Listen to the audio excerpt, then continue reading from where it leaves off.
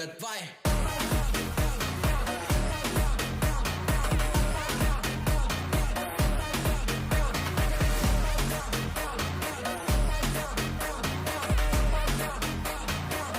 Então fuga, vai! Não tenta bater de frente, sabe que lá tá fazendo macete. Desce, desce até o chão, ela tá doida pra colar com a gente.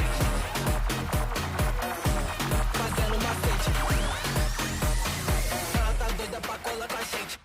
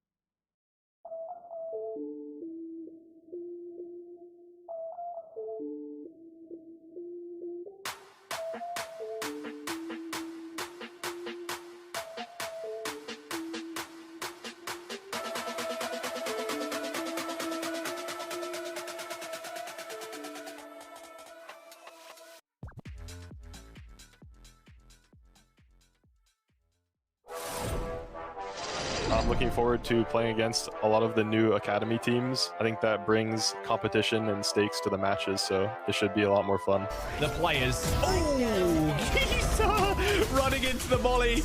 Oh, this is all sad all day. Renz gets 2 though, kills 1 on default, but quickly shut down. Still in a very tough spot, but Welly didn't need it. I'm excited to gatekeep teams from going to champion and beating them so they can't go, and maybe us going. Jerwin finds another. Shondex falls over. Krolik and Geezer at backside. They take a little bit of damage, but Krolik at least kills Welly. But Geezer is all alone. But Krolik finds an unbelievable angle on Jerwin, but they're slow creeping around the corner. It's gone so awry. Geezer ends up finishing off the round. Just like excited to show off my skills because I've been grinding in tier 3 for quite a while, and then I could finally get a chance to prove myself. He might sacrifice Tanza, but Leo needs to hit this shot. The timing might just be perfect for nature. Injured, dead. Plant, but Sleepers are around the corner. 5v3 retake. No. Here comes Sleepers. They're wide awake, and they're trying to shut these eyes for good. And it's the ultimate upset in map 3. I'd say that I'm most excited to show as a player in his team that we can beat everyone easily and qualify for champs. Down, wait a minute, who is that? Satellite also knocking at the front door. Sleepers, they know what to do. It's the end of the round, and follow in Duck's footsteps. But SRB had the manpower in the end. What an onslaught of battle, Shio. I mean, I would just say the possibility to go to champs. I feel like now, like, everyone's dream is to win champion, so be able to like qualify it through tier 2 is the best case scenario. 1v2, all up to Jack to try and save them in this series. A shock dart launched over. Moose 20 HP now. 1 bullet will do it, but Jack needs to be perfect, and well, it looks like Core just lighting this one up. There's 3 for Jack, but he can't get the 4. It's been exciting to finally play in tier 2. I don't know. I'm just excited to play. That's all I got. I don't know. Stallion falls though, and well, Moose is just hiding in the smoke. Jack B hopping through it though. Double shorty shot, easy kill. YFP still needs to clear smoke from this cubby holder from YFP. Yeah, unlucky. Didn't really expect that. Now smoke has to look 3 different ways at once, and with that HP, you ain't surviving long. Jack with a nice kill on YFP and make it 7. Yeah, I'm excited to play Shopify the most. I like nature a lot on that team. So other than that, kind of unknown. I'm excited to play the Academy teams too. A lot of friends there too. But for now, we'll keep it very simple and keeping myself humble for now. He's got a flash ready. He's got the outlaw too. Core not careful. GMD, hello! Look at the spawn. You've been infiltrated by the enemy. I want to show that I could still compete. I do want to come back with some vengeance, and you know, I want to be able to show that I can compete with the best. So taking a 2v2 near the Viper's wall, and Klorig still makes his mark. EG just trying to take angles around, surround and conquer. Zerona, Mitch work perfectly together, and EG take the pistol.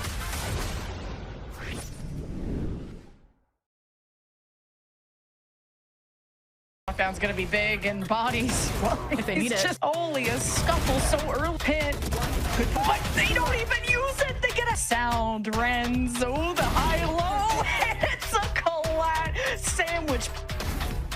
There it is. Oh, and even more than that, Zerona is... Oh, wait, it's on Haven, but it's so difficult to get past Sacred. This time, it's just could be doing a lot of damage. And AGG realized dimensional drip from Tanza. He's gonna know what you're planning, what you think before you've even executed. And the real executioners are Sleepers.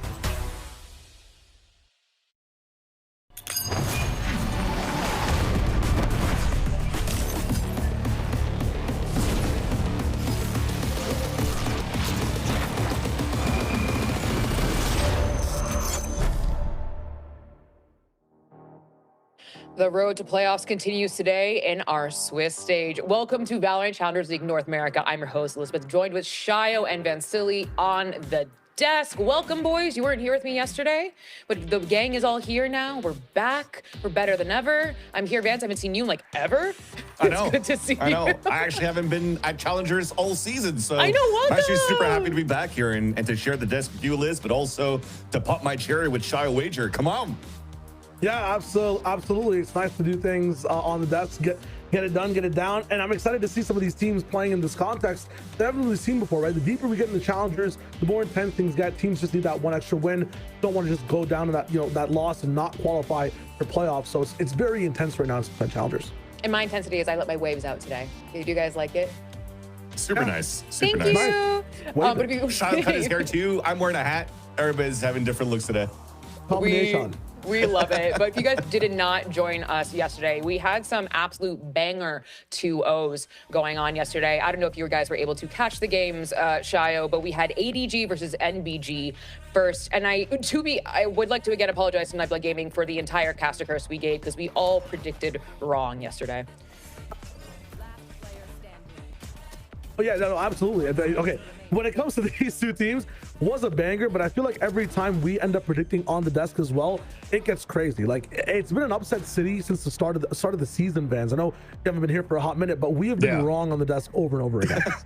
Yeah, but there's always probably Sierra Dawn that always goes the opposite of the river, and then she's right, 50%, 60% of the time it works every time. But Shio, you know what challengers and the MLS have in common? What? It's both messy, right? It's gonna get crazy throughout this challengers. Anyways, you already watched at the start of the show that a lot of these players have a focus of just trying to make it the champs right now. So everybody's going through like the quote unquote Furia rebuild. Everybody's trying to build a super team. So it's always gonna get a little bit messy, a little bit uncoordinated, and then also players that are mixing up with other, veteran players that haven't played it with each other in a long time. So you're kind of just like you're still trying to get the vibes together and then try to get it going within your stage one.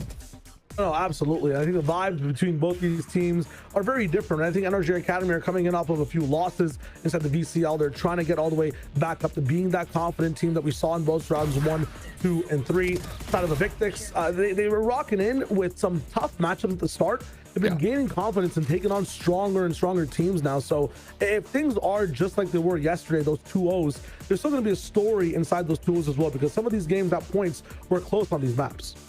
Well, folks, it wasn't just a 2-0. This last map with YFP was an absolute stomp on their part, keeping their dreams alive, taking down AXG. Because yesterday, I think Roy called it the Grim Reaper Day. Like I call it the Karen, the Farrier. Like it was the day where we eliminated teams, which was, for now, obviously, we're going to put a pin into their kind of modes, but you can see how we also eliminated Pigeons yesterday on the co-stream broadcast. SRB qualified yesterday, and I think I'm going to go back to you, Shia, because, you're saying like, and as you can see on the screen right now, things are not shaping up the way I think, we always talk about our predictions, but genuinely not the way we thought it was going to be. Yeah, when you're looking at just what's happening here today, these are some like, we're going to be ending up in a qualifier situation, a type of day for the teams here. It's not Grim Reaper, but it's almost like Ascended. You could be an Angel or get tested by the Reaper once more. If you look at some of the teams that have been eliminated, right, it's kind of tough. Nightblood Gaming's not in the business. AXG as well. Rose, you saw some promise of in the very beginning, but also been eliminated 1-4 for now. These teams today, you can see it in round 6 to 3-2. If you win, things are looking good. A loss, you have a second chance. The win matters a lot today, but I think, again, for both these teams, when talking about the story between them, NRG Academy have had it a little bit of a rough time just inside the VCL, and Evictix are rising. It's two different situations clashing at the same time. Exactly. I think I want to focus on that. If you're looking at the round 6 at 3-2 right now on that screen, it's really about NRG Academy. If I'm looking across the board of all of these rosters that were formed and signed for the VCL this season, I would have thought that NRG Academy would pretty much be at the top there. They had a super strong start. I mean, they've already beaten some household names like M80 and Evil Geniuses Academy, but then you're going into like the SAD Esports that's undefeated so far this season, led at the helm by Stellar, of course, who better than Stellar, by the way, as an IGL to lead the team to the top. And then they had to play like the NV Juniors in the sleepers. So it got a little bit rough for them towards the end of the season. So it's quite surprising to see that they're not in a scenario where they're comfortable to qualify already into the playoffs. And like Shio said, today is the day where they can rise to the challenge or they have to fight for their lives in their next match. But our first game today, I'm super excited for, like you guys have been talking about. It is Team Evictix versus NRG Academy. Shio, like we've been talking about, Evictix on that rise. NRG kind of trying to find their rhythm once again, who I think had a really good start to the season. And now kind of, their cracks have been showing in the armor.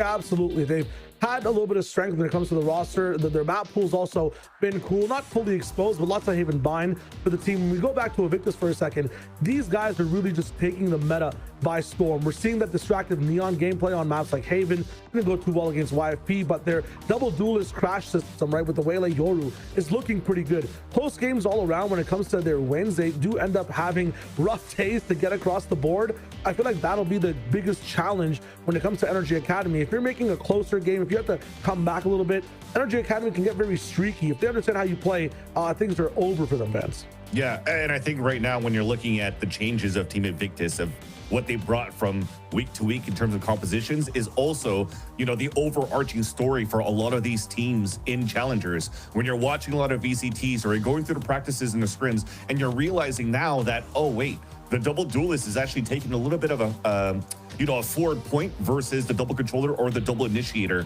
more than anything else. So you're trying to just plug and play and try to make it work, which is why it's always going to be up and down in terms of results. But at least one thing that's good is that they are able to frag out across the board. So it's only a matter of time before you can see Evictix being like a dark horse or a gatekeeper in challengers.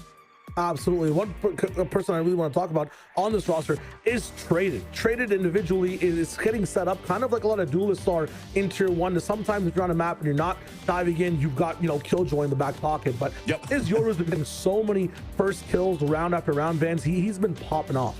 I think the main thing around that as well is that, it's funny to see that his flex agents are Yoru and KJ. So from a duelist to also playing a Senti. But I think it's also understanding how you want to play that agent, especially as a Yoru on the defense. It's almost like playing a chamber. It's almost playing like a Senti in itself. So if he's going to be the one that's going to help out the team with the op to lock down the lane, that's a perfect agent to do it. And he's put the numbers on top of that for that team. So it only makes sense. And again, it brings into the firepower, but it's also like not necessarily too ankle breaking in terms of how he's playing the Yoru. He's just playing fundamentally of how you could TP out quick, how you can get into rotations very quickly and help your team, and then support with the flashes to fight. I think it's very simple on how he's currently playing that game, and not really trying to find moment breaking rounds here for the team.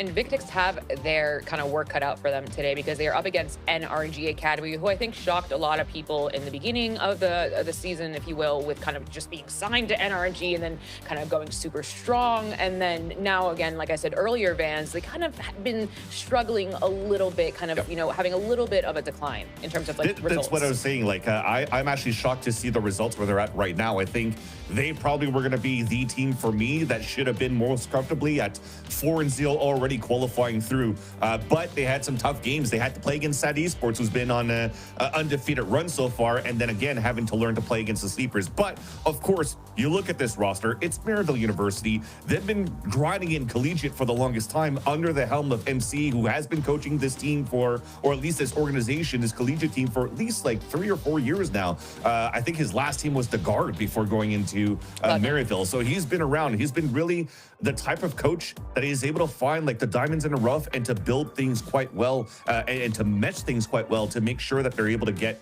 strong results. They're starting to get into collegiate into last year. They're almost, to me, like a Winthrop University of last season, where you could definitely see that they have great potential in this roster to really make some heads turn going into potentially a champions run.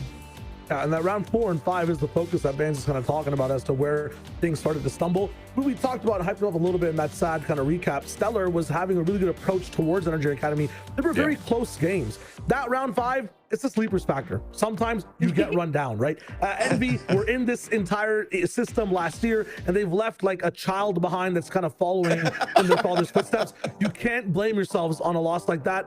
The biggest worry I have for this team is the fact that this roster might not stay together once stage 1 starts. There's so many talk that comes to, which tier 2 players would you like to see in tier 1? Chloric, we need him as the IGL. Shondex, one of the best two-way players. He's just been locking things down. Angie, if you want to replace someone on Send with Smoke, so who would you pick? Renz as well. It's such a big focus list. He's been popping off. Yes, Renz, we wanted to highlight today as one of our player highlights. Vans, I'm going to go to you for him. I think he is in the package in the beginning with that insane Marshall kill on Haven A Long. Is someone who I just think when I think of Maryville University, Renz always kind of comes to mind as a quintessential classic Maryville.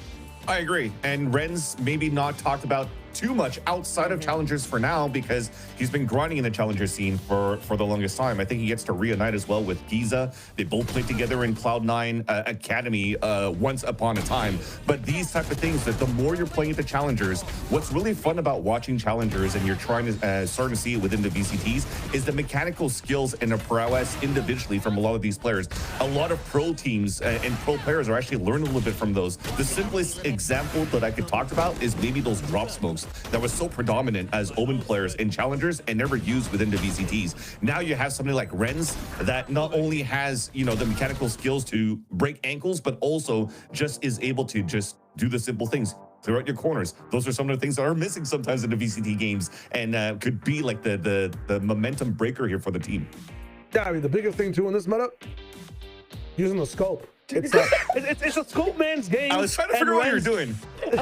Ren is really good at aiming down in those scopes, man. It's a good time. It's the best thing to have on a duelist at the moment. If you're wondering why does this team get so many, I mean, no, yeah, keep it up. Yeah, there's nothing stuff in his next one. I don't even know what that is. Liz, bring me back to reality. What else is going on inside VCL right now? Oh, so much. I'm glad you mentioned Vans about the yes, and use that knife like a Yoru knife. I love it. With the kind of the talk about, like, you know, tier 2 and moving upwards, because I just looked at Twitch really quickly. Glyph, you know, someone who is on Winthrop University now, killing it in EMEA right now, kind of making this huge splash for, you know, I think a really short amount of time. The two players we also want to highlight in our head-to-head today, that's called a transition because we gotta go, is called Scotty and with very similar stats, not very similar KDAs, but still very good KDAs nonetheless, Shayo. I mean, both these players will be, I think, the difference makers, some of the most consistent on each roster. It comes down to controlling the game, no pun intended.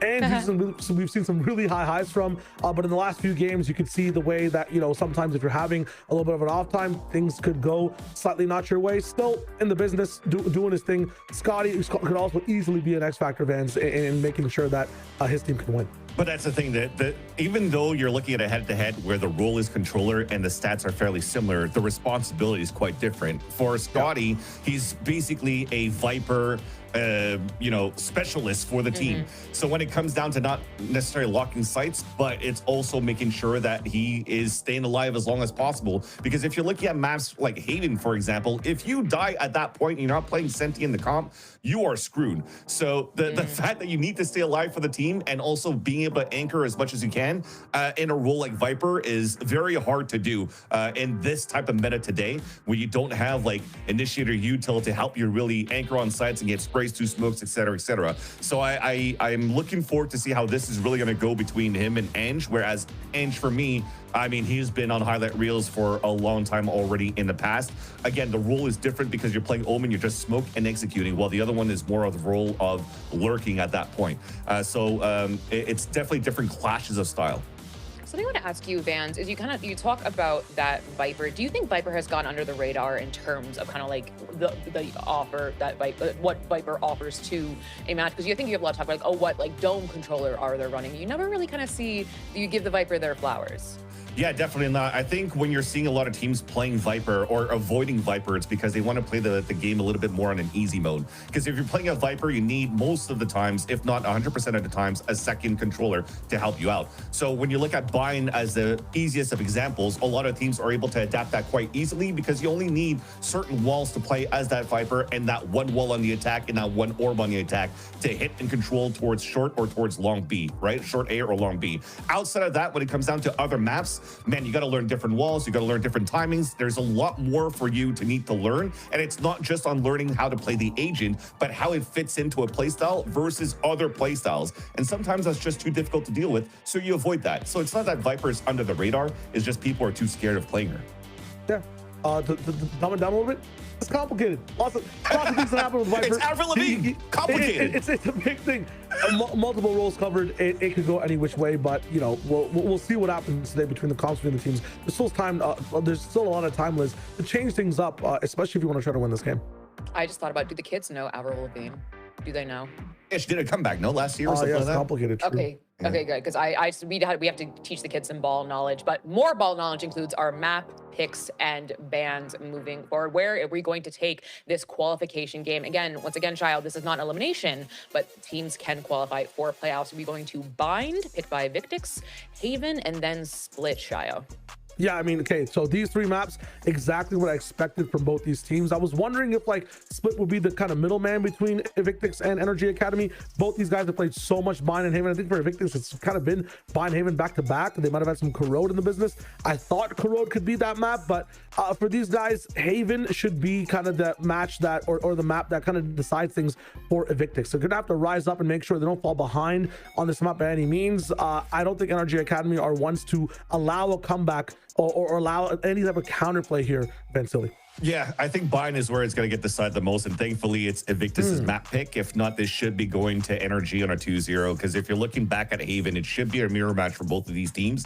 And then to get onto Split, where, you know, both teams were trying different compositions and both teams trying to plug and play this double duelist and make it work. But it definitely does seem that NRG Academy have had a larger leap in terms of successes on what they're trying to implement week after week versus Evictis in the end. So if anything, they also have tremendous firepower for the side of NRG Academy that can just diff anybody else, right? So this is why I think Bind, it's a map where you found some success for Evictis in the first place. You're able to play a double duelist on your end. We were just highlighting the Euro in the first place. He's going to be able to help around the map a lot more too for the side of Evictis. But if not, when it comes down to the macro of like the trying to work things out in the last minute red alert kind of thing, we're trying to qualify into the playoffs, I think NRG Academy has been looking much better in the past few weeks.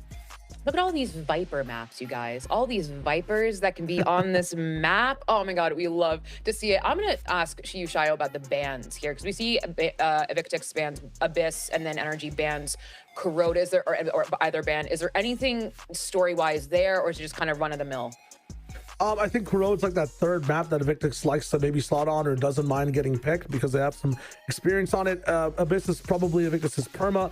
And then Breeze-wise, I think NRG Academy has a Breeze that they played multiple times as well. It's a newer map, so they might not have like the most strats on it. Pearl is something that was also fought very early for, I think, both teams, but at the same time, I think going towards Split as a decider instead of Pearl is probably a better idea for NRG Academy. A lot more, I feel like there's a strong on that map. I'm not sure if they're streaking on it right now, but in those first 3 games, when it comes to just the 2-0s, they looked really strong when Split was in the business. It's part of their like game plan as well when it comes to compositions. Nothing really has changed too much. For Bind though, Vans, we were mentioning that, you know, it's a mirror match when it comes to agents. This will be like where you can truly see the skill between every single player.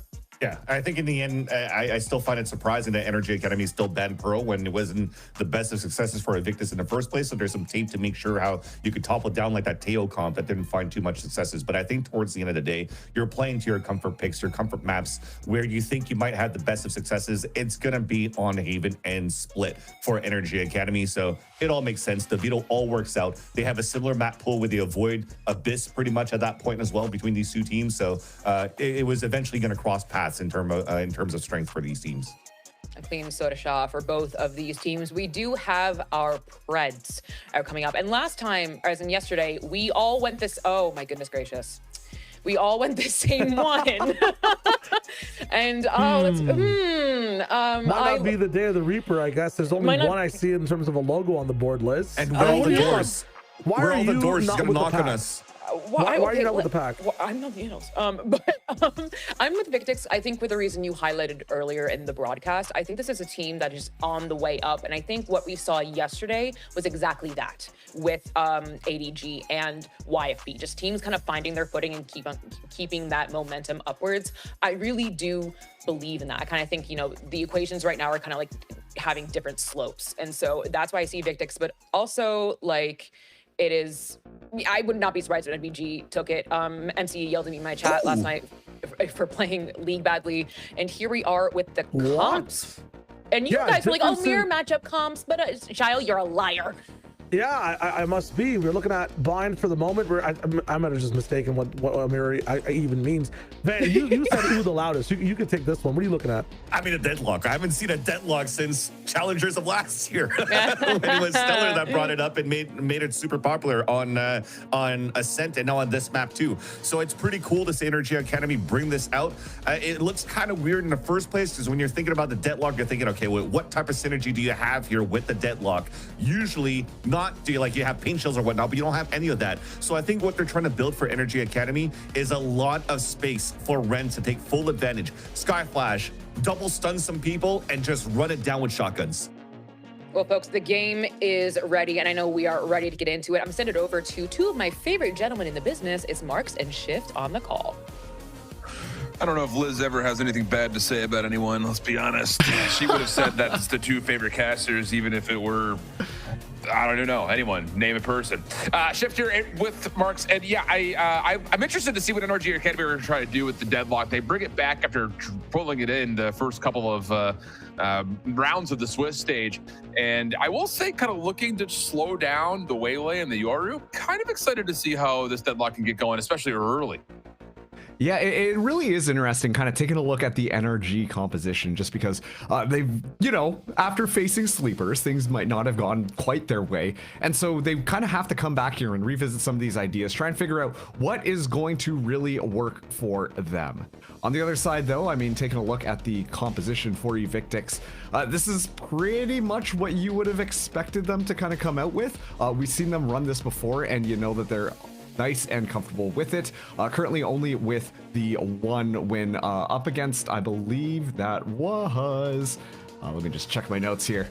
And it's hidden in my notes. But regardless, I'm super curious to kind of see how a lot of these synergies are going to be trying to work out together. Already, we're kind of seeing how NRG want to set up onto this defense. It's going to be that heavy stack, a lot of utility, just go out with this, with the flash just off the wall, and then send the Waylay in if things kind of get nasty.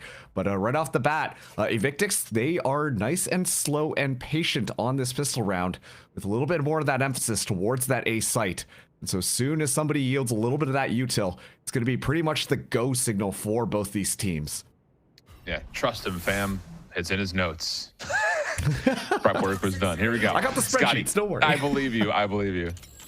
Got a little heavy stack here, though, for NRG Academy. Just using Sean Dex as the point of contact. Shaw's interested, but we'll retract back, and we will just kind of reset and feel things out. Maybe around where Traded is positioned over at the old Octagon. But yeah, Chloric, you can see exactly what their preference is. It's I've got everything I could possibly need right in front of me and behind me, so yeah, no reason to do anything crazy. You also have the teleporter-based Viper's Wall to keep you safe if you have to back up, which that looks like that might be the case. Prowler is in, Ren's on the quick teleport, and there's going to be a battle here, possibly for first blood.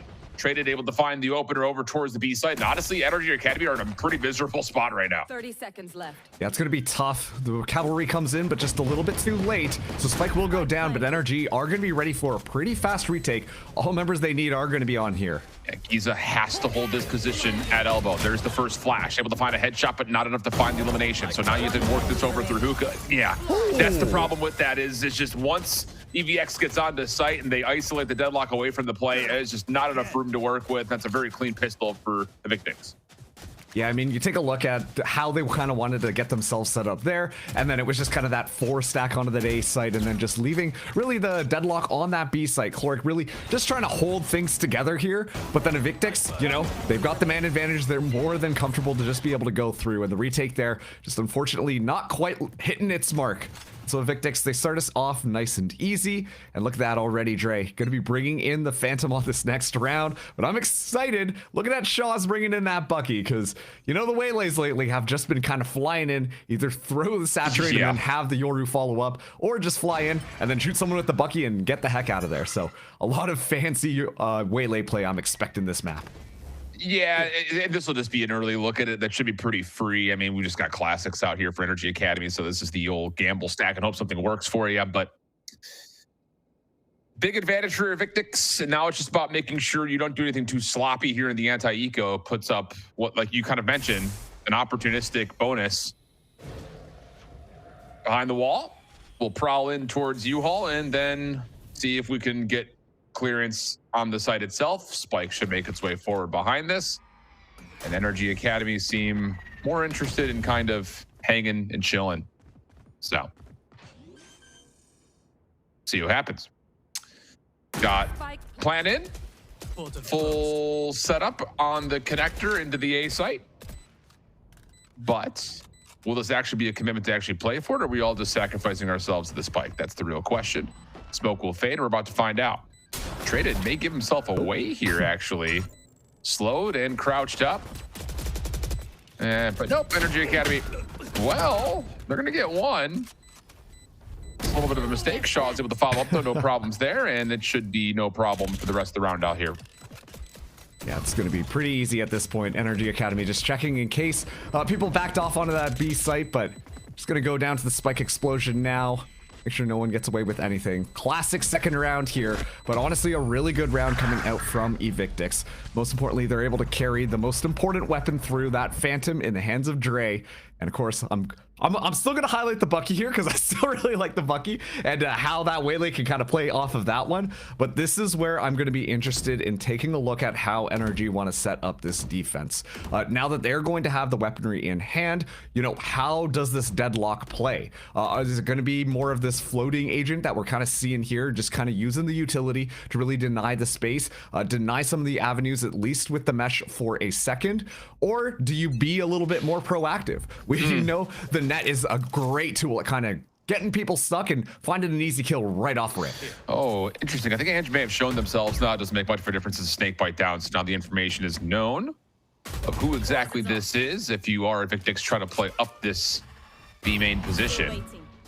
Aunt destroyed. Here comes the forced play. The flash was there, but it doesn't allow the first blood to come through. That's a huge opening pick for Evictix, who now have the numbers advantage. Yeah, now they're just going to be able to scout this one out. The Prowler probably didn't get that information, so Giza should be able to back out there. It was a cheeky little idea, but unfortunately, Evictix just a little bit higher up than NRG Academy were expecting there, and so Ange going down does take away quite a few of the smokes that were available for NRG, just relying on Shondex to use those sky smokes to kind of keep them at bay, but there's still plenty of time right now. So a lot for Evictix to work around and kind of continue to navigate around the map while NRG continue to scratch their heads, not too sure where this one is going to end. But for the moment, things are looking pretty confident for NRG Academy, although this little show of force from Raccoon will have, yep, the Brim backing away. Or will they? Shondex is going to commit to staying on the close corner here with Renz inside the site, or at least partially. Oh, and if you find one for free, but no, Scotty has the trade. That's an important one. Defense going to rotate over behind this as the spike is down. 10 seconds to the clock. Molly out for Shondex. Trying to isolate the 1v1 here. Shots out on the isolate. Good Instead, saturate. Will come the way of Shaw's, thanks to the utility of the Waylay, and Caloric can really do nothing from that position. So I'll tell you what, man, Evictix looking pretty clean. And a lot of that just coming off that opening first contact through B main.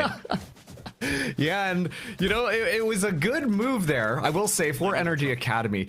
Ren's just kind of aware that Evictix might be going over, and it was all thanks to the blooming of the Viper Orb just at the very end. So, you know, that kind of gave up the plan on what's going on, and as a result of that, then they are at least able to make it a little bit contested. But Evictix, I mean, great usage of the saturate coming out from Shaw's. Makes sure that they more or less guarantees a free kill because they double swing on it together.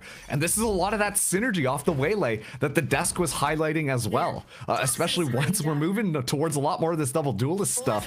You know, comboing with the Waylay more or less guarantees a free kill. So I'm really liking some of the stuff that Evictix are doing here on the attack, while NRG Academy still struggling to put together this defensive half.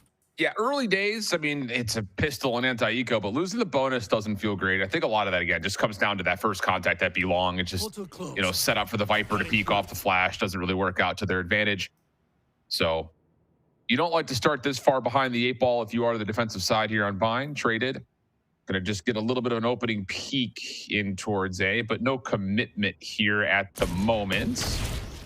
Oh, shot does hit through the wall. Ren's going to take a little bit of worse for wear damage there. And Evictix is just going to kind of keep hanging, see if they can catch someone over peeking, which they very well may. But the Prowler comes out just the nick of time, and Raccoon stays alive. Oh, that's crazy. With the right-click classic 2, almost finding the kill could have been key. Thankfully, a little bit more reinforcement this time as the Waylay dashes in there to get a little bit of information, but no full commitment until now. Here comes the play. Traded eventually able to finish off onto Renz. Jaws making sure there's no peek over through U-Haul, but Traded's got that covered from bench.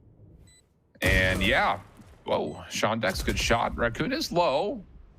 Not improbable that you could find another, but I would say more so improbable that NRG Academy can take this round away, or will they? Sean Dex does find a Vandal. 3v2 situation just like that. Raccoon over the top, a little sloppy, but eventually able to find the headshot. But the last one left. Raccoon's able to find one more, but Ange right there to find the trade. That's a huge bounce back for NRG Academy. Good job coming in with the pistols that time. NRG Academy benefiting off of some of the issues from Evictix, not necessarily able to find the kills that they really should have been able to secure. And it's in some of those moments that we just see the sharp shots coming out from NRG Academy, making sure that they find the kills, and suddenly it's a lot easier. Like a couple of these whiffs there, just make it a little bit more difficult and allow for that opening for Sean Dex to slowly walk in there and navigate around. Raccoon's still doing a pretty good job of, you know, keeping the rifle alive, making sure that it's working out for everything. But in the end, just works out for NRG Academy. A little bit unconventional, but you know that they are going to take it. And now Renz has an operator, so they're doing a little bit more than just kind of take this and are ready for the next thing.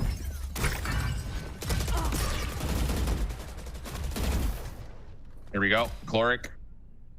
Good first blood, a little bit of aggression for the first time shown over towards Showers here for NRG Academy. A couple of attacks from Traded does come out, but largely speaking, everything is fine here for NRG Academy. They do have the Relegation in pocket, considering the mental drift in this particular round, but losing out on Raccoon, you feel particularly great. Annihilation will be sent, does capture one. And that's actually the spike carrier on top of that. Huge. Keep that in the back of your mind. So Trey will drop spike now down right in front of the site. And if you are looking at this Evictix, how do you possibly even get this round back? Maybe Shaw's can do something. He snuck in through Shower side. Kind of. Maybe more than kind of. Because you get no opportunity to line him up, but not the case. And now huge numbers for NRG Academy. At the same time, though, this does allow Evictix a bit of space here, so they will be able to get the spike. I think the call is being made to teleport out of there if possible. But NRG Academy still just waiting. Given the numbers advantage, you know that they're more than happy to try and play off this one, but it is going to be the push through now. Well, the collection of the spike is part one. But this is a story that's going to take multiple parts to write. Chloric still holding in the corner. Scotty hoping for a chow, but NRG Academy not really interested. Yeah. Nice little aim labs over there from Traded, but largely speaking, everything comfortable thanks to the first blood from NRG Academy. And I like that they're showing us some pressure through Showers here in the 5th round. Yeah, agreed. And at that point, like at the end of that last round, great stuff from NRG Academy. Just making sure, hey, you know what? We don't have to throw our lives away here. They're going to take all the time that they need. Sure, they got the spike. Let's listen for the teleport. We're more than happy to play this retake game. And so they just play it absolutely patiently. No need to throw your life out. Isolated, especially when you're going up against a player like Traded, who has, a little bit of a knack for finding some insane kills. But moving into this next round here, a lot of ultimates online for Evictix. Sure, their weapon economy isn't the best, but with these ultimates, they could make this one work.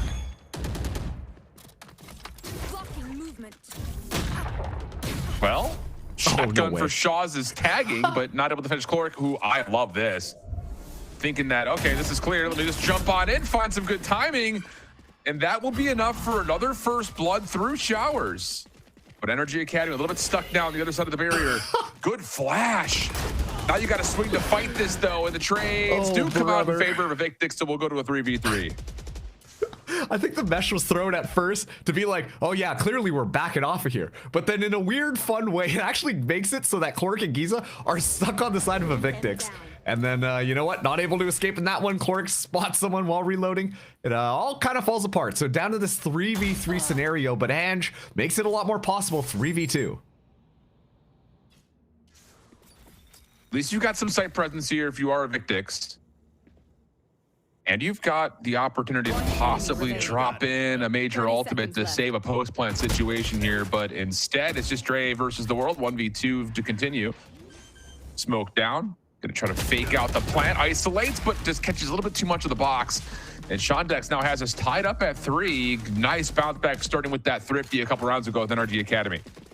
Yeah, and well, you know what? It's working out really well for them at this point. They're gaining their momentum.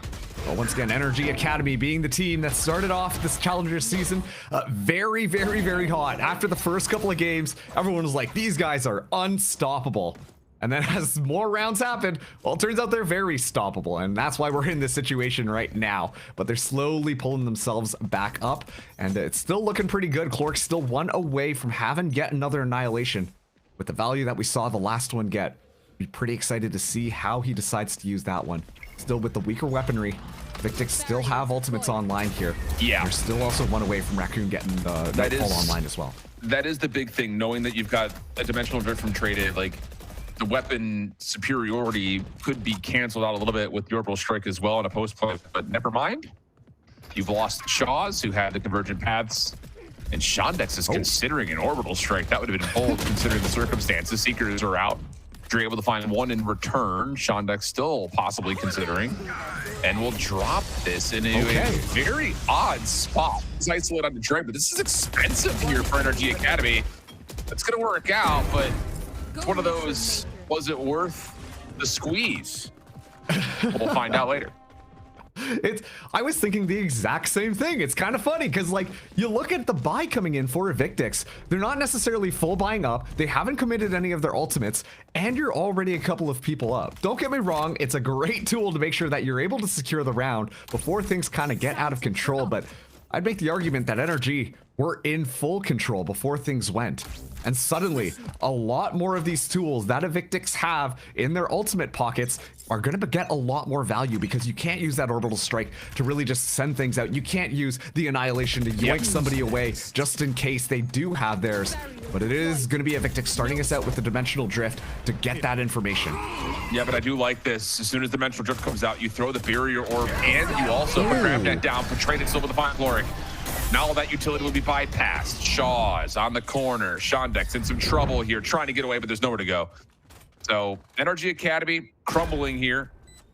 And with Rens on an op, you think there's probably no chance they actually really fully go for this, and that will indeed be the case. Yeah, very puzzling round in the prior one, and even more puzzling that Rens even peaks that. From NRG Academy throwing so many ultimates at it, and what I thought was maybe like you could maybe justify like throwing that many ults to get a clean win so that way the economy gets boosted, but then we just threw away 5,000 credits with the op out. So it was like, I don't know. It definitely feels a little bit odd, but regardless, we're tied at 4. Yeah, I mean, the good news is NRG Academy, they've got the more than enough cash in order to make sure that they can buy up everything that they need, including that operator, given the fact that a lot of them had bonus that last round. But still, the overall macro economy is now starting to swing more towards Evictix. And once again, they still have the convergent paths online. And we talked about the synergy that they've used off of that waylay. And I imagine they've got a couple of cool things to do off of that ultimate as well. Ooh, Giza, some trouble here. Steps away from the hookah play. Dashes for Shaw. Shut down. Nice response from Giza. Also a reactive Viper's Pit being called in. As Traded is going to try to walk his way through it. Prowler out. And denies it. Oh, but Trey still finds the elimination. And look at Traded's position. How has he gotten here? Time to jump. May not make much of a difference. The spike will already be planted. Chloric, yeah. Do what you can from Hookah. Shondex actually gets the shutdown. Hold on a second. Now it's Scotty to the 1v2. And this is not as comfortable as it looked a moment ago. Awkward positioning, but at this point, NRG know exactly where he is. And yeah, Chloric finds that final kill. Shift, it was a little bit interesting. I mean, with everything kind of going on, dropping the Viper's Pit, but at the same time, it just kind of comes down to just finding those timings and some lucky sprays, either through predictive pathing on where the waylay is going to end up, or in the middle of the Viper's Pit and being able to take Ange out before things kind of go crazy. But at the end of the day, NRG Academy are just looking down their sight lines and making sure to find the kills onto Evictix. I genuinely thought Evictix, as soon as the Viper's Pit went down and with the position of Traded, should have cleaned up that round. Agreed. But NRG, they grit their teeth and keep on going. Yeah, that felt like a missed opportunity right there for Evictix, especially with Traded's position. through elbow. Maybe not expected that the defense had no one there, but regardless, the Viper should fall. Traded is deep. Doesn't make a difference. Now we've got a quick burst for Evictix. At least initially.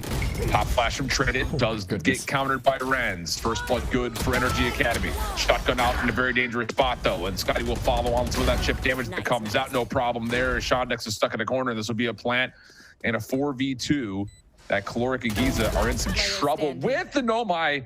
Nearly a little collapse moment opens the door, but instead it's just on Caloric. At this point, Caloric really just kind of looking for a couple of kills here, but an excellent round being played out by Evictix this time around. Sure, it was a bit of a chaotic entry. They all got kind of caught up in the net upon entry and, you know, had to take that sticky stuff off of you. But after that, it was so easy for them to push through. As soon as the information gets known, convergent paths come online, and you just see the flood through from Evictix. Of course, we got the POV of Raccoon on that last round with the judge in hand, but it's just so clean coming through as soon as they decide to initiate off of it. So a very good comeback from Evictix, especially on that Thrifty round. Just needed to use a single ultimate to really make that one stick, and now it's NRG Academy. Their economy isn't looking as hot. They're, you know, coming in with a couple of stingers, but Renz has a convergent paths of his own, and so that does open a couple of avenues, especially if it's going to be an Evictix flood in like we saw on some of those previous rounds. Well, we've seen this before. Ange holding the Viper's wall over towards this angle at B. Oh, that's enough of a shoulder to give intro. And we'll back down just a touch, as again, this is an important round here late in the first half in terms of what happens to the economy. Traded will be now one away from eventual drift with that orb. Trailblazer does not, I believe, scope out Raccoon at mid sands. So Ange will get one. And Giza does well to actually catch one before falling. But all things told, it will be a spike plant 3v3. All things considered, Ange and Giza being able to find their ones does make this a more winnable scenario here. Moving in, of course, Ren still has that convergent paths online, still has the util to go in and scout things out. So this one is still possible for NRGA. Well, Shaws is going to step up. Floric. Oh my goodness. The me. site Ren's holding on, ready to go with the paths. No. Maybe not. Shaws, yeah, just not expected to be that far forward on the spot. We'll take two, and with that, like to get Evictix their sixth round. And more importantly, and talking about the impact of this particular round, it swings the eco into what's going to be a largely huge save here for NRG. Will save. It's they can't afford much, as Bob say. Depending if Shondex can get out, maybe find a couple of kills, and he maybe could afford one more extra weapon, but this has been a good swing here at the end of the half for Evictix with advantage coming in the last round of the half. Are able to walk away with that one. It just came down to not being aware of exactly what was going on. Specifically, Shaw's just hanging out in that tube there. Really just kind of shut that one down. You could see for a moment there was a plan from NRG Academy, but just not knowing where that waylay was going to be. All things considered, though, this is still a really good half defensively for NRGA on this specific composition. Moving into this next one, given the fact that it is the last round of the half, a lot of ultimates online for both of these sides. It's going to be a very early convergent paths as Traded gets caught, but will find Renz right off rip. That is good value from the Yoru. Who's next?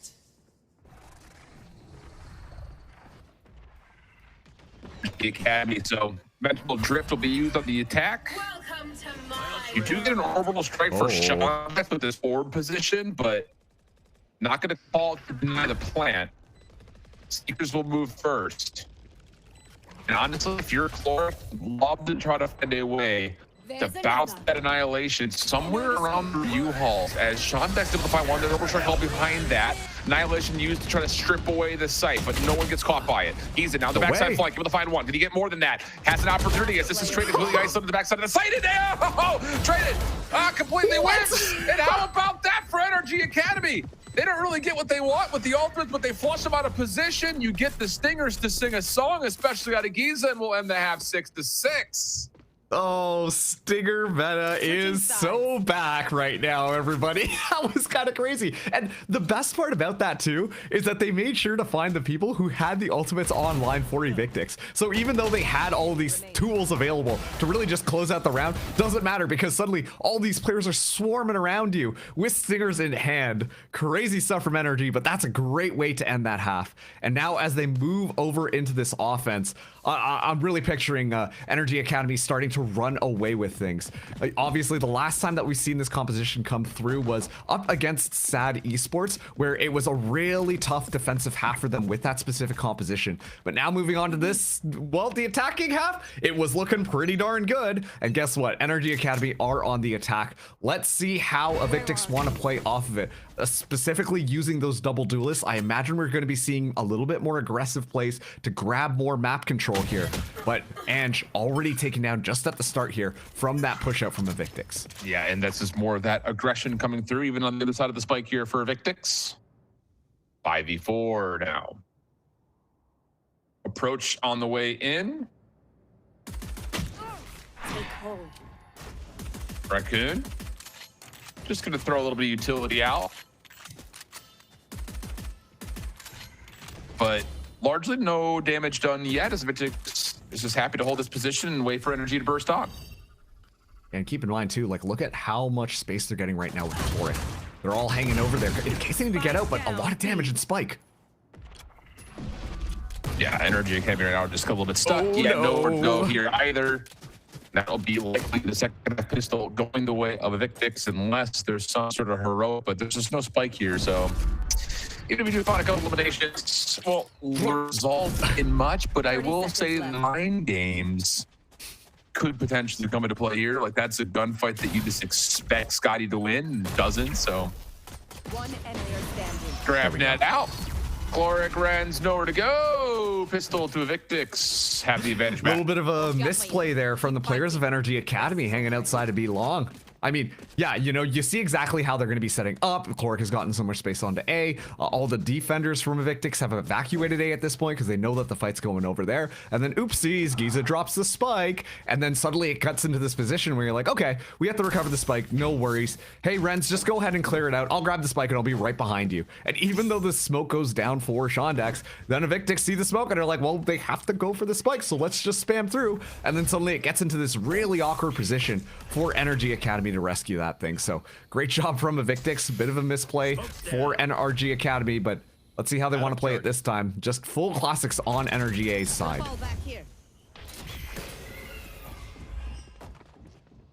Well, they find themselves at the front doors at A behind all of this smoke, so you can get the plant off. And now it's just about trading these fights, if at all possible. In particular, to watch this one over towards U-Haul. That's the one that likely would mean important work for NRG Academy's post plant. Raccoon trying to work their way in. Shoulder seen. Shotgun will work though. Yeah, that's the problem with this. Chloric does find one, gives himself the judge back. And more. Scotty whiffs on one. Hold on. Sean's got long range shots with the classic, but Sean's just still hanging. Traded playing bodyguard, and the spike will be diffused. But boy, did that get interesting for a moment there for NRG Academy, almost being able to pull it out. Hey, compared to the first half where we basically saw NRG Academy roll over on that second round, just like, you know what, yeah, you guys have this. This is fine. We'll just hang out. You know, keep it nice and chill. Everything is going to be easy. This time to come back with a little bit more of a bite. Raccoon, really known for those shotgun plays, goes in there, kind of clears things out, but then Chloric once again, somehow able to find a couple of kills, make it a little bit more punishing. And of course, sure, it's still an Evictix round at the end of the day, but they knock out 3 out of 5 of the weapons that were kind of bought up in that previous round. So great stuff from NRG Academy. Now they've got their full weapons. Chloric has another annihilation. I feel like Chloric has had an annihilation like every 3 rounds. It's kind of crazy. Correct. It's been a lot. I will say it has been a lot. This is the 3rd one in the game, I believe. Scotty just going to back off the wall just a little bit. Don't want to get sprayed out. You have Raccoon over towards Hookah, and you've got help inside the site as well. So plenty of tools available for the defense of Evictix. Rent's going to kind of walk up. And yeah, they get in for one. Scotty's position. Traded able to find 2 in response. So Annihilation committed to this play. And it looks like that should be a guaranteed elimination, and it will be. Ange, meanwhile, catches Dre sleeping at mid on the lurk. So now it's on to Shaw's and Traded, who have to kind of decide how they're going to go reapproach the A site with that lurk kill and the teleport over. And great just discipline from Ange there, not necessarily moving forwards. It was a fun little play right off the rip to set Dre up into that position and deny any of that extra space and hopefully find Ange, but Ange gets a little bit wiser to it. Traded, test up top at heaven. Grab that will have him momentarily paralyzed. Ooh, careful there. His shots nearly shot next to the box, but time is going to run out likely on this retake attempt. Plus, you just don't want to give away the weapons. Yeah, but it'll likely be a labored approach, although Shaw's does give you one. The problem is the clock is now your biggest adversary. You get another, but they would need to kill Ange right now. And the snake bite down. Well, is there enough time for this? There very well may be. And wait a second, NRG Academy maybe caught a little bit on their heels, thinking that, okay, we just throw a couple of the shoulders, just keep them back a little bit, but they give away the eliminations at the wrong time by not a lot remaining. So Evictix somehow pull out the bonus, and now they're in a huge advantage here in the first map. I was just gonna say, okay, yeah, I was just about to say, you know, based on how previously this composition kind of worked, NRG Academy were expecting to come into this attack a little bit more aggressively, and it just kind of like these little small errors are opening up opportunities for Evictix to kind of walk away. So a good time for this timeout to be called from MCE.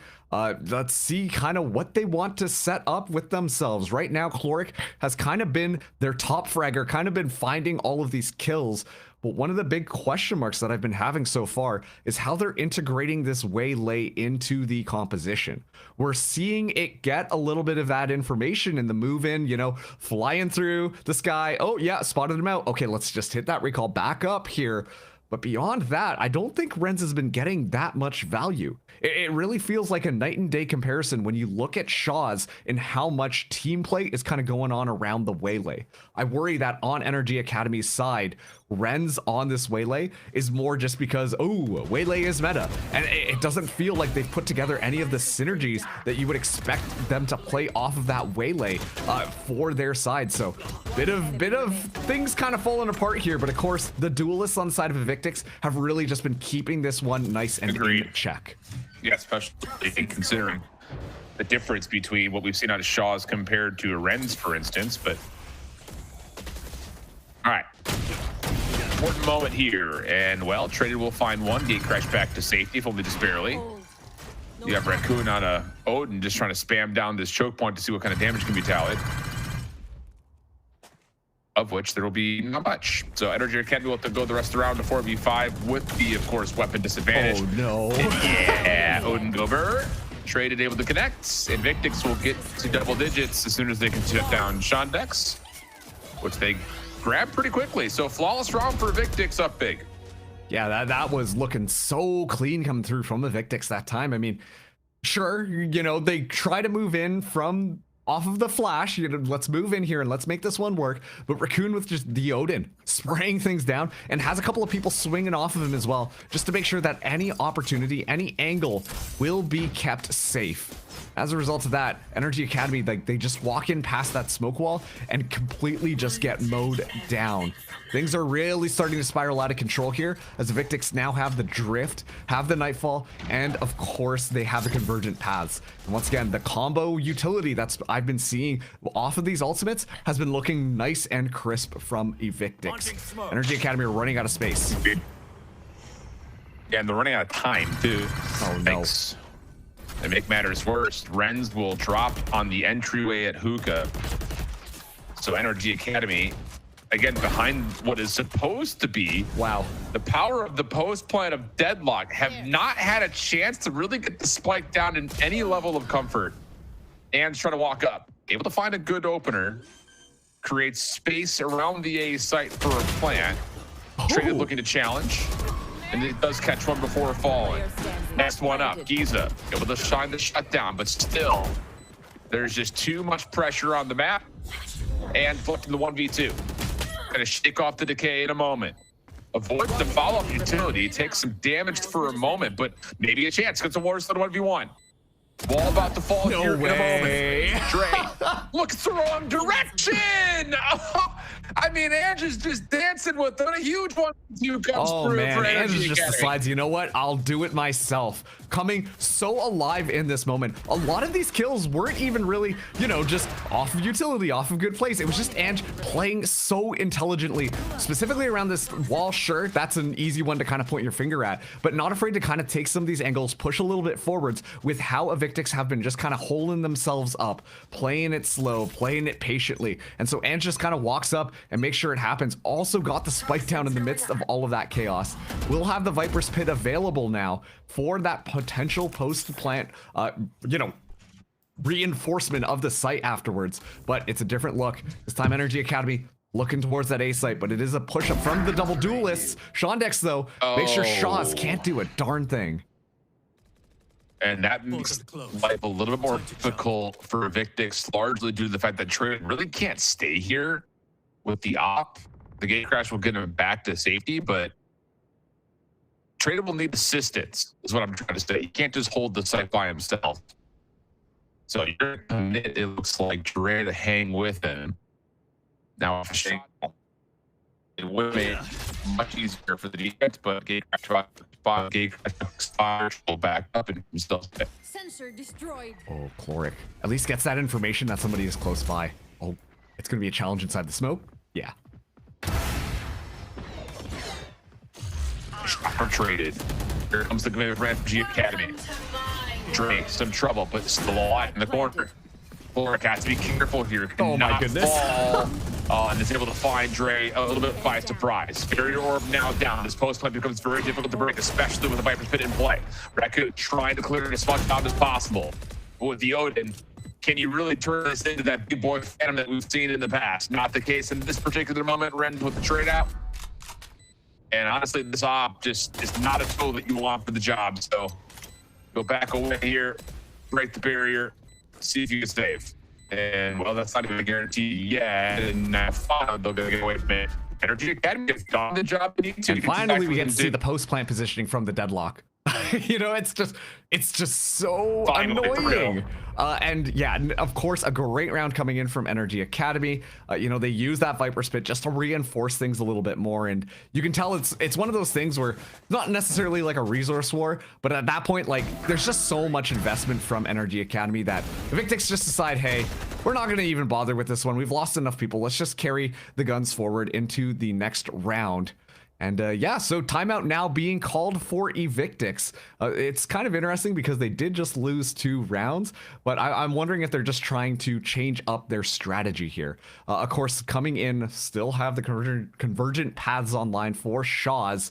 But on the flip side, Shondex does have the orbital strike. So, you know, when you see the convergent paths, you're like, uh-oh, they're going to run at us. They're going to try and shoot us all down. But then if a giant space laser cuts off that point of contact, well, you're sitting nice and pretty.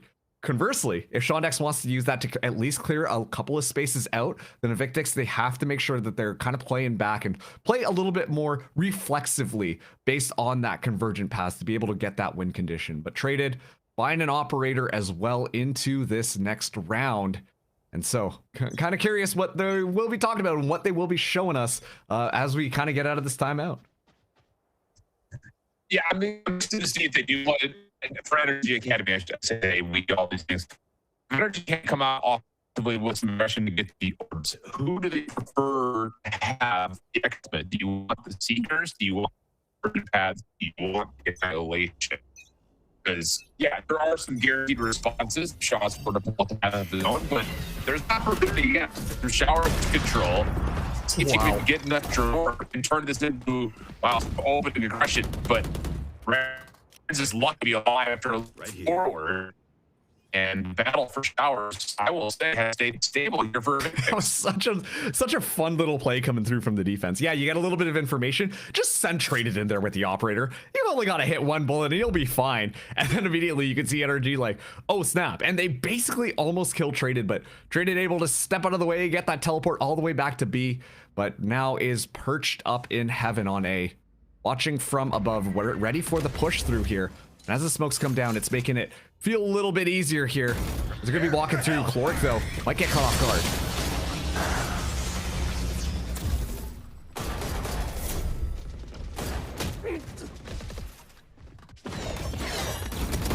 my goodness me. Shots just deciding to send it over the barrier mesh there. As Chloric is able to find the kill. Raccoon, known for the judge yet again.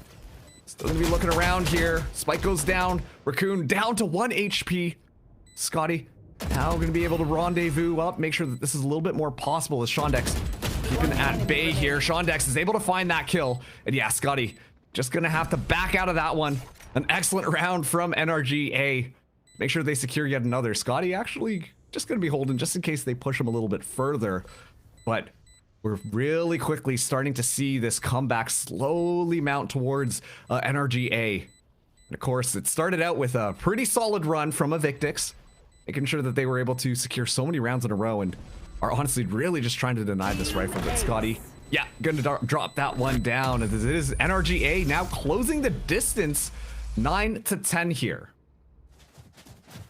Based on that last round, it might have been a little bit too fast, too furious coming through from Evictix there.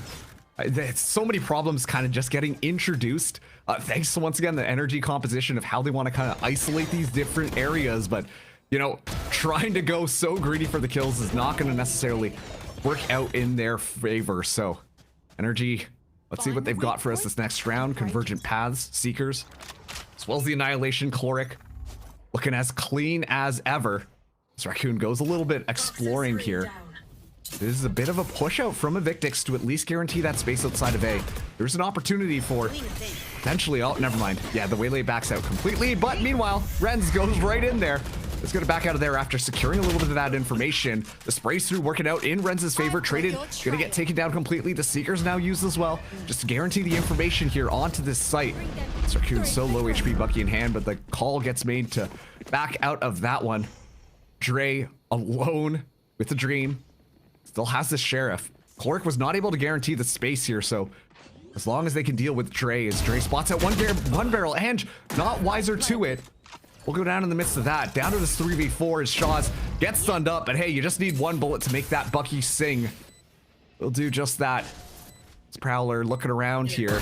Giza looking the wrong way. Scotty finally finding their time to strike. The Convergent Paths tossed in just for good measure, as Chloric's able to still find one away. The net in hand goes to the peak, but Shaw's, it's all good. It's just a little bit of a time delay, so Evictix, where things are starting to look a little bit dicey here, they kind of pulled this one back into their favor to guarantee that 11-9 score line. They're able to scoop up a couple of weapons as well and still look to close out this map. Kind of a crazy play, Dre. Not flushed out in the midst of all of it, I think was the first issue that kind of happened when we see the NRGA decide to move in there. Sure, last couple of times that they did decide to kind of take that teleporter move all the way onto the A site, they were able to successfully clear things out, kind of in that Ange versus Dre duel happening on the A site while all the action's popping off on B. That time around, Dre staying alive, making it a little bit more difficult for Energy to really secure the space. And then in the midst of all of it, they lose their Viper that was going to be used to really delay the push in back from Evictix. And so they can just kind of push in there and once again, make that one work out really well. Timeout now being called from NRG Academy. Slow down the play as, once again, things start to swing back towards Evictix's favor. You see Chloric still with the Annihilation in hand. Renz still using the Convergent Paths here. Let's see how they want to kind of take this. Once again, when we take a look at the deadlock being forced into this energy composition, I use the word force there. I don't mean the word force there. They're really trying to make this one work. It comes down to really just denying some of the avenues, denying some of the spacing as well, and then just kind of popping. I mean, a lot of the initial dialogue surrounding the deadlock was specifically just around how it's basically a pseudo-initiator, and especially given the fact that you've got Giza with the flashes, Chloric with the net, can really guarantee stuff if the net gets popped properly on some of these agents. Once again, just a lot of the comboing, a lot of the playing off of each other just feels not as cohesive off of NRG Academy. Facts, absolute facts, Mark. You couldn't have said it better. And I'm here. Welcome, Shayo. Yeah, Shiv will be back momentarily. Evictix in the business. Nice defensive setup on B. Running straight into it is exactly what Academy's doing here from the NRG side. And it's looking dire now. 3v4, Marks. It's getting hot and twisted. Yeah, the immediate shutdown there.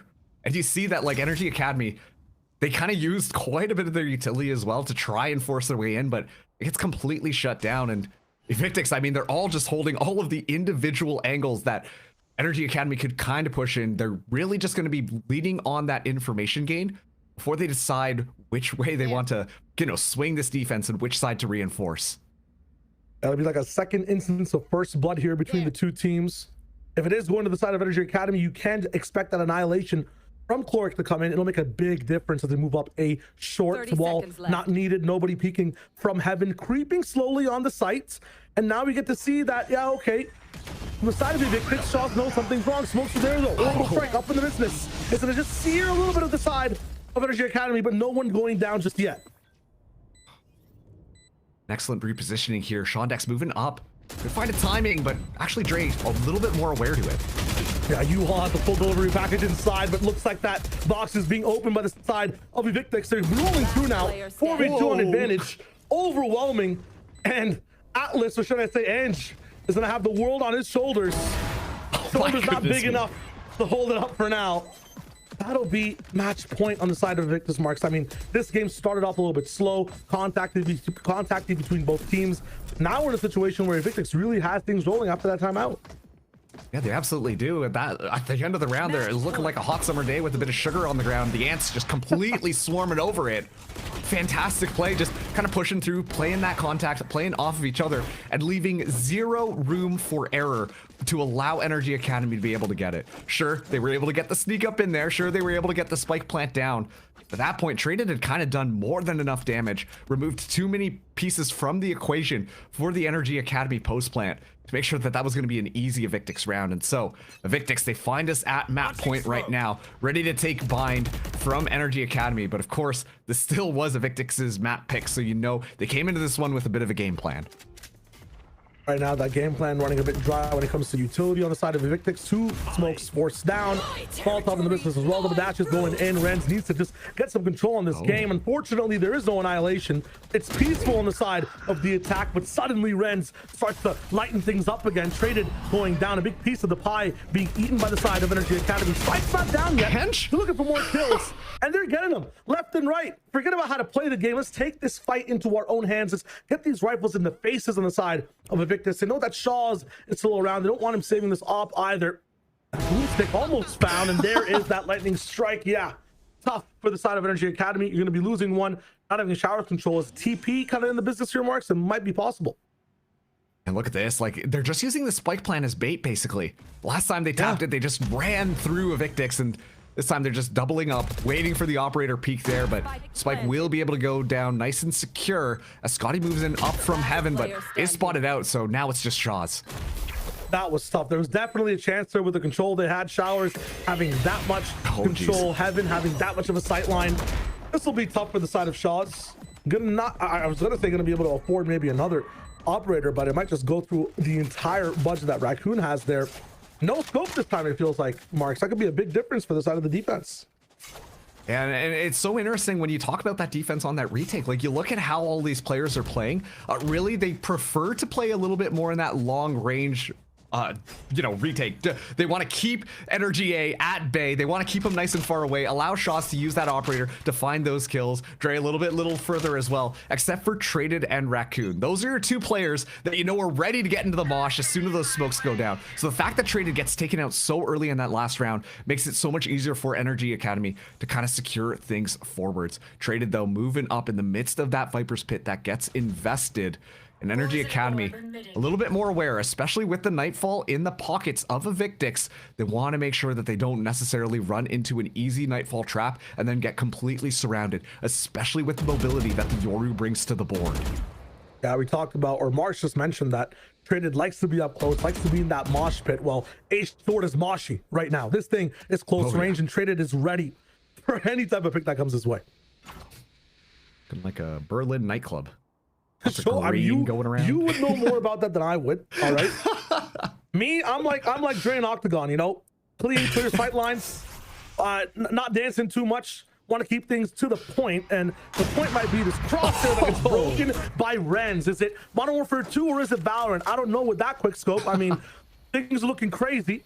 Raccoon, though, I like this adjustment, right? One of your teammates goes down, still have that hookah control, play around your smokes, and this might be a timing he needs. Kind of says that he's in here, though. Plays for the scan, no scan found, and his identity now is known, but he has no impact on the round. Spikes in, and this is looking good for the Academy. Yeah, now Evictix, they have to regroup themselves. Shaw's still very much alone on that top there. It's going to be very heavy on the retake through hookah. But as all three members group up, I love the positioning from NRG Academy. It looks like they're all grouped up, ready to just kind of play off the cross, play off the contact. And once again, that deadlock utility makes this so much more difficult for Evictix to move in. Yeah, Nightfall will be a nightmare for NRG Academy, but time is a process as well. Oh, no Scotty way. with that judge says on a 4-man with Wow. even a position inside spawn. Yeah, no one has long. They're not sure what the defensive spawn looks like in terms of an entrance to be. They decide to 4-man save this round and take it to overtime point. That is a crazy call. And today is February 10th. I believe this is the first time that I have seen a 4-man trade be called in tier 2 or above. Everyone mark down your calendar, specifically 2026. Valorant's been out for like what, 5-6 years at this point? Kind of crazy. But we're finally seeing the 4-man save come through. And yeah, at this point, Evictix, you got to take that second time out here to try and make sure you close this map out. Of course, you know, they're not coming in here with the best weaponry. Scotty already teasing us with that judge, but Raccoon still has that Nightfall. NRG Academy on the other side, though, well, if Giza finds one more kill, we'll have the Seekers online. And once again, things feel like they're coming together a little bit more when it comes to NRG Academy. Evictix, they really have to take this time to change up their strategy because they're becoming a little bit more predictable. And NRG Academy have adapted themselves to be more forward thinking, be a little bit more aggressive when they want those pops. And it's really been working out well for them because they're overrunning the defense on these sites. They really are, but like I'm wondering, Marks, like what type of situation are you looking for better? You know, the grammar's horrible there. Let me rephrase. When does it get better for a Nightfall? You're giving a fish water there. That's kind of the home turf of Fade in that moment. You know there's people on site. It's a 3-man situation. Yeah. And we don't send that ultimate, man. That is so tough. I get the sense that it was just a little bit of uncomfortability coming from Raccoon.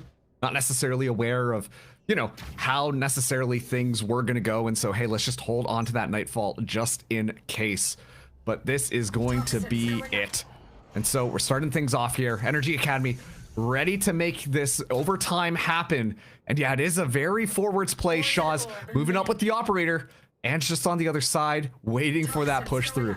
I'm curious to see whether or not the duelists will push up even further. But you know what? Hey, welcome back, Shift. Glad you could have us in the last round of regulation. I mean, come on. I like to save myself for the best times possible. Now, it might be right now. Now, weird internet things happening, but we're good now, I believe, and that means we can continue forward, focusing just on the game. Hey, how are you? There's that scope shot I talked about. There it is, exactly. And he might get a chance to use it. Shoulder comes out, a little bit wider than expected, and Shaws cannot get away. Traded in the corner. Viper's ball will fall. NRG will find a second. Dre, not able to do much with that besides just find one. It's a mere consolation prize. The Seekers will guarantee the plant, and we're looking good for an OT situation. Yeah, it's looking very doable right now. Scotty and Raccoon have 2 judges in hand. Nightfall gets used. Ren's the only person caught up, but the saturate will slow Raccoon down. Yeah, there's just, with double judges, you don't break this post plant down easily. Yeah, especially with Ange watching on 4. Does he get the A's? Do you give him the A's? Yes! That's a little momentum booster. A couple in a row. Now heading into OT. Yeah, excellent stuff coming through from NRG Academy. I'm not going to lie to you. I thought Evictix, the way that they had to take that round was to be more aggressive themselves. We want to see them being a little bit more proactive and not giving NRG the upper hand when it comes to that positional advantage, especially in that early round. I thought that maybe that was going to be the switch up, but instead we see something very similar to what they've shown us on those previous rounds. They just decide to overstay their welcome just a bit more. But you know, Ange is just an expert at playing around that Viper's wall. This time has Chloric for a little bit of insurance, and so everything comes up perfectly for NRG Academy. Now we go to OT. It's looking pretty evened out between both of these sides, so it's hard to predict how this one will go, but NRG Academy starting us out on this defense, and already they're going to be getting that information that there are players down on B long. The deadlock notably is going to be over towards Showers, but of course, Evictix, they've got their eyes set on that B site and are ready to push through the smoke at a moment's notice. I'll see what this contact looks like. Smoke will go down for the offense. Evictix will cross quite silently, unless Ange can hear some of these footsteps from inside hookah. Eyes are up, though, for Renz. And Evictix are looking for some sort of a burst play. Decoy not going to fool anybody, but it looks like there's a bit of information here that Evictix have a player back in the site trap. Or do they? Renz with to come back into the fight for the fight. Not just one, but two. Huge. So now Ange is still positioned at hookah. Giza's walking over to try to assist for the defense of this site, but it looks like they are going to sacrifice the plan and play the 4v2 retake. Yeah, and at this point, NRG Academy, as sharp as ever. Giza going to be taking first contact here up against Scotty. Scotty's able to win that one out to make it a 2v3. Let's see how this retake continues to unfold. And that gives you a post-plant position to work with. Dre still tucked in a corner. Getting one would be fine. Getting two would be incredible. Maybe in the position to do it. There's the first. Dre now looking for the one over towards Huga. Not going to be the finder. Able to strike to be called in, but the shutdown is in.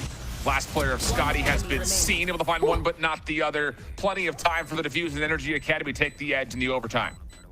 Yeah, Ange has just been shooting incredibly well this game. Obviously, as sharp as ever with the crosshairs, has Renz back up on the actual site. A disgusting flick while aiming down sight as well in the midst of all of it. Kind of crazy if you ask me, Renz, but hey, we like what we see. Renz is slowly climbing back up in that kill feed. Had a very difficult start to this map, honestly, but once again, has been starting to light it up individually.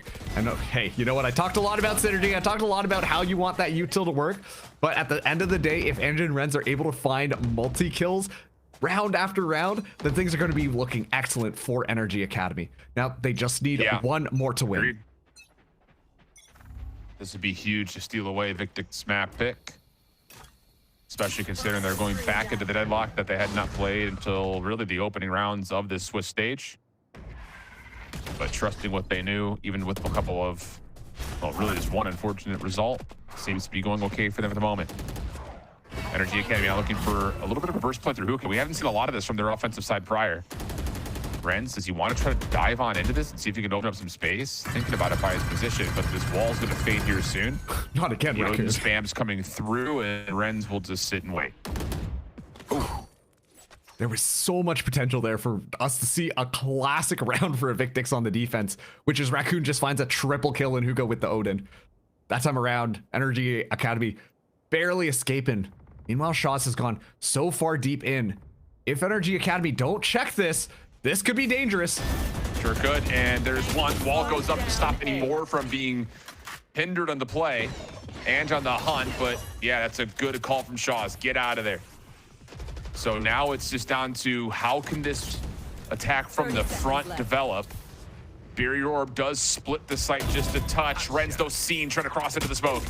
Massive opportunity here for a big shots from floor. It gives an opportunity here back at the on the spot. He's got more than this to do. A little bit of a big split out as Trey finds himself stuck into a corner. Plant will go in 3v3. Shondex as well, one away from getting the orbital strike. If Shondex finds one more kill, that's a good tool to use. Watching from a deeper angle. Good bonding out. Wow. Leaves Scotty back to do Yeah, it was just so good there that you know, it's causing all the interwebs to kind of confuzzle themselves as things kind of get tied up yet again. I was really liking what we were seeing coming through from Shondex specifically, able to move through there and find those kills, kind of having a highlight round that time. But then Evictix, they just come in and clean up. Raccoon looking like that Odin specialist at that point. But still looking good for both of these sides. It's a lot more competitive than we necessarily were expecting. You know, you take a look at how this one was going. Once again, NRG Academy had such issues, for lack of better terms, with this composition specifically onto the defense. And while they're able to start winning out some of these rounds, it looks like they've really cleaned some things up here and under attack, but we'll try to keep them at bay. Doesn't matter. Shaws goes in there and takes a huge chest piece off the board there for Evictix. And Renz will take a bit of damage there, but has to back out. As yeah, it's still the spike down. Very patient plays coming through from Evictix this time. Just kind of baiting NRG Academy to move through, and they find Giza in the midst of it too. Oh, Renz. A little bit wiser to the Yoru clone. Mesh does expire. Shondex trying to make that one be a little bit of a hero play. And yet, not going to be enough. The gaps, yet again, falling through for this NRG Academy defense. As Evictix still have 4 members alive. And they're slowly going to be able to creep up here. The only hope right now is Chloric so deep. Should potentially be able to find a way to weasel their way through. Potentially find a lot if Dre doesn't spot him first. And Dre does, but goes down. Net, and yeah, Chloric, you get all the way out there. For now, I'm back, by the way. Hello. The round comes down to 20 seconds marks. I mean, it's going crazy on our side. It's going crazy for the players as well. The back and forth in this game, it just takes one team to get 2 to just get it done. And now Chloric, 1v3 scenario. Traded going to be the first person to spot that one out. That's a bit of information, but can immediately just teleport away. This is near impossible for Chloric. We're going to give it the good old college try. Doing every single corners. Cutting those slices of pie. I'm going to tap the spike potentially. Nope. Just decides to go forward. Prowler will confirm that information as Traded navigates all the way around and will be able to find a nice, easy back kill as the Evictix now are on map point here as they look to close out their map choice.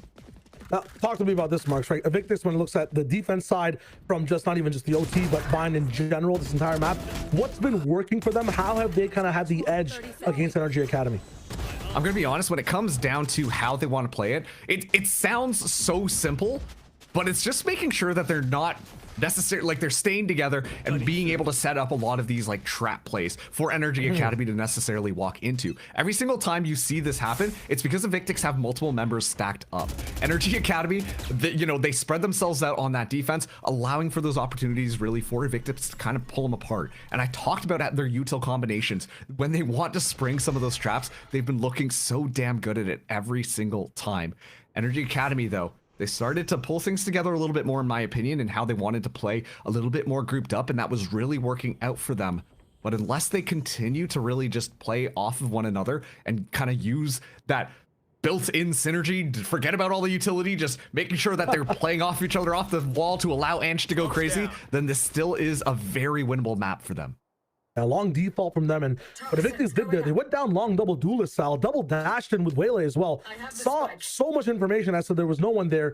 TP back to A, now A is the strong side. NRG might have heard that TP, move back over, get the pick on Shaw's. The TP comes up again, so there's support here from the side of Evictix. The rotations are pretty good. It's all about the choice when it comes to NRG Academy. The choice is A, and that choice is denied, Marks. They are not allowed entry.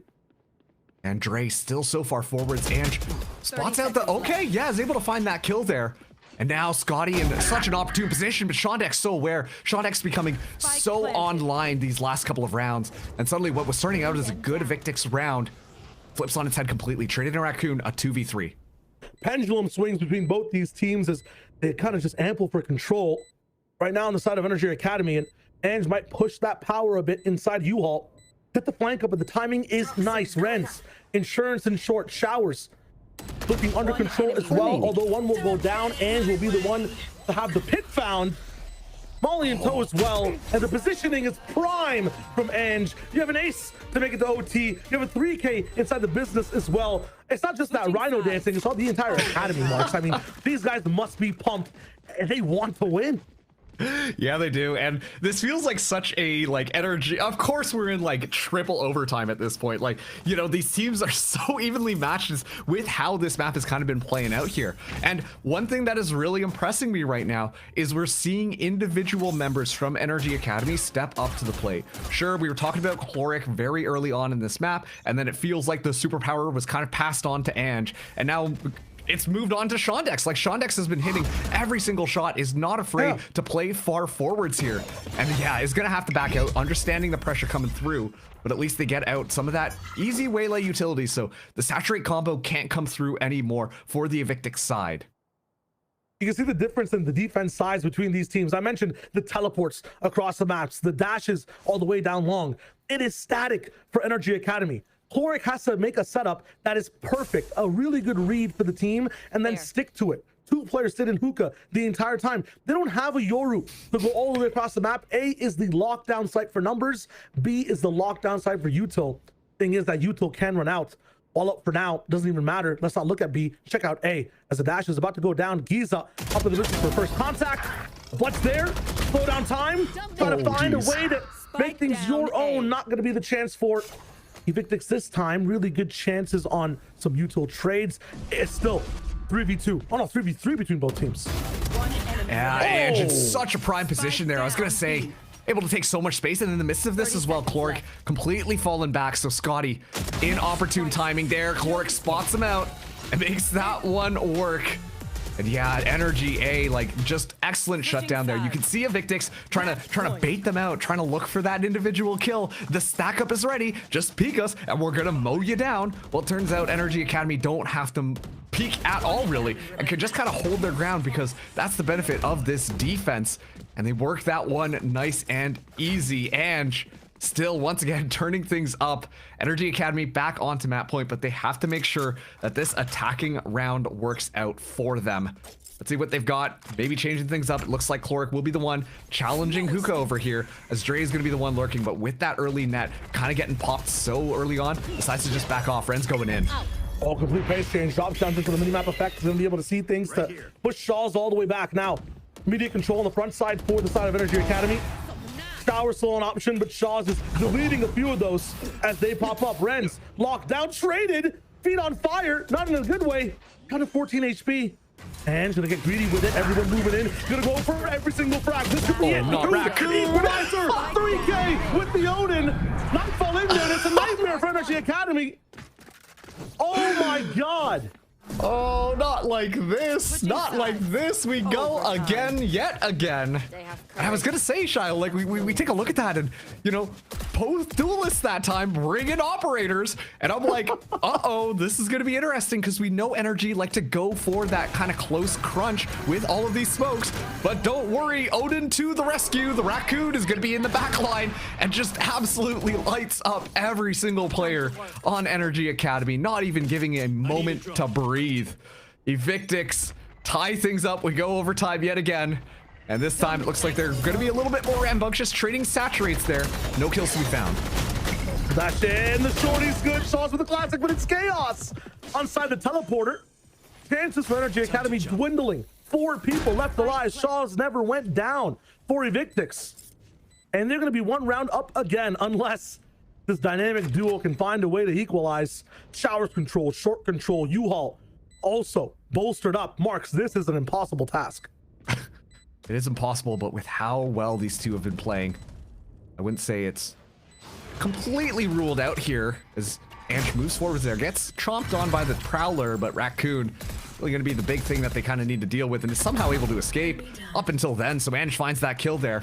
They're able to gain space with so little time on the clock here, Shio.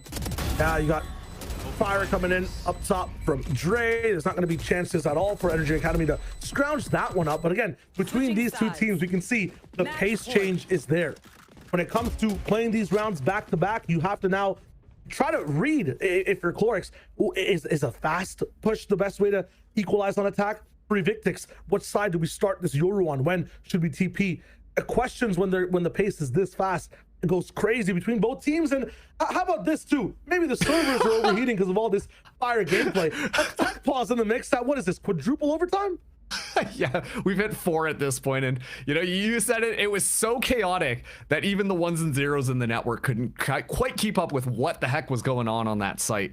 One thing for sure, I like you, exactly like you said, actually, I love the injection of pace that we've seen Evictix kind of pick up there. That was like the one thing really that I wanted them to kind of do off of that timeout. I wanted them to take things into their own hand, you know, not play so passively against NRG Academy, because the times that we've seen NRG Academy, it's always, we're going to hang out for a little bit, you know, take our time, just wait out some util, just in case Evictix are going to push forwards. But when they decide to spring, boy, how do they spring fast. And in those opening moments, if Evictix can kind of get the jump on them at the start of the round, trying to be a little bit more proactive, they've been catching NRG Academy off guard and have secured so many kills and so many rounds just with that level of push forwards in the initial phase. So that was kind of what I'm hoping to see. It seems like we're being treated to that, but of course, you know, until this technical pause kind of gets alleviated, we'll say, Evictix, they're sitting there, they're at the edge of their chairs right now. They want to close this one out finally. Yeah, I like the way that you mentioned the, you know, the approach Evictix has towards both their defense and offense. It's about getting those pushes down. I want to do some trivia by learning here, Mark. I'm not sure if you're familiar with this concept, but I'm going to give you a 3-letter, like, I guess, company name, and it's about like youth. It's a youthful clothing brand. Like they have shops all around, even in like big town centers and malls. You know, a 3-letter clothing brand. You know, the what clothing brand? Can you give me a clothing brand that's just a 3-letter clothing brand for like the youth to buy clothes at? Like a store. ALO, Aloe? Have you heard of the GAP, the Gap? Okay, all right. You walked me into that one. There are gaps in Evictix's gameplay is what I'm trying to say, Marks, when they go for these pushes you're talking about. When they push down long, Yoru's not going to have the most optimal TPs. There's gaps of about 10 seconds of time. The NRG Academy do have a chance to chomp down on this Evictix defense side. You saw it in that last one. When they had showers control, you could have bursted out with Renz easily onto site, caught the Yoru TP off guard, had the 2v3. There are gaps in their game where there is one moment where that teleport is traveling a little bit. There are just 2 people on a site that they don't have the util to hold it with either. So can they find the youthful clothes? Can they find the gaps is what I'm trying to look at here for NRG Academy. See, I thought you meant when you said like the youthful clothes, like the clothes that youths wear all the time, and I'm like, there's no way kids are willingly going and buying clothes from Gap in today's day and age. Simply not true, Shia. Not true. Damn, that's on me. That's actually on me. Listen, back in my day, there was a store called the Gap. I gotta do some research for these calls real quick. But the big thing too that you were talking about, that you highlighted, traded with that operator, big difference as well on the round, right? In terms of the prep and where he starts, the TPs as well. If traded's opping B long, like you said before, Marks, that TP to backside might not be as powerful if he doesn't have a rifle. Yeah, it's so interesting, like looking at traded specifically, and I like that you highlight the operator as well, because personally, I feel like traded has been getting a lot more value and finding so many kills earlier on without the operator in hand. Like, the operator, great denial space tool, you know? Ooh, I heard the big sniper rifle shoot. I don't want to move down that way. And that does a really good job at being a deterrent. But when it push comes to shove, when things kind of get into that chaos mode that NRG like to run when they jump onto those sites, traded, to me, feels like is served so much better when they're able to play around on the site itself, you know, having the Phantom in hand, ready to pop out of the smoke, surprise NRG Academy, find a couple of kills to make it such a winnable scenario. But when we see exactly kind of like you pointed out, traded teleporting so far away, you know, having to play so far back, it affords so much more space to NRG Academy to be able to take over the space and then punch Evictix in their own defense and how they want to run at them as soon as the spike kind of goes down. Absolutely facts. And if they find that space to punch, it's great. Thing is, sometimes Marks, they'll punch into a brick wall. They had their last attack side do really well. They got the first opening picks. Raccoon in the back site with the Odin solved everything. Yeah, like you're gonna have to not just be accurate, but you have to be willing to predict where that very back line support is coming from. It was Raccoon that time. Could be Scotty if he's playing on an off angle, even further back from his teammates. Could be one of the rotators coming in, because Evictix, they do move fast when they see some action. Timeout from the NRG Academy side as well, so we'll see what the changeup is moving into this one. A lot of the times, timeout pre-overtime is really good because you get to talk about the ultimates, what to do, you know, with the util that you have. No ultimates in sight. Everyone's locked into that, you know, -3 orb situation. So it'll just be raw strats from NRG Academy. And NRG Academy completely spreading themselves out this time. They send up to get a little bit of information outside of B long, given that was a pretty big point that they pushed through, but they actually cut Shaw's, pushing out very far. So this change up in positioning actually kind of working out. You see as well, and all over towards B side has consistently been kind of the anchor player on that A, being able to find that space alongside Chloric. But this time the switch up, well, it works out well. Traded though, holding this angle with the operator, looking for someone to peek through. He's locked in. If you go and elect to just get this op in overtime, you don't get 2 teleports. So especially if you want to buy a flash, traded has to stay here, can't support B. B is kind of the weak side, but it's been explored on towards long, and we're actually getting out a hookah here from the side of Scotty, so they know it's going to be A. Already rotated over. Traded still has the shower control. We explode on the site, but There's pockets right now that are not covered. Unfortunately, Dre finds nothing. Traded goes down. It's an absolute Texas falling type of house of cards situation for the side of Evictix right now. They had the position, they had everything locked down. They could not land the shots, and now it's all down to Scotty on the flank. Information, but no power for the side of Evictix. Sends it to another overtime. That's insane.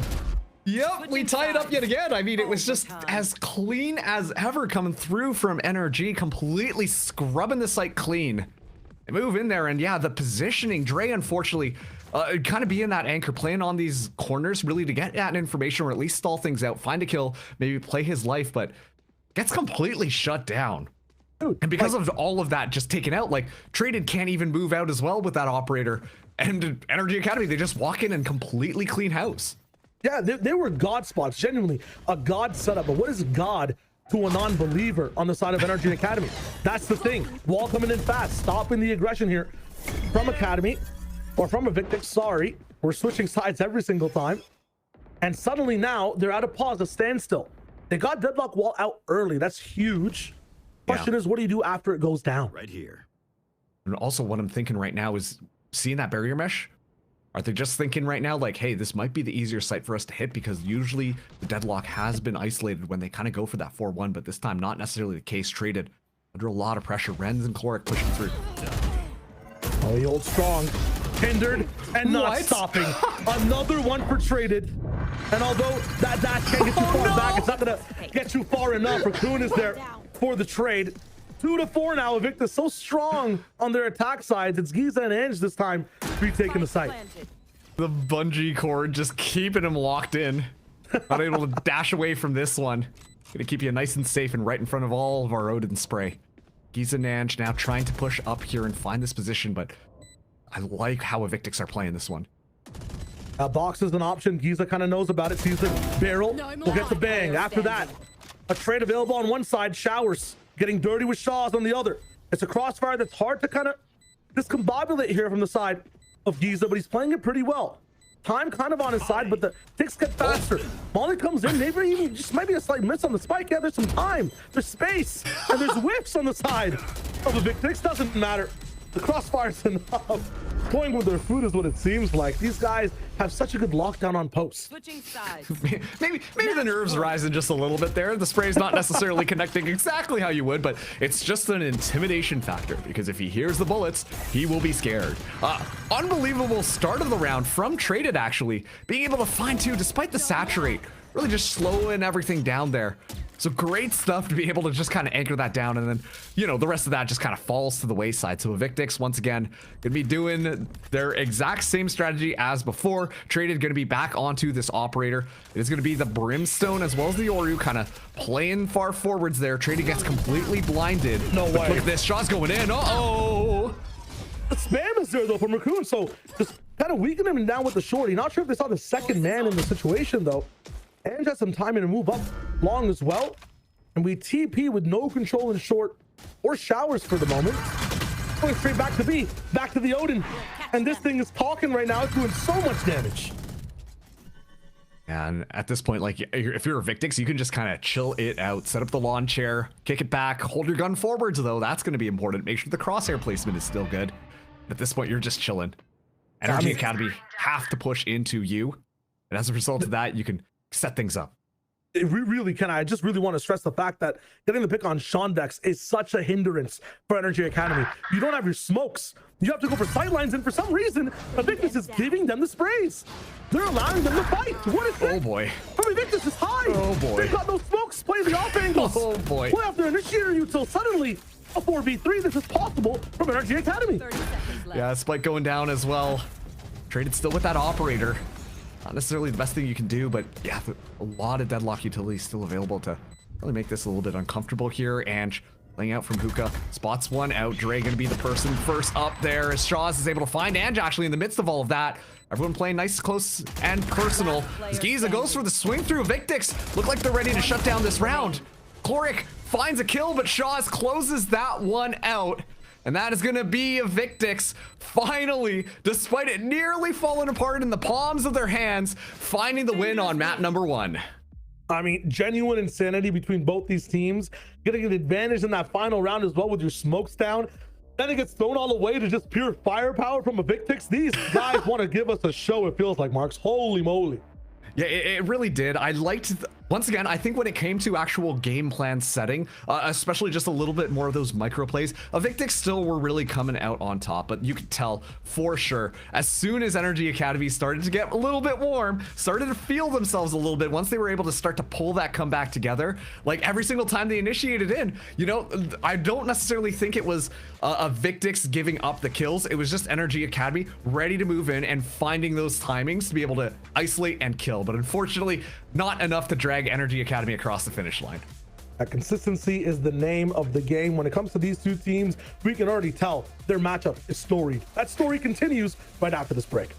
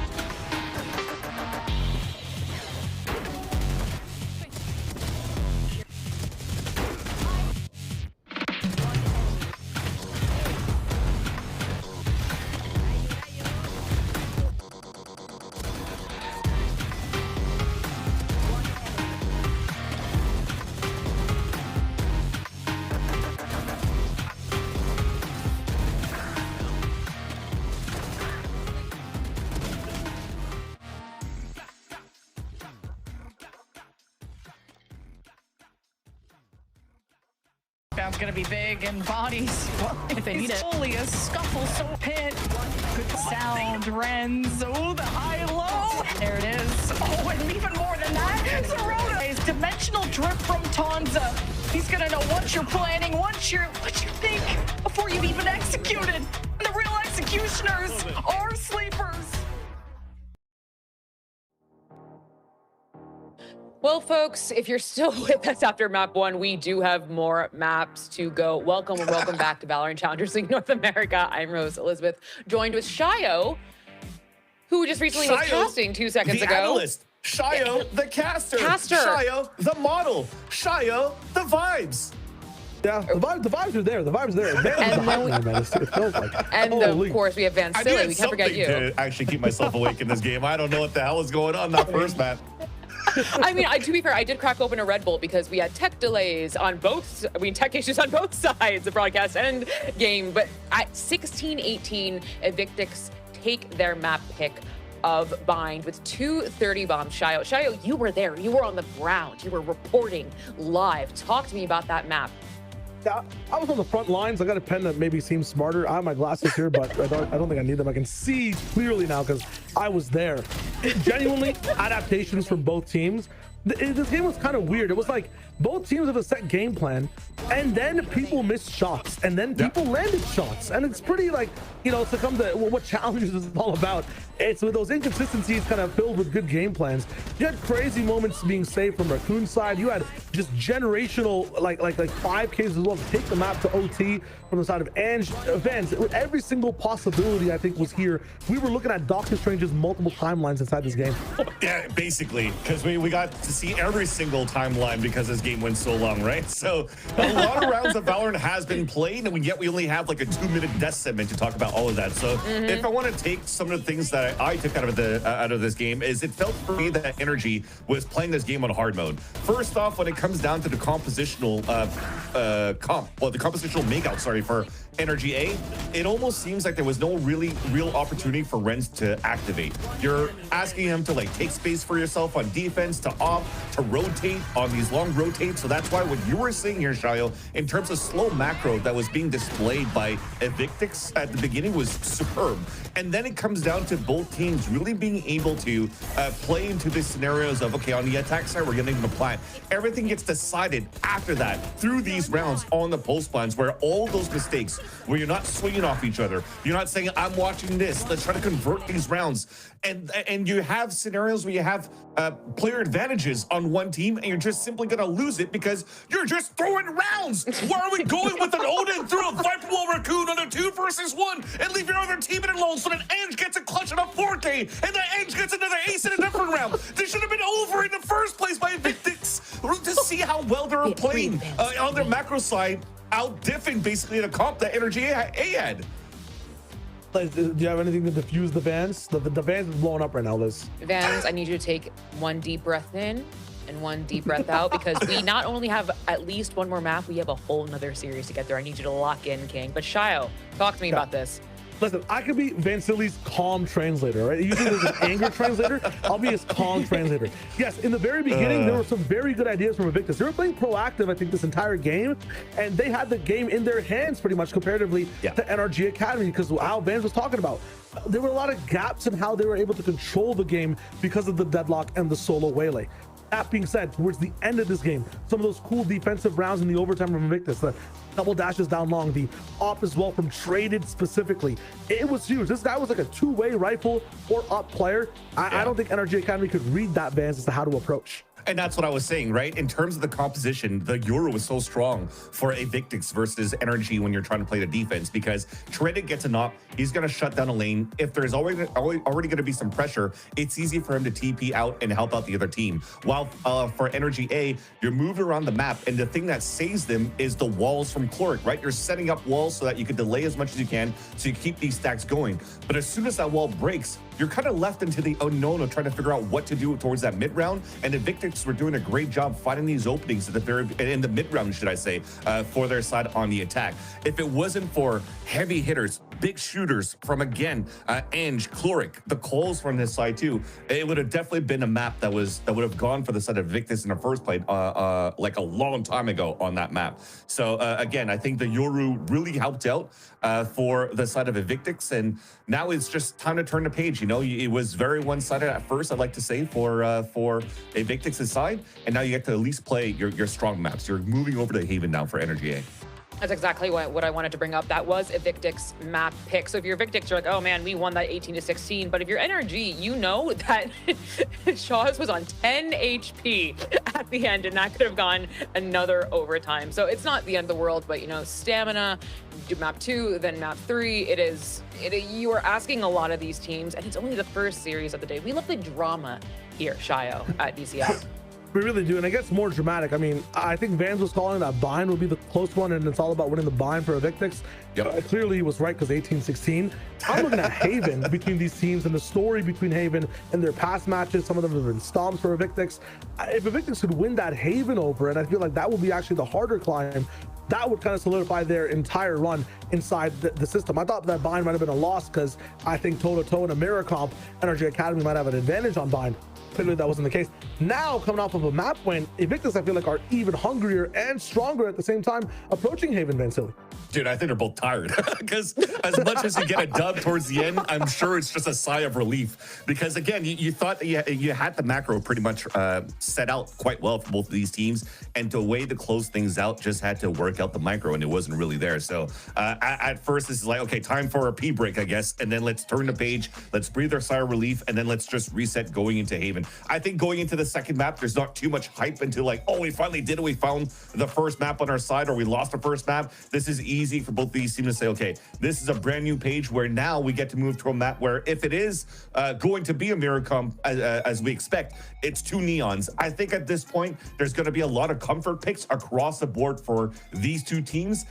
And you don't have the terms of like, oh, I'm uncomfortable playing the double dash waylay, just like I witnessed here on Bind. It definitely looked like both of those guys were kind of not really getting the real feel of how to really dive in and go for these snipe plays with the dash. So I'm hoping that now with the neon, you're able to break ankles, slide, getting these slide tackles, and getting your picks. And you have a perfect comp to enable the neon to get these openers. Yeah, you really do. And I think the fact that now I think we're hopefully going to be seeing that mirror comp between the neons, we can clearly see what the game plan differential will be between these teams. When it comes to Haven, as a history for both of them, Evictix has had the like shorter straw overall, getting dominated sometimes and taking this map to 13-11 at the others when they are on the winning side of things. So when it comes to their approach, I mean, sometimes it's not in the mirror. It's up against a Jet when it was YFP. It's up against, double duelists on some other comps as well when they're facing other teams like Rose. But when it comes to NRG Academy and this head-to-head, it's all about how we're approaching. And if we look at just that bind matchup really quick right before we get into it, it just looks like, yeah, again, mirror comps is going to be good. Evictix is a bit more proactive.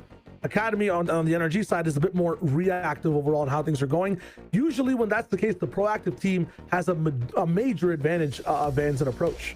Yeah, I think the end of the day, though, is it's still a dangerous matchup for Evictix because you gave a chance for the ones that that could clutch up and that could warm up into the game, get really activated here. So Ange, as the prowess that he's shown that first map, I think it's going to continue on into the second one too. So that victory that you had in the OT, you're going to have to savor it as much as you can, but then it's time to really focus to stay back in this game against NRG Academy. Well, folks, I think we have a heck of a series on our hands, and I know exactly who to send it to because he is back. It is Shift, and always Marks. Fatcasters, take it away. Yeah, let's just, hope everything stays stable for one of many reasons. Things seem to be good, though. I mean, hey, that's a heck of a way to start off what could be an epic series. Mistakes punished, a couple of great individual clutch moments also coming through. You love to see it overall, and well, I kind of want to just get your thoughts here. I mean, in your mirror matchup, hard to obviously break down the differences between comps, but maybe just something in the individual performance that we saw from the first map individually. Yeah, I mean, hey, mirror matchup, exactly like everyone was saying. We're going to see the exact same thing on both sides here. But at the same time, like, I love how the desk highlights that proactive versus reactive style, because I think a lot of the plays and how a lot of these rounds are going to be dictated are really going to be who's taking that advantage. That was something I highlighted a lot in that last map on Bind. But as we move into this next one, it's a new page, and I still worry because we got to see so many pop-off moments from NRG Academy's players. And if Evictix continue to give them those opportunities, then it doesn't matter how many stratagems you put together. If you're dead, you can't even use any of your utility or shoot back. And so for me, that's what I'm looking at. That's typically the way that works. It usually is in gun games, Yep, usually is. You dead, can't play anymore. Okay. Well, a little bit of a feel out over towards C-Lon doesn't really result in too much besides Shondex staying here in Cubby for now. A little feel out with the Owl drone on the opposite side towards A main. Clears the lobby first, and then we'll see if there's any info to be gathered, and maybe they get some info on Raccoon there at the end. But Alarm bot and shoulders from Traded will be where the defense is tested, as this will be a B hit with the spike. Again, keep your eye to see when Shondex wants to go down C long here. And Traded smartly just decides to kind of back out, and so Evictix will be getting themselves all in an order, but it genuinely feels like Scotty might just be aware of Shondex's position here. And yeah, it's going to be a Viper duel that Shondex actually wins to give more information. Okay, great timing, great reveal on the back side of this, but Traded still comes away with one Chloric in the corner. Oh no. Gets some damage in, but it can only go 1 for 1. Again, keep your eye on the big post plant position of this back window, but this is a classic, and this is not what you want from that position, leaving it just down to Shondex. Back into the play all of a sudden. The snake bite, well placed, but not there, at least not deep enough. It's Traded for 4.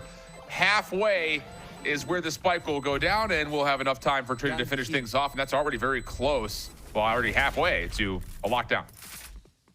Yeah, I was gonna say the duelist to Sentinel pipeline stays alive. At least on this map, we know that Traded likes to pick up this Killjoy, and I think that it kind of works out well. If you were watching how Traded's play style was last map with that Yoru, with taking a lot of space, not afraid to just kind of go for those solo plays. A lot of the time, Sentinels, it's kind of the same thing, you know? You set up your utility, and then you just kind of have to play off of yourself and really either anchor things down or go for some of these tricky plays and be that reliable anchor. And so it works out really well for Evictix, and once again, Traded still such a highlight player from this roster.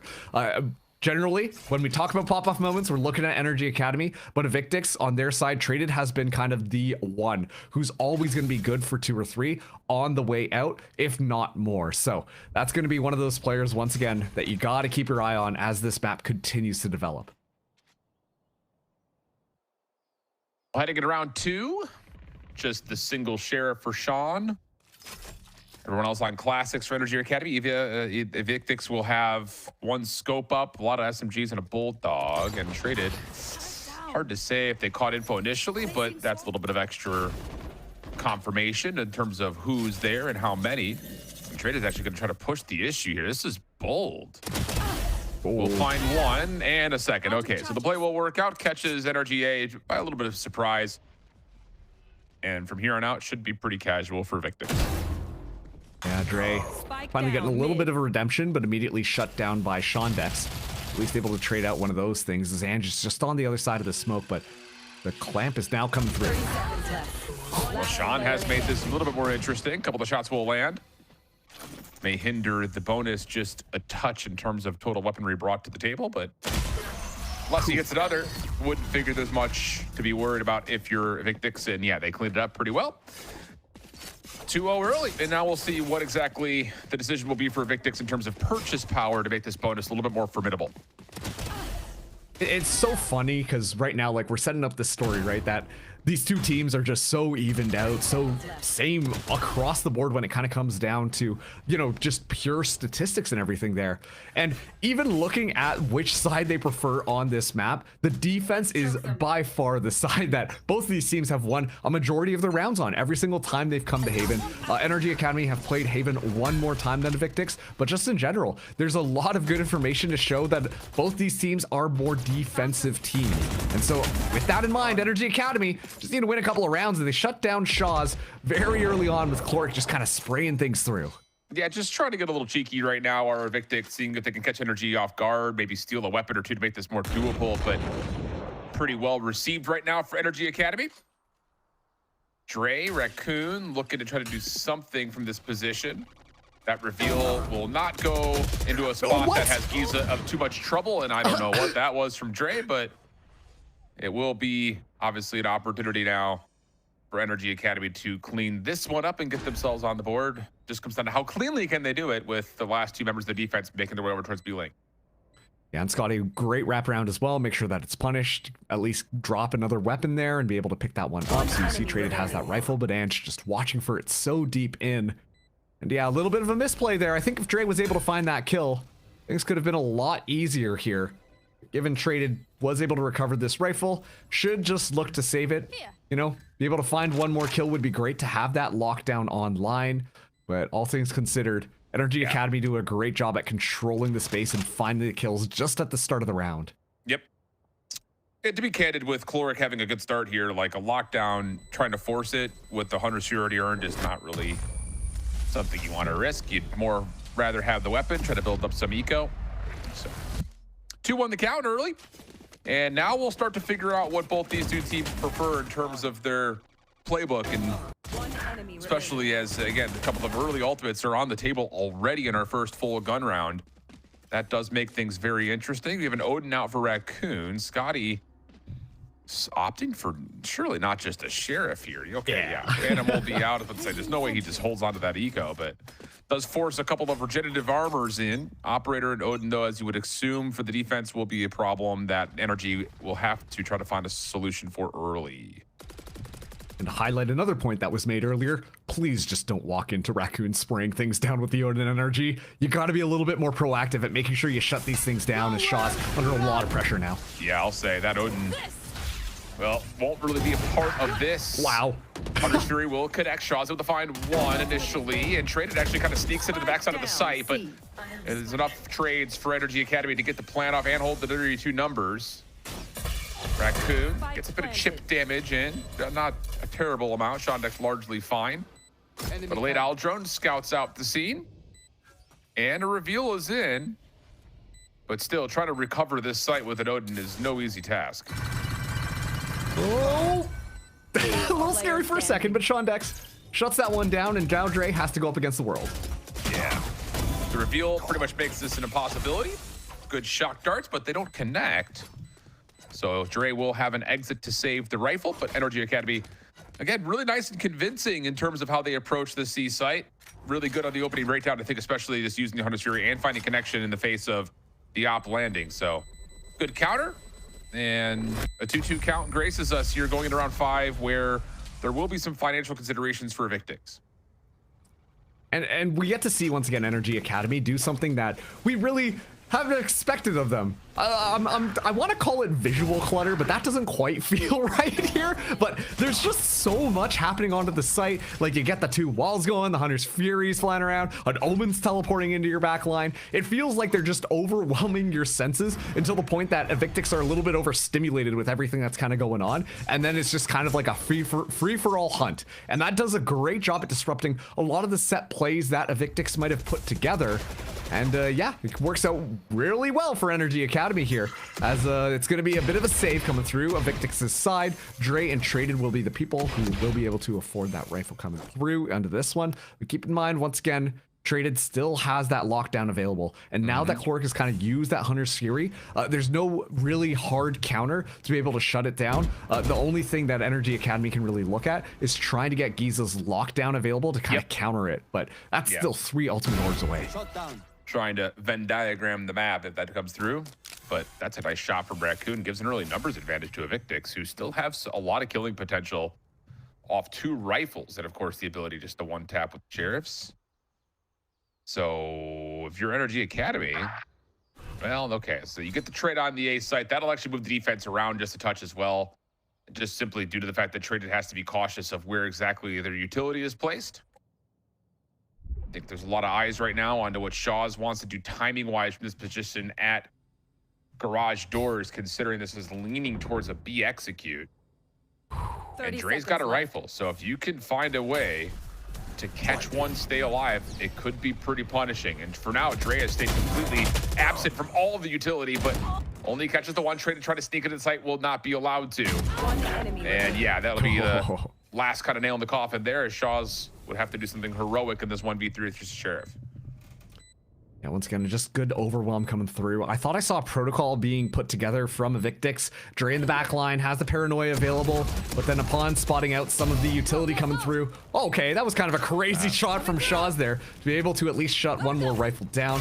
Shaw's, though, still exploring, does have time, but Giza shuts that one down, so NRG Academy will take that round, but like I was saying, it just kind of fell apart for Dre alone on the site. It didn't really feel like Evictix really had backup in the way that they wanted to go and be able to kind of defend it, as Dre really got overwhelmed. Yeah, I think just on top of this, not only is this a round that NRG Academy are going to love to have, but you, in the process, were able to earn that lockdown that you're talking about, with Giza having the plant plus a couple of eliminations. So you have the ability to counter for NRG Academy. But Operator Odin back in play for Evictix defense. Both leaning over towards this A site, and the early Odin shots coming out will put a little bit of pressure out. And yeah, Raccoon's gonna be very cautious how far forward you're gonna play, because the only backup you have is the op of Shaw. There's the paranoia in. Shaw is able to hit the first. Gets a really good relay in the mix as well. Hits a second shot. Impressive to say the least, but Giza with another response and make that more than that. Takes down 3, has the plant, and just like that, it looked like Evictix was gonna do the job. But now it's just down to Scotty up top. And maybe a chance to do some damage here, but no, has to back off the lockdown, and NRG Academy are gonna love the freedom. Yeah, and Dre has wrapped around here, but still, this is such a tall order at this point. I imagine you just kind of look to potentially get it, but no, they're gonna give this one a shot. Got time for it, and they get elimination onto Chloric. Dre playing the other side of the site, looking to isolate a 1v1 of their own. Giza on 3 already in the round. Paranoia is going to be called through. But the Nano just causing too much of an issue. Giza's going to find 4, and NRG Academy take a nice little early lead. Lots of ults available here for the side of Evictix coming into this next round, but there will be some issues trying to afford full weapons.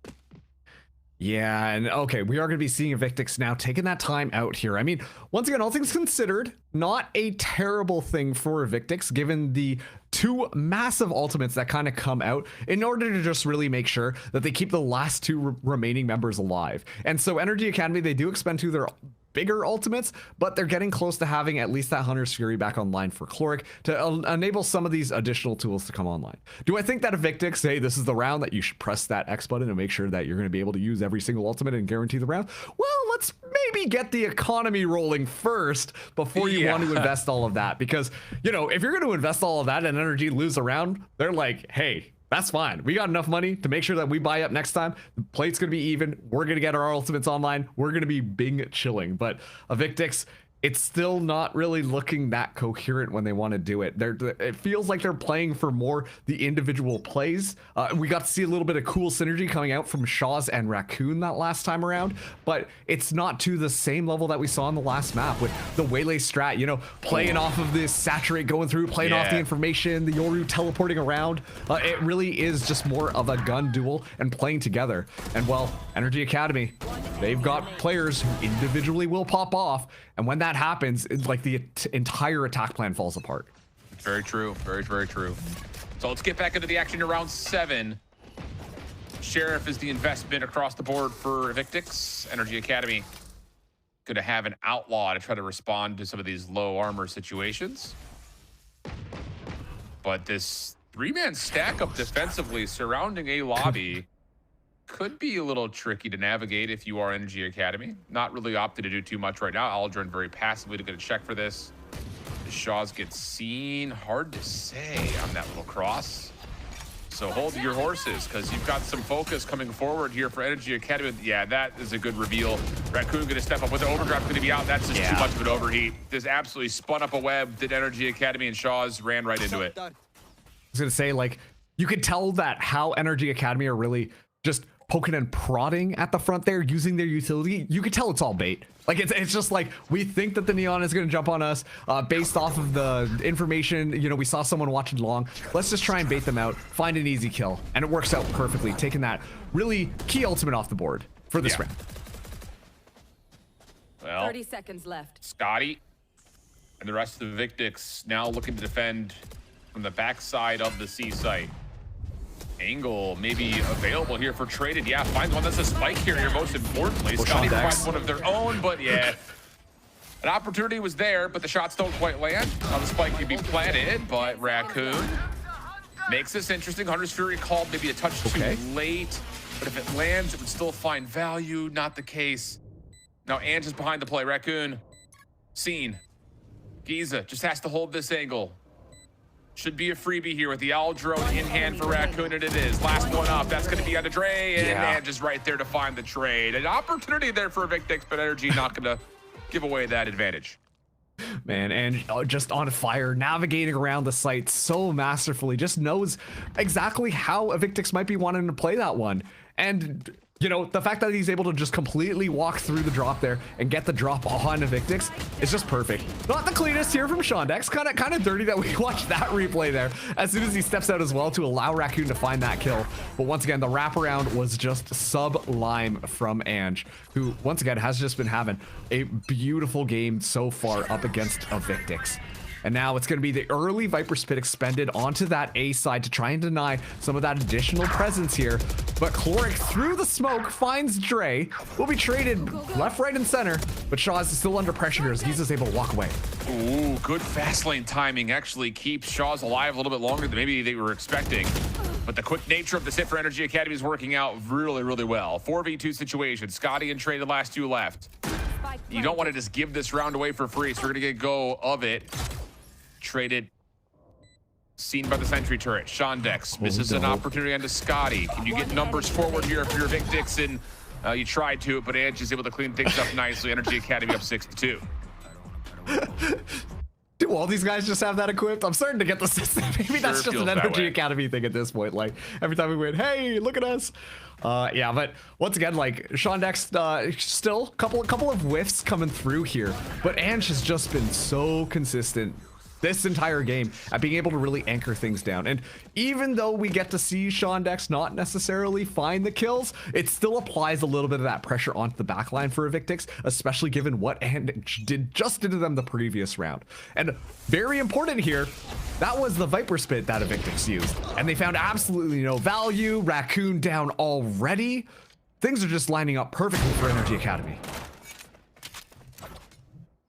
On opening trade, gets us to an early 4v4.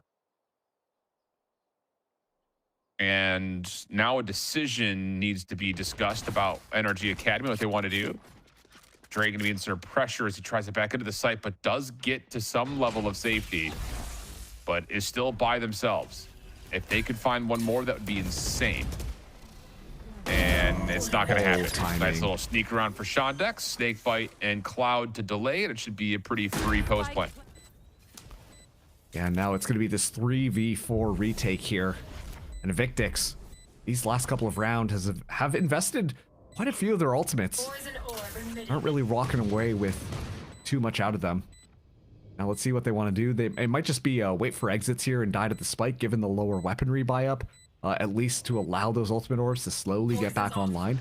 But NRG Academy, like it's just looking like a completely different game compared to map number 1, where we saw so many of those little moments of floundering and little pieces of discombobulation getting kind of caught out here. He's still walks away with one though. Sean trying to get away. Won't be able to. And the rest of Evictix will sacrifice themselves to the spike. So 7-2 the count. Now, this is where the heat really kicks up, though, for Evictix. You need to find a round here, you think. You drop this one, you're going to be in some major trouble. You're still holding on to this lockdown, by the way, that they've had since round 4. So you would love to have that, but as we continue to talk about, there's a response already available for Chloric and Giza's 2 off the lockdown of their own. So it just kind of feels like a couple of the windows have not been able to be really converted on right now for Evictix. Yeah, they really haven't. Like, it is feeling like it's slowly falling apart for them as these rounds kind of continue here. And, you know, they haven't obviously traded swapping back onto the Killjoy for their Haven, which this is kind of expected here. It just hasn't afforded the opportunity really for NRG Academy to be able to walk into traded and then traded to do traded things, being able to really close things out. And yeah, just like that, it's going to be trades across the board. Shaw's though lighting it up to find a double kill to give the numbers advantage at least over to Evictix. And it's more than just the numbers, it's also the map positioning separating Shondex out from this play. And for Chloric coming back over to mid, you have to be cautious about coming across this open doorway. For this reason exactly. Oh, Scotty, yeah. Has seen just the smallest pixel of Chloric. So is prepared and huge. Finds the elimination. Nowhere for Renz to go. Big response here for Evictix. Yeah, huge response. And honestly, with the spike going down, 40 seconds left on the clock, Shondex, sure, you're able to secure the A site, but what was it all for?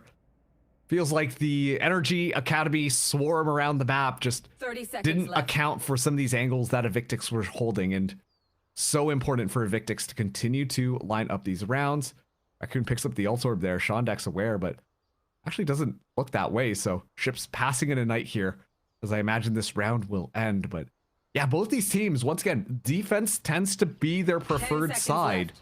And so while concerning right now for Evictix, given they are on defense and they've only found 2 rounds, at least they're able to get 1 more. And if they're able to close out this half at that 7-5 scoreline, I think that this is still very possible to stop NRG Academy really from starting this giant snowball on their attack and then going into their preferred side, which would be defense. Are we going to see the lockdown in this round? It almost feels like the game within inside the game right now. I feel like I should start a tally at this point. How many rounds has it been? It's been since round 4, so easy math. It's been 7 rounds so far. Oh boy. 7 chances. No, I'm just kidding. I mean, it's just so tough, I think, especially to know, like, are we using it to slow down a play? Are we using it on a retake? And the opportunities have not been clear cut for it yet. Oh, no way you stick that's that. bold from Ange. Scotty prepared for it. Big first blood. And a second one from Shaw. Help from Dre. And, well, there'll be no need for a lockdown in this round because the round is over. Yeah, at this point, Shaw is really just toying with Chloric.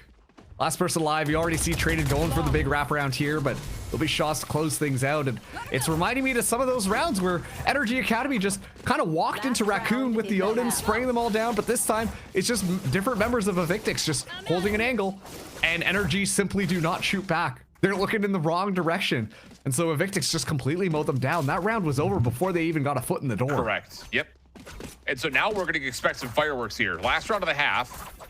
You've got Op Out, Lockdown at the ready for both sides, and Overdrives at the ready for both sides. The only difference maker right now is Chloric and his Hunter's Fury, which when we saw this before, it was utilized as a way to open up a site.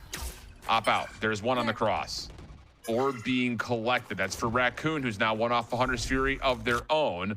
And of course, the defense of Evictix is very aware of the imminent threat. Little jump peek coming through, that reveals the op, but Shaw still lands. And that slows down the play here. The spike kind of has to back up just a little bit. Dre's holding a corner behind bricks, and you still have an opportunity for a counter lockdown to come through if the threat feels dangerous. Tough 1v1 for Dre here. Has to try to hold if they can, but Raccoon from inside the site does everything themselves.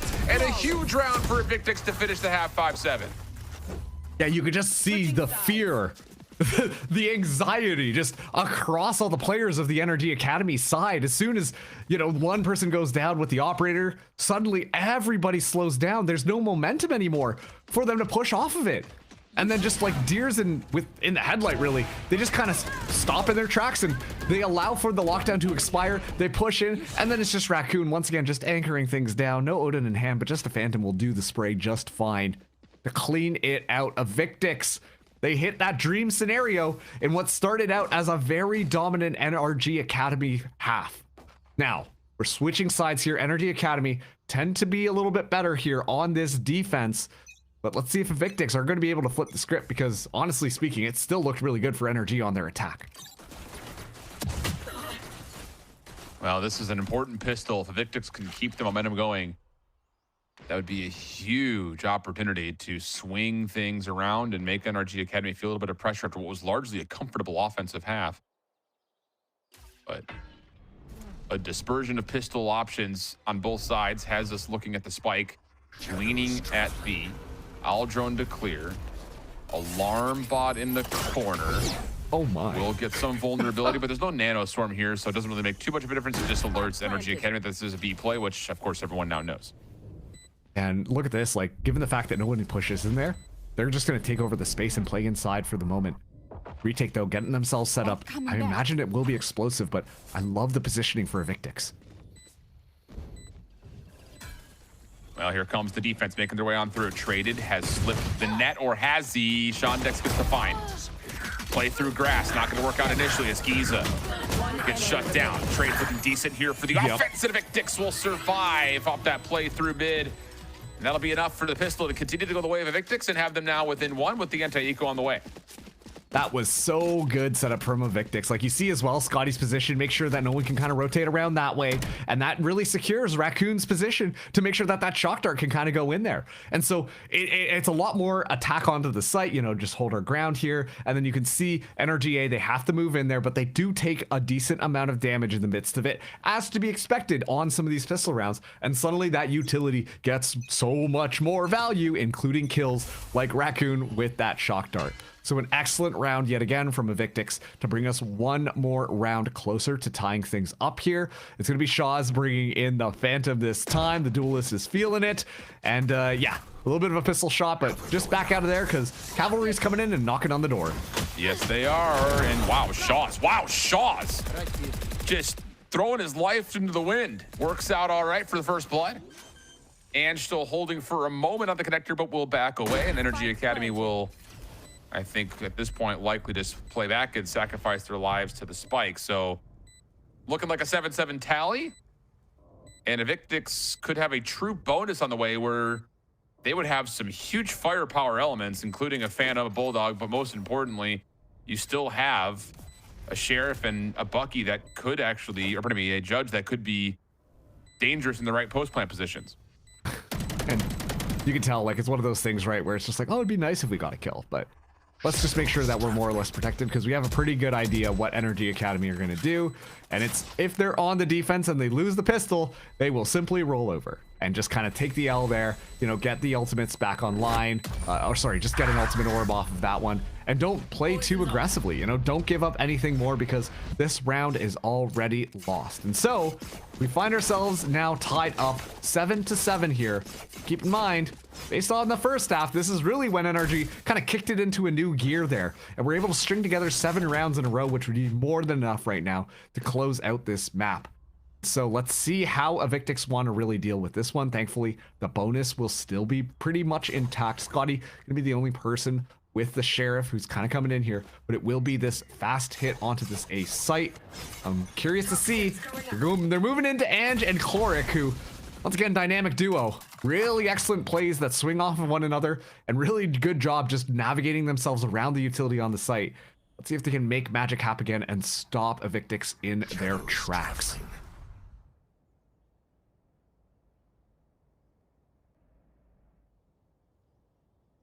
Where is this first contact going to come through? That's the question right now.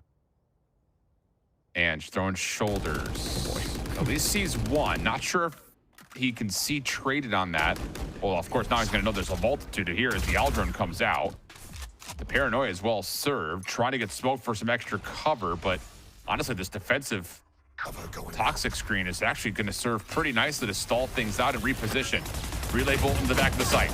Chloric, hands trying to hold on the best they possibly can, but the trades are good for Evictix, who now have control of the site. Defense thinking about for the early challenge, but traded will shut down the connector. Yeah, and now stall out as well. We actually see Giza be able to navigate through that gap here. 2v3 scenario. Evictix might be able to get this bonus after all.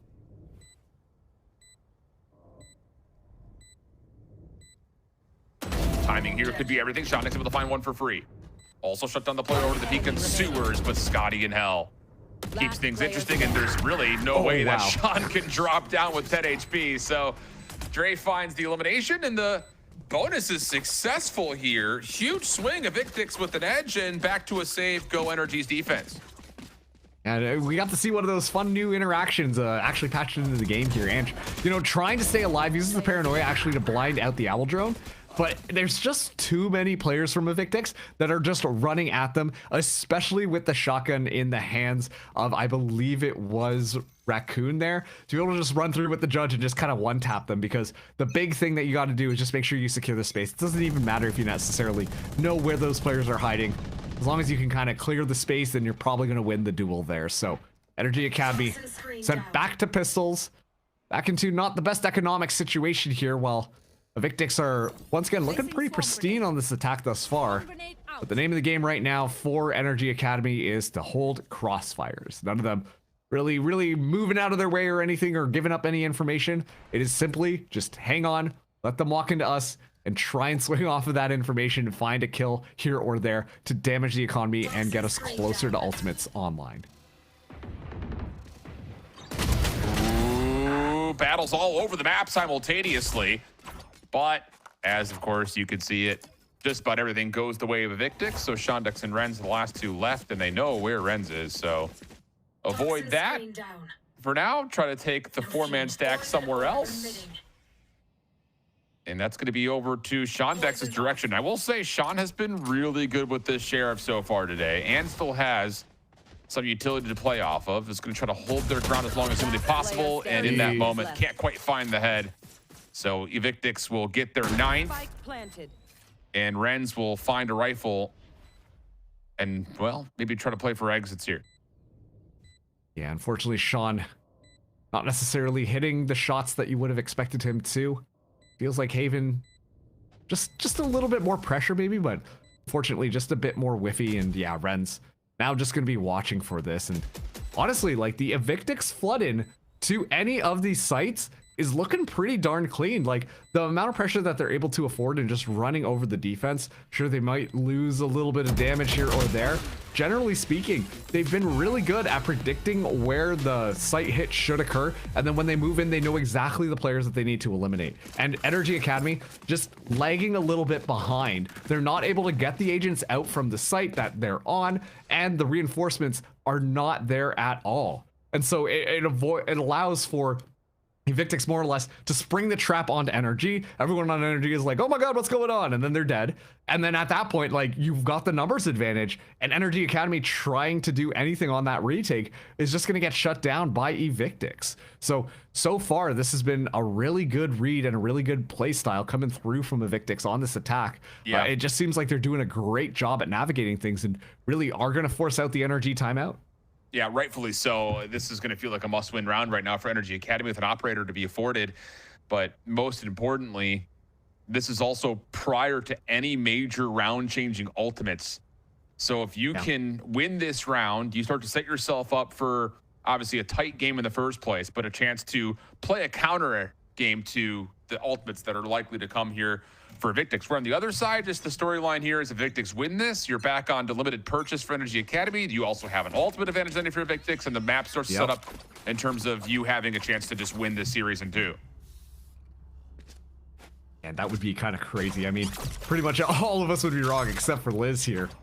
As once again, the storyline of Evictix gaining momentum the more matches they play. Well, on the flip side, NRG Academy started off so strong, but just been stumbling a little bit lately in a lot of these games. It's going to be an aggressive push up here for shots, but this is pretty much all bait. Yeah, Scotty's able to find the opener onto Renz. And like you said, that bait could now start to pull this defense around just a little bit, and it has. Floric protected in the corner, but there's no help. So this little slip out for Shaws does not amount to much. And now the defense can respond with a little bit of an angle of their own. Giza, yeah, how about it? Great play from Giza. Trade is able to find one in response, but it does not look to matter too much. That's just an incredible individual play from Giza. Finally, we get to see Giza come alive here. And it comes down to just a little bit of a swap up of how that defensive composition was built. Traded, though. Still looking like he will give this a shot. 1v3 scenario. Rescues the spike. Still 50 seconds left to make this happen.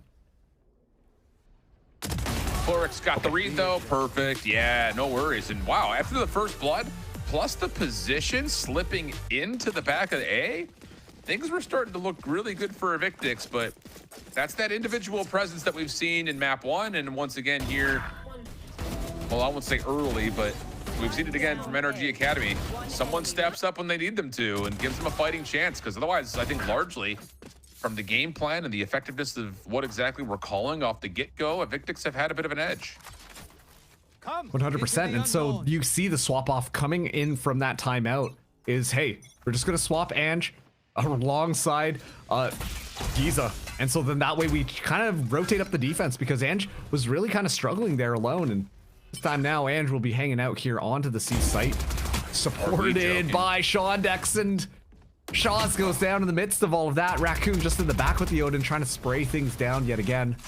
But still, an excellent first pick. It looks like the swap is really working for NRG Academy. Yeah, sure seems that way. All right, well, that one, it's one of those you miss all the shots you don't take type situations.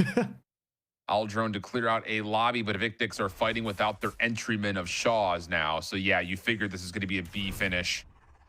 Just you need that neon to crack deep into some of the other sites. So now it's just a smoke, a little dive in. Dre will plant.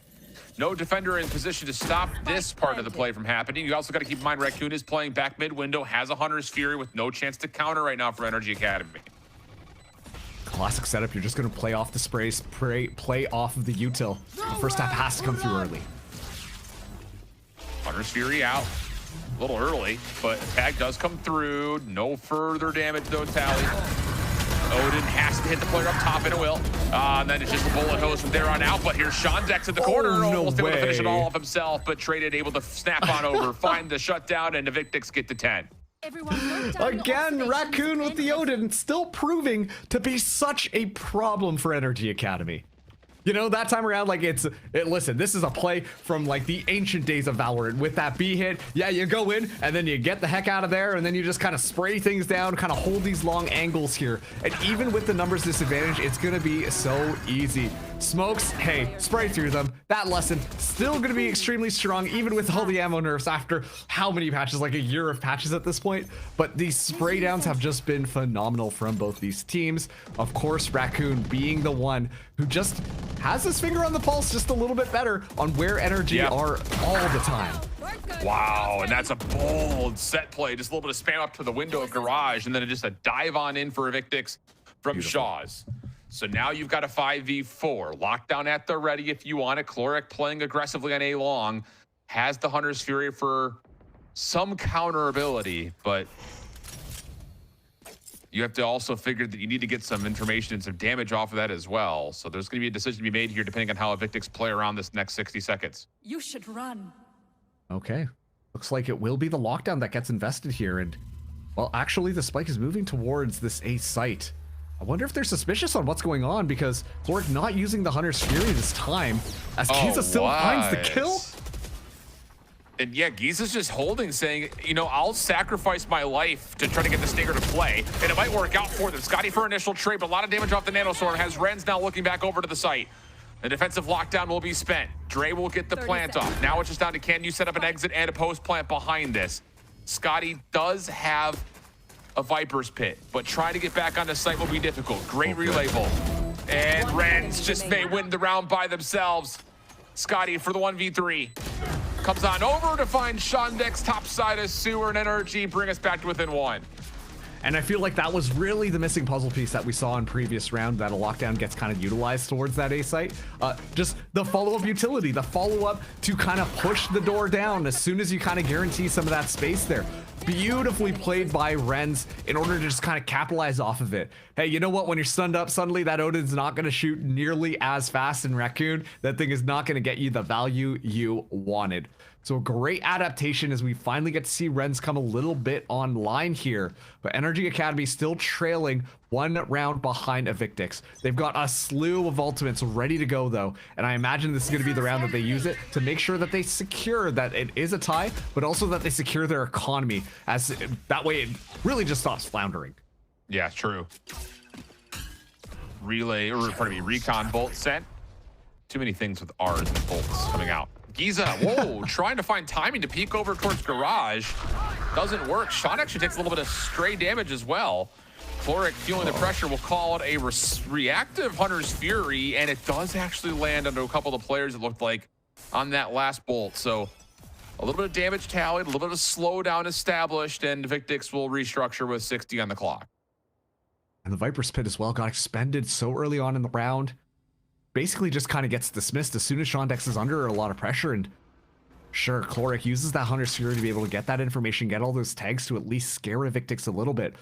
Still, these are high impact ultimates that get utilized so early on and don't necessarily secure the kill or equalize based on Giza falling down so early in the round.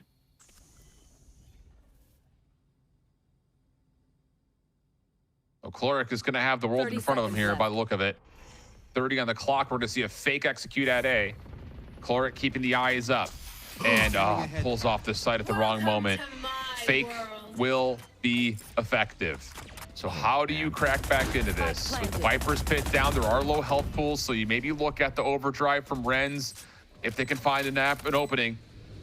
And it may be right here. Gun seen. Renz able to find the opener. More possibly in front of them. Aldrone to scout Scotty. maybe hard to tell, but the integrity of the poison's back in play. NRG Academy still around this site. Oh my goodness, and Clorix able to shut down Scotty. So now it's just down to what can you actually find from this top window position. That's the only place this post plant is really set up at. Ange will fall though, and Evictix will take the round. That is so hard to see, especially given the ultimates that got utilized so early on in the round. Usually I'd be like, hey, Hunter's Fury can clear out a little bit of space, especially with the Viper Spit being set up on B side. But NRG Academy, they expend all of it and don't really get anything to walk away with, and suddenly that becomes so much more free, and you can see the positioning that's just kind of being taken over. You know, the pit, the big question mark, how many people are inside of it, how many players are playing inside of it, while the rest of the players are kind of hanging back, and it's just too many things for NRG Academy to really take into account, especially after that fake works to perfection.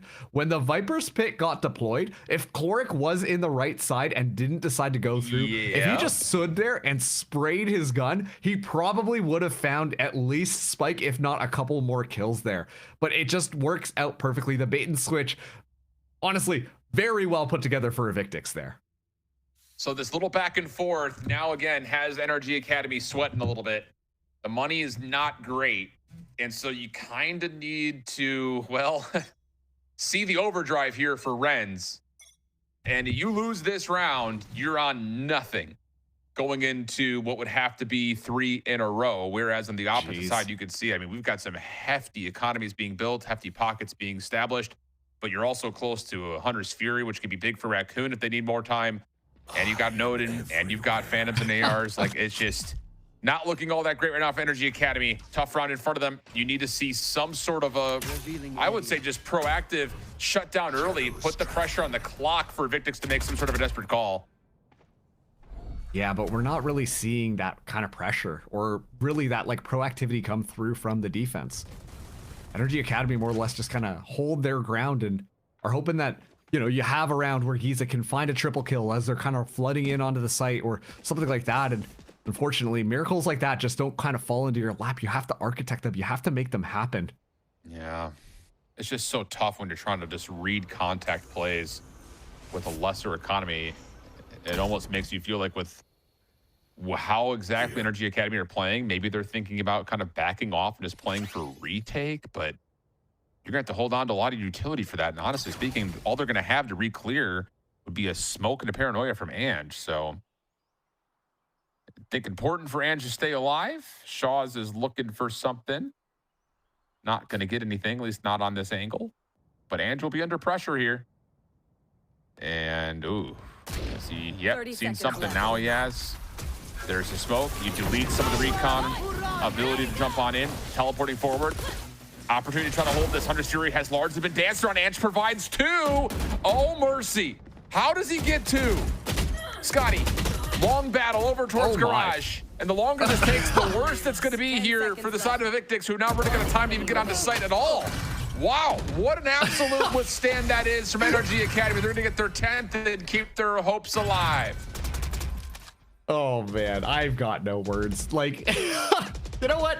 Maybe the strategy is just to rely on somebody to be able to find a multi-kill on the site, huh? Because it really feels like that's just how NRG are really relying on themselves to work. And that time around, it is Ange able to withstand all of that pressure, but most importantly, has Renz for backup, right? Because you see, the paranoia goes in. It's a wrench thrown into the gears of Evictix on their attack onto that C site. The teleport comes through, the shadow step, and then, Renz pops the ultimate there, and suddenly there's a lot more question marks than answers. Raccoon using the Hunter's Fury to try and clear them out, but it's just so fast and furious coming through from NRG Academy that there's simply no time for Evictix to react.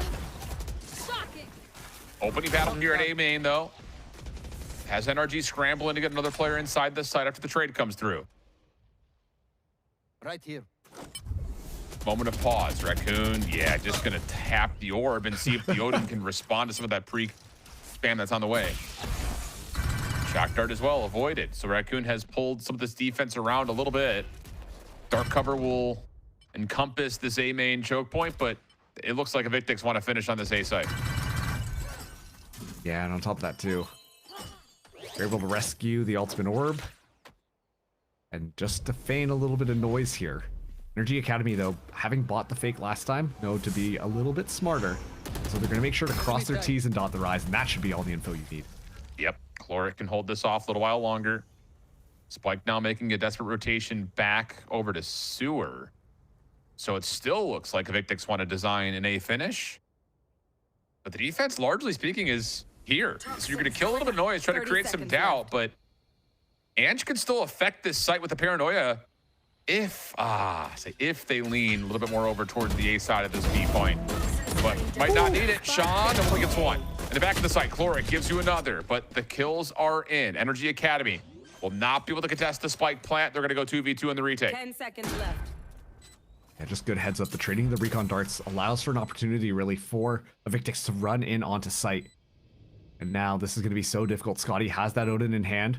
Going to get nice and set up here as the fuel expires. So NRG Academy take their time.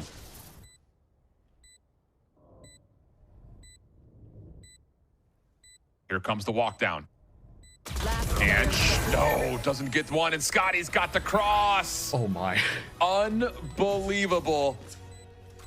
Evictix now 12-10 on series point. NRG Academy going to scramble with just not a comfortable arsenal. Not comfortable at all. Look at this. Valorant timing at its finest. Correct. Look at the wrong way and is like, hey, I should look back now. Oh, look who just popped around the corner and finds the kill too. Like, I don't know. Sometimes you're just like, oh yeah, beautiful plays, beautiful gun plays. But sometimes it's just like, man, that was really unlucky for you. Especially as it forces NRG Academy now onto the potential match point here. Once again, not elimination. I almost said elimination, not Grim Reaper Day yet. But that will secure the spot for Evictix if they're able to take this last round, while NRG Academy will have one more match to see whether or not they qualify, or then it's Grim Reaper time and you kind of get graveyard dead. So we're going to see how this one plays out here as a timeout being taken by Evictix. You know, talking about playing with your food, it really just kind of let NRG Academy stew in some of the stuff that's been going on here, but they've been looking really good. The site overwhelms, the site takes have all been pretty darn effective. It really feels like they've cleaned up a lot of their initiation into these sites. And once again, the post plant just looks phenomenal every single time. NRG Academy have been really struggling to try and find their opportunity to be it.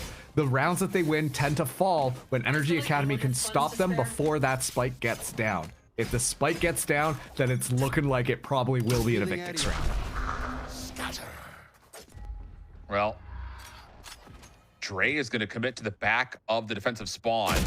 Timing. Oh! I was going to say it very well may have been one of those moments that you saw Ange kind of shutting down the play and forcing this hit from the front to have to find success. But now you've got an extra element, kind of a spy behind the play. See if you can pull this defense around. But no, NRG Academy just keep all their focus on the front doors, and they find every elimination that they need. Dre's going to get blindsided by Giza. And after what was a desperate play with the From the Shadows working out, no one else finds a single E-limit. NRG Academy are one away from sending us to another set of overtimes. NRG Academy, the team that is great for, this is a problem. I'm going to deal with it in the future. And they just completely put that Omen element in the room to the side, and you can tell Evictix, they're expected. They're like, oh man, we snuck Dre back there. Dre found a kill. That means all these resources from NRG Academy will make sure that they're going to deal with the Omen. But then instead, NRG Academy just decide to hold the W key and take the fight to Evictix. And then Dre suddenly is like, well, I guess I have to move forwards now because everyone's dying. And at that point, it's just simply too late.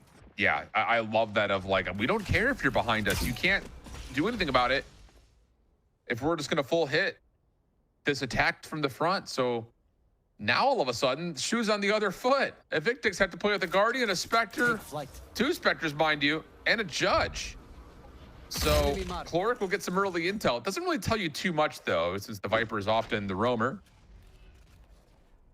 But this is just a hard commitment call for Evictix. At the moment, they're going to try to get a feel out here today. And at the same time, like, sure, it's not the best buy it, but we've seen Evictix make this stuff work. So that Shock Dart gets good damage in, at least on its work.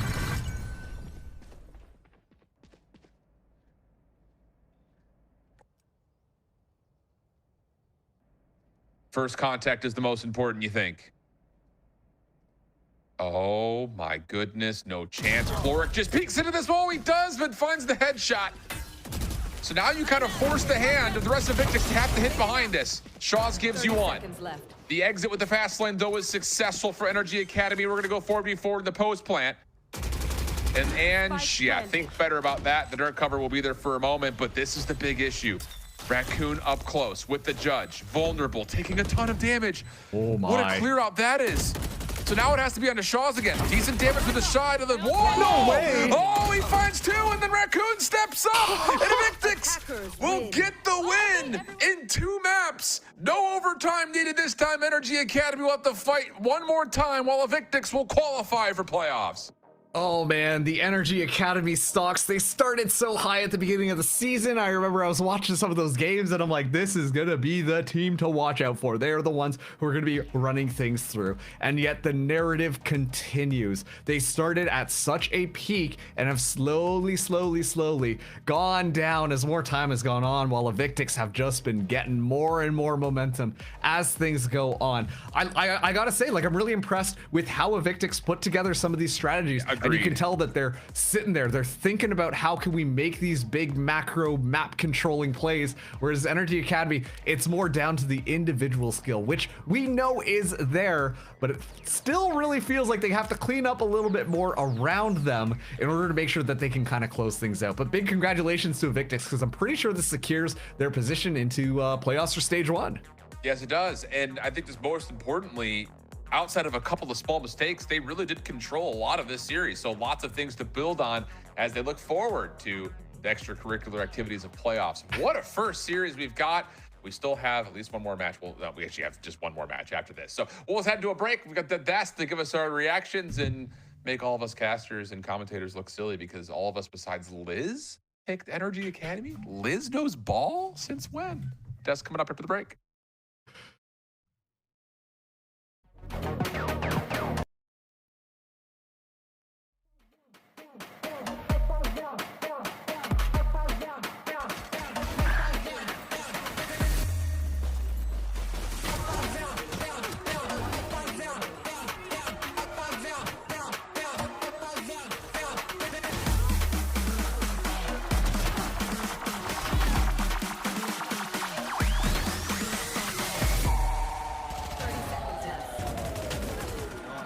Don't forget why.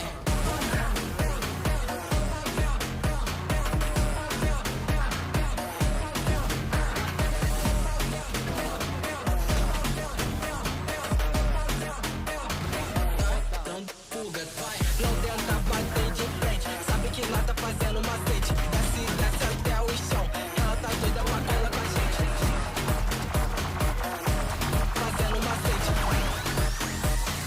Ela tá doida pra cola com a gente.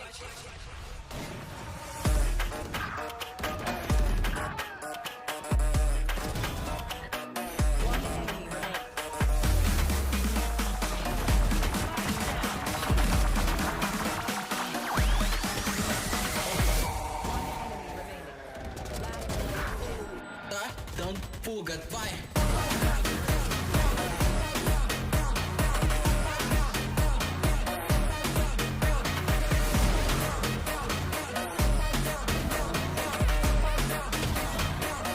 Don't forget why. Não tenta bater de frente. Sabe que lá tá fazendo macete. Desce até o chão. Ela tá doida pra cola com a gente. Fazendo macete. Ela tá doida pra cola com a gente.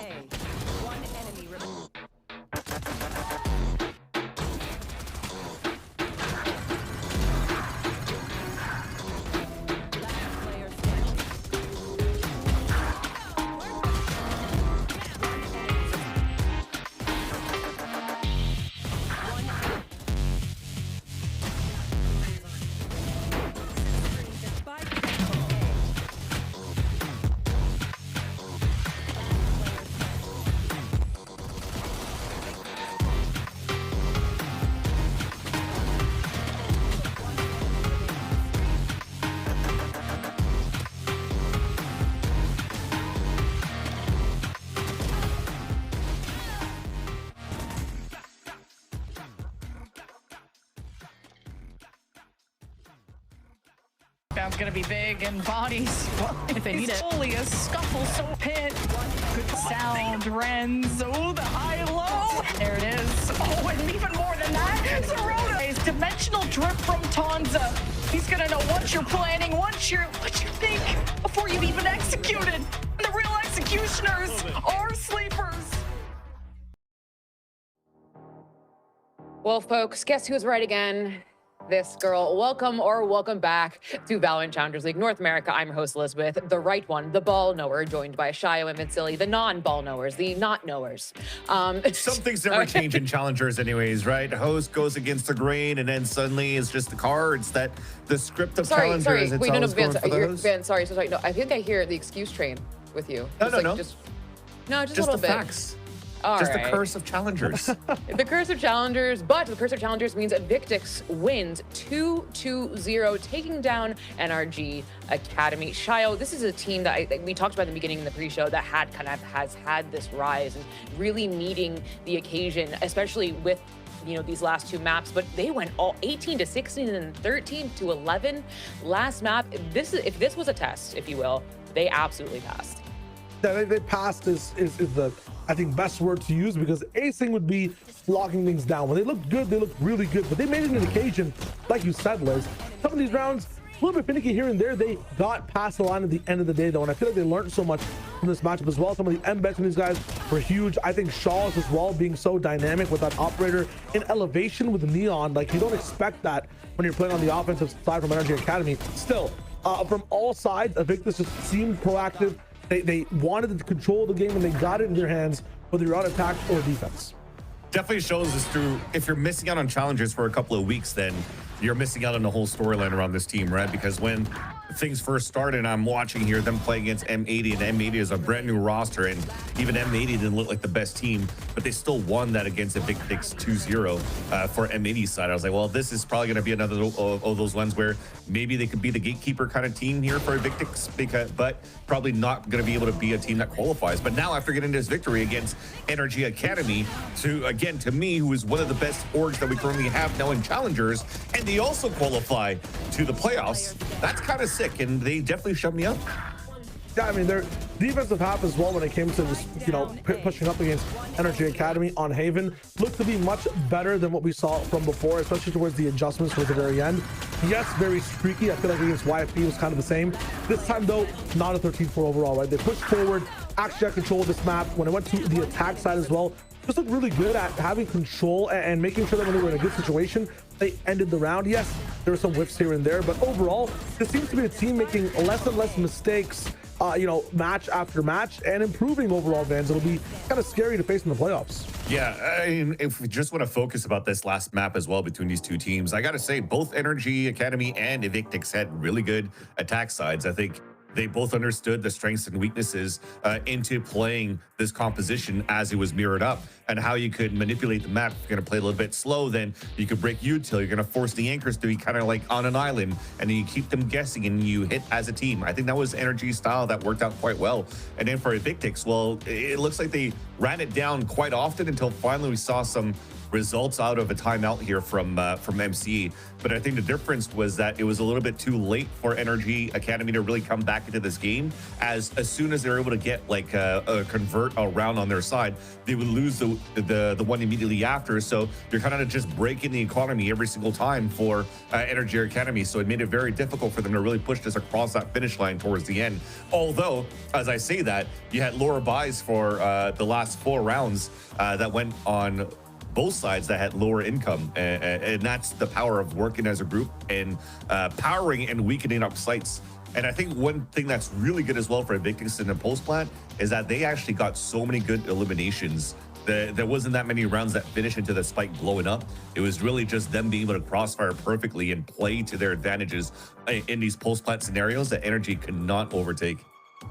I mean, we saw with that timeline that Evictix was struggling a little bit in that first half, which is this side they chose Shayo, but eventually, Shaw's got active, to borrow a term of phrase, and just really kind of turned it around. Again, like Vance is saying, credit to NRG with that timeout from MCE, but Evictix really turned up and made it count where they needed to.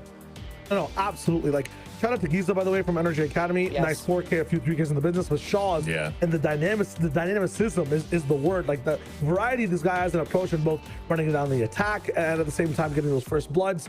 And then putting his team in a good position to be traded was huge. His scope as well was so nice to see on the defensive side when it was finally working. But it just seems like this team has a lot of tools in the shed. It's about picking the right ones and not hitting your thumb with the hammer, right? Not whiffing those moments where you have a clear advantage. They did that more than NRG, as in like not whiffing as much. There were still some mistakes on both sides, but I still got to give credit to Shaw's and the rest of the team for setting him up in such a way, and him setting up the rest of the players there too. Which unfortunately Renz didn't have. I mean, Renz also had good chances. It's just when it comes to, and honestly, NRG were flying on attack in the beginning, but the way that Shaw's came back, the way the rest of the team bolstered up behind him, and the way he was just opening rounds up on attack as well. The full package. Sometimes the full package is better than, you know, just a little bit of a slight one in general. But Vance, when it came to the head-to-head, Evictix just narrowly goes out in the lead in this time. Yeah, you have to think about the holistic things of like the what ifs as well this series, though, right? Because this is still an upset coming out from Evictix in my eyes. Because look at the final scorelines that we've had: an 18-16 for them over NRG Academy on Bind, then a 13-11. When NRG, how many pistols have they won? 0 out of 4. So that's already 4 rounds behind technically when you're playing this game against your opponent. When it's going to be 1st to 13, that's a quarter of your rounds already gone. So they needed really to iron things out and really play on the fly with so much pressure for NRG, knowing that they really wanted to win this series to try to bring this into overtime. They almost did. They pushed really Evictix to the limit, but unfortunately couldn't close out because of these unfortunate pistol rounds that didn't go into their favor. When I even think the Haven one, they even had a post plant in their favor, if I'm not mistaken, too. Or they were trying to go for a post plant on a 5v5, and then Evictix was able to get that back, right, on that pistol round. So it was just unfortunate looks here for NRG Academy that cleaning that up maybe will still show a strong side for this team going to their elimination game. I think the best things to take away from this one from the side of Evictix is that they have an awesome system with Shaw's and Traded being able to both play double duelist and have variety, as you see in this comp for Haven or other maps as well when it comes to Pearl if they don't want to run the double duelist.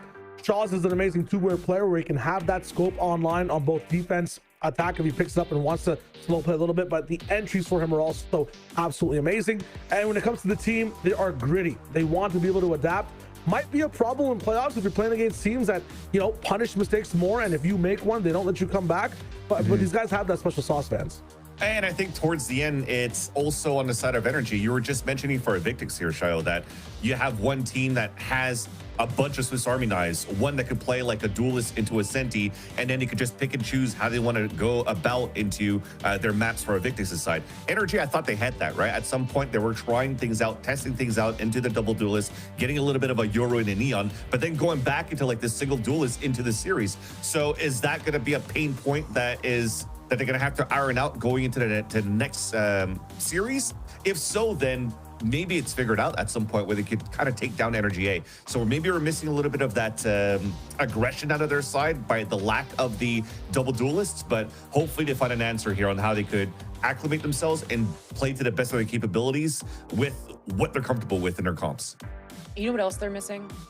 Or you guys are missing, rather, being right. Because I was right, and I was shamed for it, and y'all said, look at this. Oh, beautiful, stunning, brave. Look at me. Oh, I love it. I do want to say, though, this was a hard prediction because while I do think Evictix is on the rise, like, NRGA are such a good team. I expected it to be close, Van. I did not expect our first map to go 18-16 with Shaw's landing on 10 HP at the last round of that bind. But it is, I mean, to be fair, I think this just goes to show, I think we keep on talking in Challengers about how anything can happen. This is not the way we expected things to be. And you know that old saying, expect the unexpected, haha. But literally, you know, right here, it is true. But we have our post-match interview, and it is with the man of the hour. It is Shaw's from Team Evictix. Sir, come to the front, sit down, take a seat, because, oh my, sir, like that, first of all, are you tired? Do you want to do you need a Red Bull? Because your first map was 18-16, where you ended the map on 10 HP, so we could have gone an extra mile. And then 13-11, that takes a lot of stamina, Shaw. So how are you feeling? I'm really anxious because I don't know. I've always been just like anxious as a person, and playing matches compared to just like playing the game normally, it's different. It's very different. Yeah, I'm medicated for my anxiety, so I feel you on that.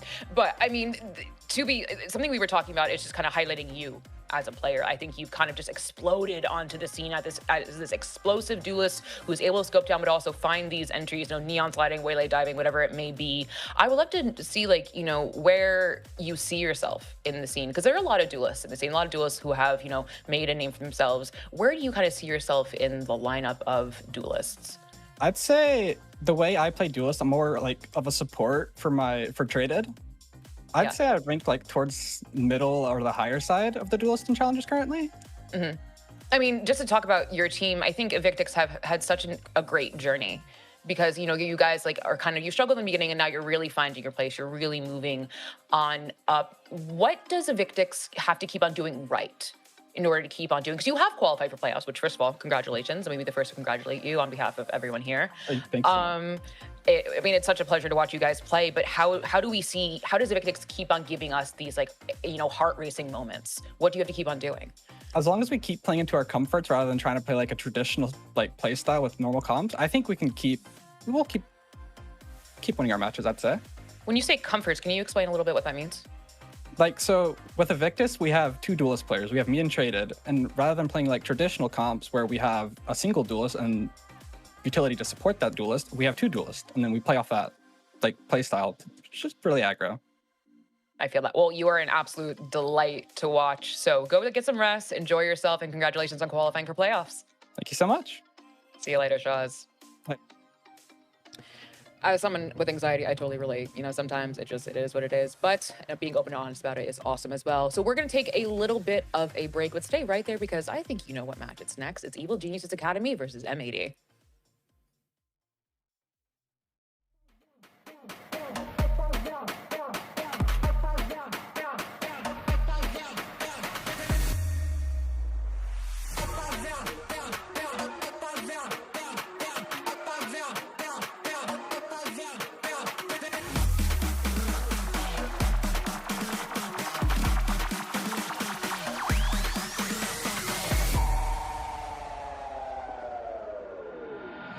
Don't forget why.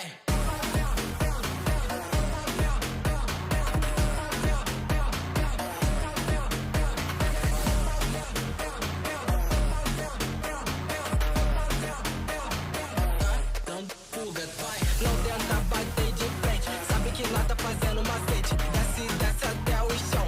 Ela tá doida pra colar com a gente. Fazendo macete.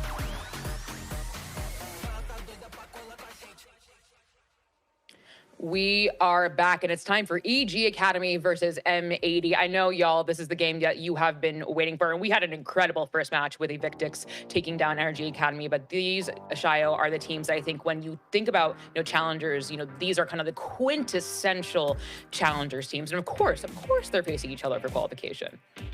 Absolutely. And when it comes to these two teams, when it comes to even trying to predict what's going to happen here, it could go any which way. The reason that this is one of the bangers as well is because both these teams have been playing so good. They have like specific styles, and players, if you're following along, have very unique approaches to the entire game. I think Zorona was one of the people that were popping off on the side of NRG Academy. Mitch has come through into tier 2 and is rocking things down there as well. You've got on the other side Paint, who's just such a cool player to be able to follow the journey from the start of this challengers to where we are now. Guimon too, Liz, I know you've been doing some watch parties on behalf of him, cheering on M80.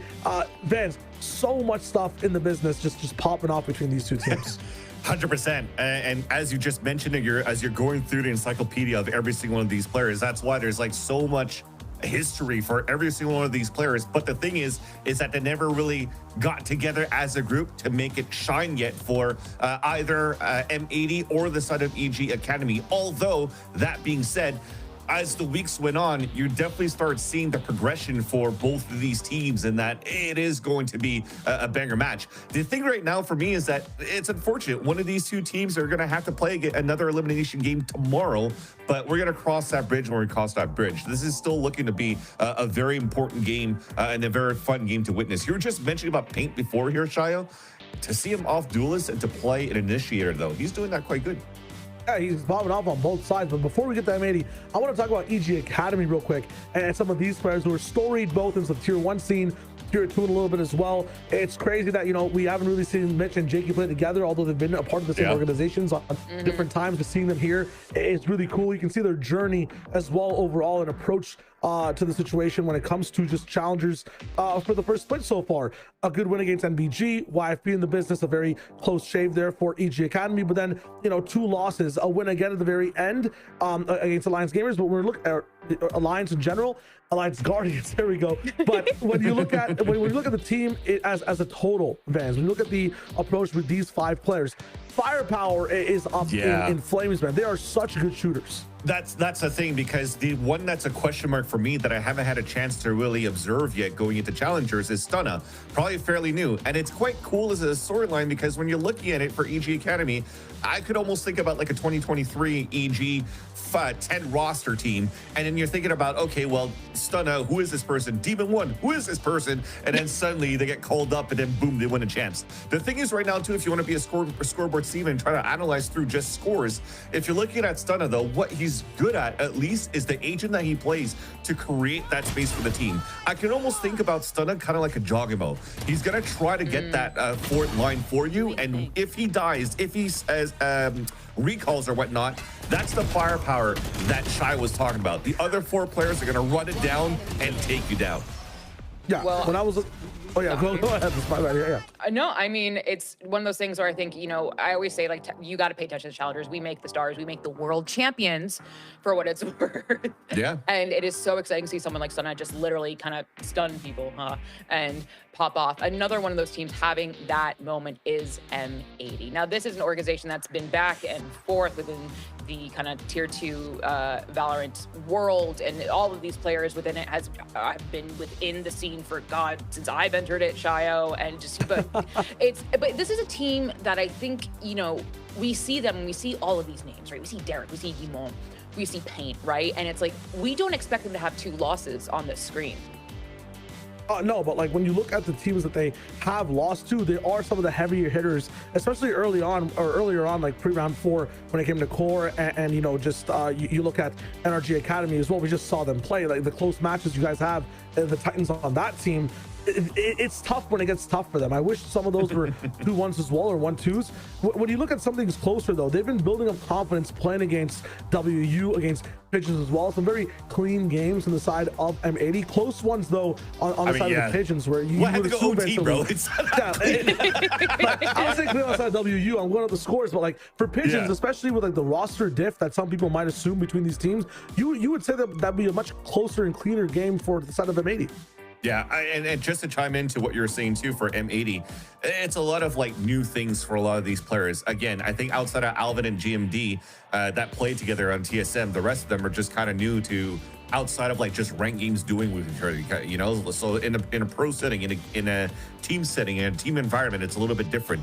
And at the same time, you also have Nismo at the helm, that it's his first year coaching. Well, they're still trying to find an assistant coach while they're going through all of this, you know. So there's been a lot of adaptation that needed to be done across this team. So for sure there was going to be some things that slip here and there. But again, I like to see the improvement, or I like the improvement that we saw at least week after week, even into the losses for M80. And I also think about this roster of kind of like they have so much to prove, and they are hungry to try to make it to challengers. I'm thinking of Alvin Boy, GMD, Derek, more specifically outside of Bonnie and Paint, right? Because they were so close of making it, and they've also already tasted the VCT stage before, and they want that back. Well, let's look at one of the utensils helping them get that taste of the VCT stage. Bonnie in general, we highlighted Stunna on the other side. Looking at the other dive duelists from this side, Bonnie's kind of been popping off, taking on that mantle of Waylay, taking on that mantle of the distraction, neon tech that we're seeing inside, you know, just Valorant in general right now. And he's been playing pretty well, Vans. You were talking about Stunna and the fact that he plays kind of like, you know, Jogimo. I think when I look at Bonnie and the way he plays, although Domi never strays off of neon, I feel like this guy's more of like the tank taunt type, you know, Pacific approach of character. When M80 need that fast line active, he's able to cause a distraction. Paint, the rest of the team comes in, they're able to clean up. I like that from the side of Bonnie. He's always not scared to go first, and he's also active with the scope too a lot. He might not, you know, spec onto the judge as much as someone like Domby would across seas, but he's always active on closer angles. And as you can see, even by some of these feeds so far, winning a lot of these risky 50-50 fights. If there's a 50-50, he's got like a binding Val clause to make it a 75-25 for himself, man. It's kind of insane. Yeah, if you're looking at this player to be able to have, you know, 2 main agents in the Wayland and Neon, and mechanically gifted as a Neon, for sure he's going to be able to do some wonders for the team. We've already saw in the past few years when he played with Burger Boys and through VCL, when he was picked up by Core to try it out for a bit into that short stint. Bonnie definitely has what it takes, and he's not talked about enough, but I think this is going to be one of those series that gives you a chance right now to really open your eyes into this M80 roster. Another group of people to keep your eyes on is our head-to-head today, which is Zerona versus Paint. We spoke about Paint just a little bit before, and I just saw someone, I think Ash said in chat, Zerona is the truth. And I absolutely 100%. I think to Ash's point, I just watched the EG TikTok Shio about their like grip strength thingy. With like they all did that. And I think Zerona had the highest one. So shout out to Zerona. I don't know about Paints, but these are two folks we definitely want to highlight today.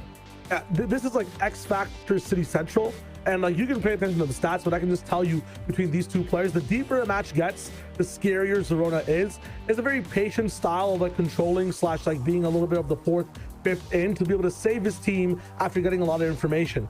Paint a lot of the time is kind of working off the util or the space that, you know, the duelist is creating for the team, and is finding advantages fast. They're kind of at different ends of the spectrum when it comes to making those plays for like the team in general, but the way they do it, man, if Zerona is left alive, you can assume a clutch is coming. If Paint sees that his duelist has gotten first blood, that round might just be over if he's there with that entry as well. And he's causing those entries with, you know, his KO as well, fans. We were talking about it a little bit. Him picking up KO, playing this initiator role, it's been going really well for him. It's like a mini Mazzino, pretty much at that point. But that's it. So you're telling me that you have to beat Evil Geniuses 13-2 and not give a chance for Zerona to activate, so that you actually have a chance in this game. Are you for EG? Are you an EG pilled here then? Me, like I've got a half and half pill. I'm not sure if they sell those. I don't know what's going on. I'm not advocating for that either in terms of, you know, buying certain types of. I don't have any pharmaceutical, what's it called, backing by any means. You know, I'm not I'm not in that side of the business. I'm in the business of analyzing Valorant, and for Zerona, it kind of translates with the agency in playing, right? We talked about the head-to-head from the last match. Viper was mentioned, but over here when it's on Zerona, it just looks so different, man. It's much more cerebral, less of an impact on, like, you know, util usage and stall, more about getting impact with your position and action. Like Zerona's that guy that likes to actually be there for when the trade happens, not stalling out the clutch. He's playing with his team. I think that's the thing with both these players and both these teams as well, and why this is a little bit harder to kind of, you know, is it an M80 win or an EG win here? The teams play really well together, really well together, and there's a caveat with that. If things are going wrong, the whole team looks a little bit lost. It's not like one person can just save the day. And we saw that a little bit with both these guys at the start of their runs. Granted, there were still wins involved. They need to start on the right pages against each other here, or we might see disaster strike before we see the glory. Well, where will disaster or glory strike? We have those map picks and bans coming at you right away. Now, these are teams that kind of are all over the place with maps, but I hear an oof from Shio. I'm gonna go to you right away. What are we thinking? Yeah, I'm looking at, you know, those long attack default maps of Abyss, Pearl, and Corrode. I'm looking at some of the mistakes that might have been happening from NRG Academy and M80 on Corrode in the past. But at the same time, I'm looking at, you know, that glory, that second part, the fixing of things, the VOD review, the coming back at it. Fans, I'm also looking at long games, though, on these maps. Like, these are some of the maps where it gets streaky on either sides on both attack and defense. I was just about to say also, it's time to bring the Yops out, I think, at this point, to play to those strengths as well and try to get those out. So if I'm looking at this matchup, I think this is going to be quite cool to look in between both of them. We were just talking about how Bonnie could be very successful, as is Neon. I don't know if he's going to try to switch to something else to try to get the op out to try to fight. But you were talking about trying to fix mistakes, right? They had a nice victory over Evictix in the first place when I think it was Bonnie playing a Yoru, if I'm not mistaken. But then right after that, there's still some ups and downs. There's no consistency coming out to M80 at this point yet on Pearl as that second map. But maybe that's the reason why too that EG's picking that up against them. Something I want to ask you, Van Silly, specifically, because you brought this up. We're gonna go back. We're gonna think back a little bit. about Paint. Because Paint, I think, for years was the duelist, right? You remember him on Shopify, and now we see him on like the KO. And we highlighted Zerona in that head-to-head, but Paint has been really trying to like find his rhythm on the KO from Nismo, who is arguably one of the, or has been one of the best KOs in the world. Talk about Paint a little bit and how he's been finding that rhythm. Criminal, actually, that Nismo actually hasn't had a shot towards the VCTs yet, and age is only a number. Look at what Baby Bay's doing on that stage, by the way, everybody. Bring Nismo into the big stage. Let's talk about that for Paint. Actually, I'm going to keep it a buck. As people are saying when Paint was in SRB and that he was like a star duelist and going into challengers, I don't think it was necessarily really there. Yes, he had that map where you're thinking about like 7 rounds in on Haven, he's like 21-0, but then there was still like some ups and downs. So I think it's very similar to like maybe seeing how Sim played with TSM in the past, where it's not necessarily like getting picks and overheats, but there's going to be a lot of support that's needed coming out here from Paint so that he could actually activate the way that he could. Now, at least he gets to play the KO where he's actually supporting the main duelist. So he kind of knows what he needed for him to find that success. So now under the coaching of Nismo, he also knows the timings that's needed to support his main duelist right now too. And when it comes down to being the secondary entry, I think that's the most important thing going into this meta. Because if your star duelist is going in as a Whaley or as a Neon, you're dashing in, you're refracting, or you're going in and you're dying. You need your flex player to be a star firepower, a star duelist maybe that has heavy firepower that could be the secondary entry so that it helps you take site control, and Paint fits that role. Well, M80 and EGA, Evil Geniuses Academy, are both such incredible teams who still have to find the rhythm, which has made our predictions, I think, a little bit more difficult than the last game. And okay, so if you're just joining us, last time I was the only one to pred the team that won, and now my mortal enemy Shift is doing the same thing.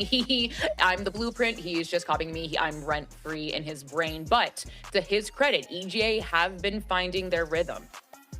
Vince, I'm going to go to you about that. Yeah. Back to you, Shia.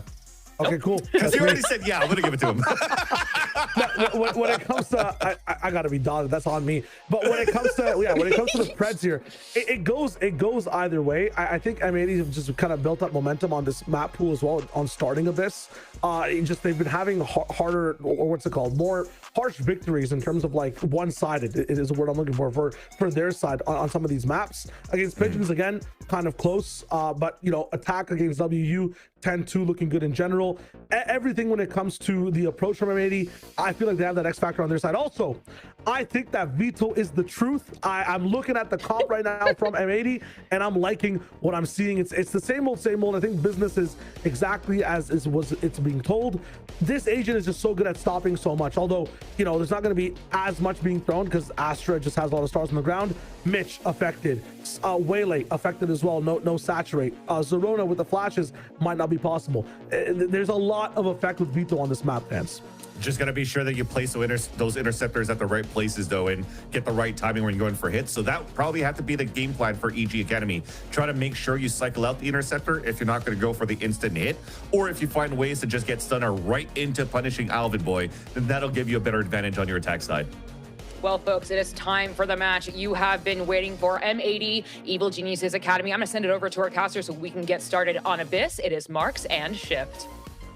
Yeah, pumped for this one, man. I like the comm on Vito from Shio in particular. I'm excited for it. I mean, first time live casting over Vito action, but just kind of in practicum and just based on what you would assume is the thought process around using it, it seems to make sense. It just comes down to, are you actually able to find the value with it? That's often the case. It's like, it can make sense on paper. It just comes down to the actual execution.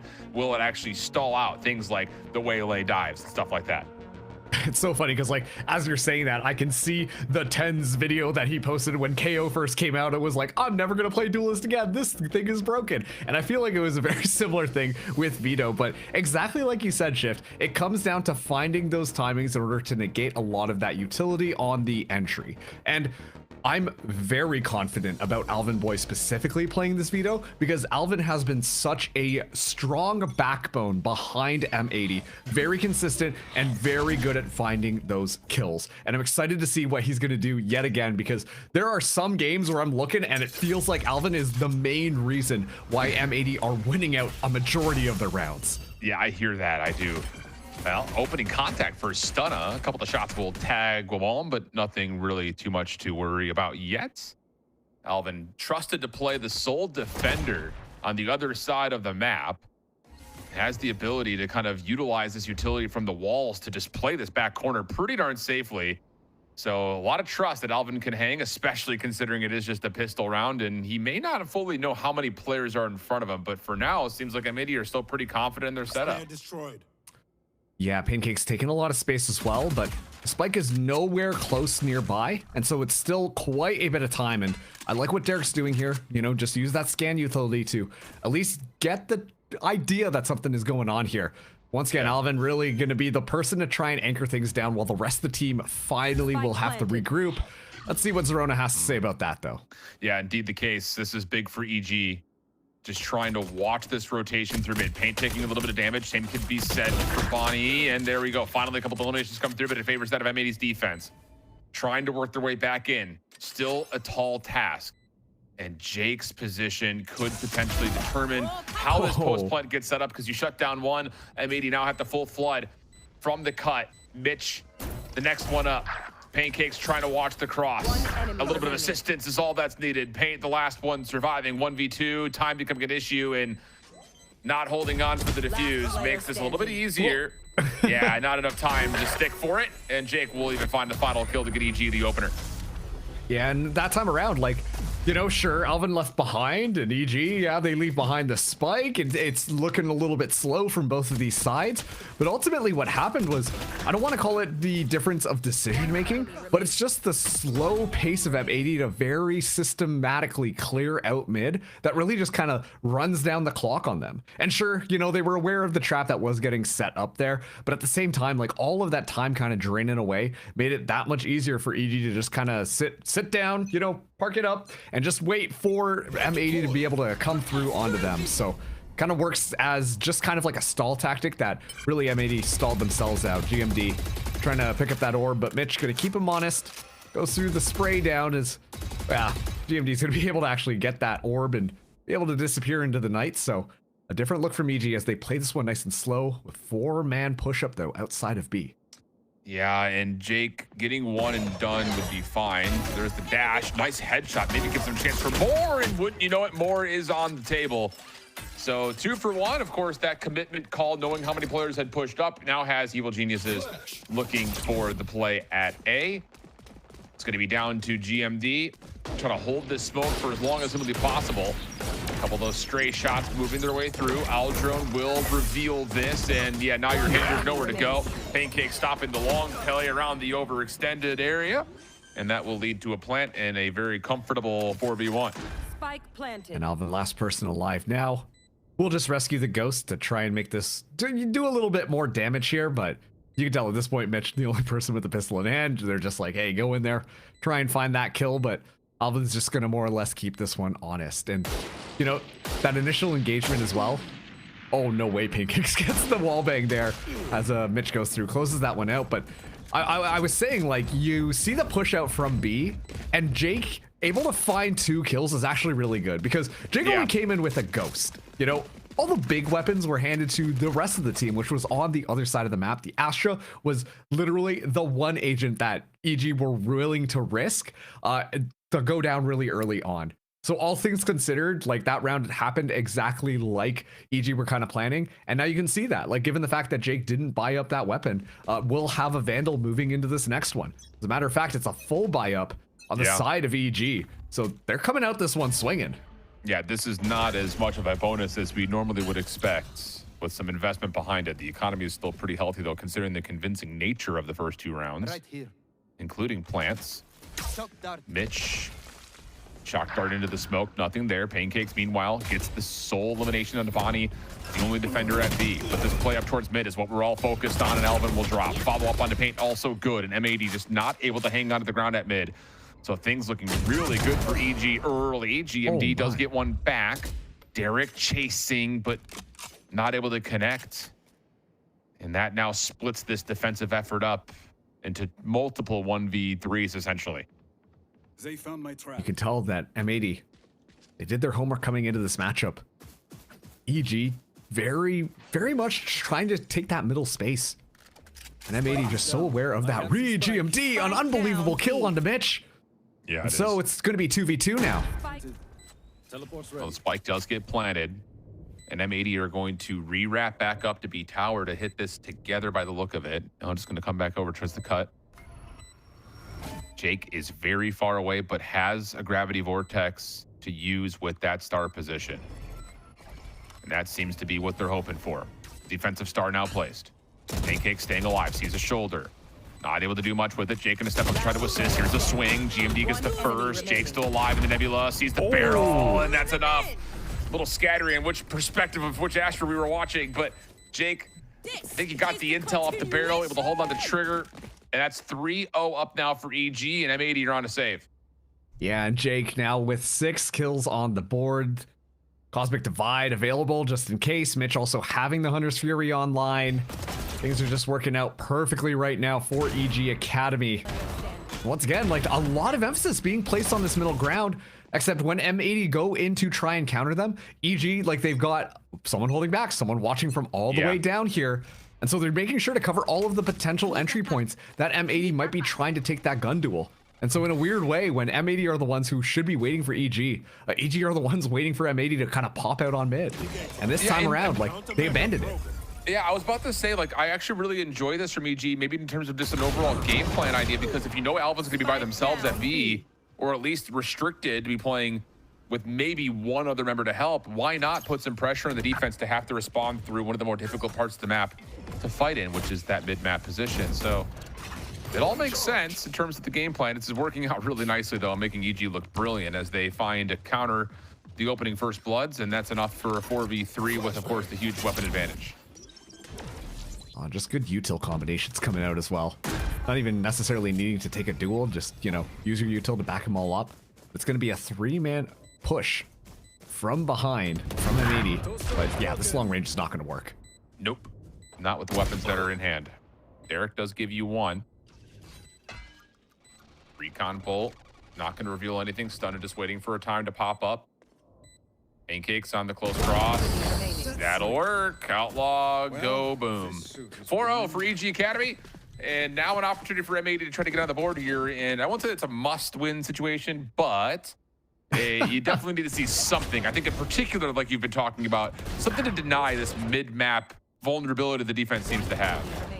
Yeah, and it's such like a question about that mid, right? Because it's like, well, they really pressured it, so we should probably defend it. But then that, as a result, they pull all the resources away from the other sites, and then suddenly Pancakes is just walking in, being able to secure a couple of kills and make sure that EG can just kick the door wide open. It's really difficult decision-making that kind of needs to happen from M80 and trying to read what is going on, but it's a very early Cosmic Divide to try and cut a lot of this noise and give away this mid-space for free, but M80, they're ready for it. Yeah, they sure are. Maybe not even expecting that EG were going to try to play through this Cosmic Divide, but the read is perfect, the response is brilliant, and now the spike is down in a spot that is probably irrecoverable. But we'll see how things unfold. Stunna and Mitch trying to work this together. Well, not together. They're going to work it individually, and how much they actually commit is another part of the conversation, because with 60 seconds left and, well, maybe an opportunity to open up space around the back. There could be something here, and yeah, that's the case. Mitch is going to try to join him through A to see if they can surprise this mid setup. Look at that. GMD, Derek, and Paint all stacked up together. Like, we're gonna just systematically move through and decimate anyone we run into. But the fact that Bonnie is holding back here should be good information, but opportunity right now for a clamp really to happen. Bonnie's not looking the right way. Mitch might get away with this one for free. Never mind, the cavalry is watching this angle. Yes, they are, and Derek gets the long-range shot to land. Hop in the corner, also connects for Bonnie. So there we go. I mean, through what was a really cheeky idea with the Cosmic Divide, M80 don't falter or really even bend at all. So that's exactly what the doctor ordered for an M80 fan. Like, it was a strategy, you know. You're right about that. The big issue with what happened there was Paint was on the right side of the Cosmic Divide. And so a lot of that space that EG were expecting to walk away for free with, all of the footsteps get heard, and then the comm comes through from Paint to let all the other people know, hey, by the way, they're just kind of running it down. And so all of them were like, all right, we'll just wait for them to walk through the Cosmic Divide. And so a little bit of a cheeky idea, but I don't think it was well executed in that sense, as this time Alvin actually with the operator, which is a little different. Whoa, hold on a second. Okay, thankfully you're able to get the cross cut to get back to safety. Pancakes gives you the one though, and Stunna space with EG diving into the site will take down Alvin off of his retreat back to the teleporter. So now you've got a post plant 5v3, and honestly, if you're M80, you're likely saving in this instance, unless you can find one on this opening contact. But this is a really tough ask to jump into. You do have a null command though if you can find one, but here come EG. They're gonna try to bully out a long play. Stun is able to give you one from the front. And yeah, there's just not really much of a lifeline here for Derek, caught kind of a no man's land. Zerona shuts that one down just after the bonk as well to make sure Derek doesn't get up to anything. And I really got to compliment EG to play off of the waylay there. I mean, once again, Alvin being the person with the operator, kind of playing it like that pseudo chamber style that we've seen so often. You know, you go for a shot and then you teleport away. But this time around, you know, comboed off of the saturate that Stunna tosses onto the ground. Make sure that, hey, the amount of time between those two operator bullets that can fly out is next to 0. And as a result of that, like, EG can just flood in off of all the space that Stunna was able to gain off of just a little bit of utility that Zerona tossed in onto the site. When we highlighted that kind of initiator head-to-head between Paint and Zerona, I mean, Zerona is the one who goes in and makes the plays. Paint is really good at supporting the plays. Yeah. And we can, in that last round, I think that did an excellent job at demonstrating how Zerona likes to play the KO, to be so proactive to allow Stunna to fly in onto it. And right now, it really feels like EG have taken a lot of time to work on their synergy in how they want to hit the sites and coordinating all of their utility, because it's really just looking squeaky clean. So with 4 ultimates available and mostly full weapons, M80 will come off the timeout. And how do they want to set this up? I mean, you've got some choke point control of utility with an interceptor and chokehold at B. That Bonnie could play off of with an opening angle, but it's going to be instead a lot of resolve surrounding this A site, which, we'll see how things kind of unfold with that, because the Aldrin's already getting a lot of early clearance from the back of B. And that's something that, again, as an op holder, you have to be very cautious about. The conversion path's going to come through as well. That doesn't really do too much to dissuade this defense, but it will pull some focus back through mid where Pancakes is waiting. I was going to say, at least they're able to get the convergent paths out without real any issues. And once again, we're seeing one of the, I wouldn't call it a problem yet, but one of those technicalities of how EG like to play this. The spike is slowly making its way over now onto this B site, given the fact that Sun is able to take all that space. But that allows plenty of time for M80 to rotate around and get themselves set up and ready to go. This one is going to be a brawl between the two. Well, the knife will be sent out.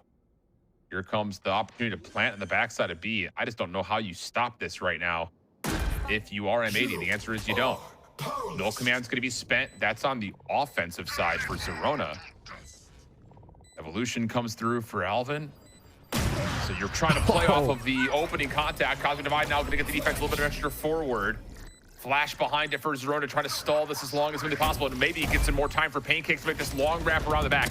You have to hold if you're EG Academy. Give time for Pancakes to make a play. Alvin gives you one. Paint down for now. But on the defuse, it's going to be M80. You got to try to get there in time. Pancakes is not here yet. Jake trying to get there. Pancakes able to find one. The spike diffuser is taken down, just down to Alvin now. Paint will expire. It's the halfway. Shoulder from Jake works out. And it's EG who wins the round thanks to Pancakes just barely getting involved.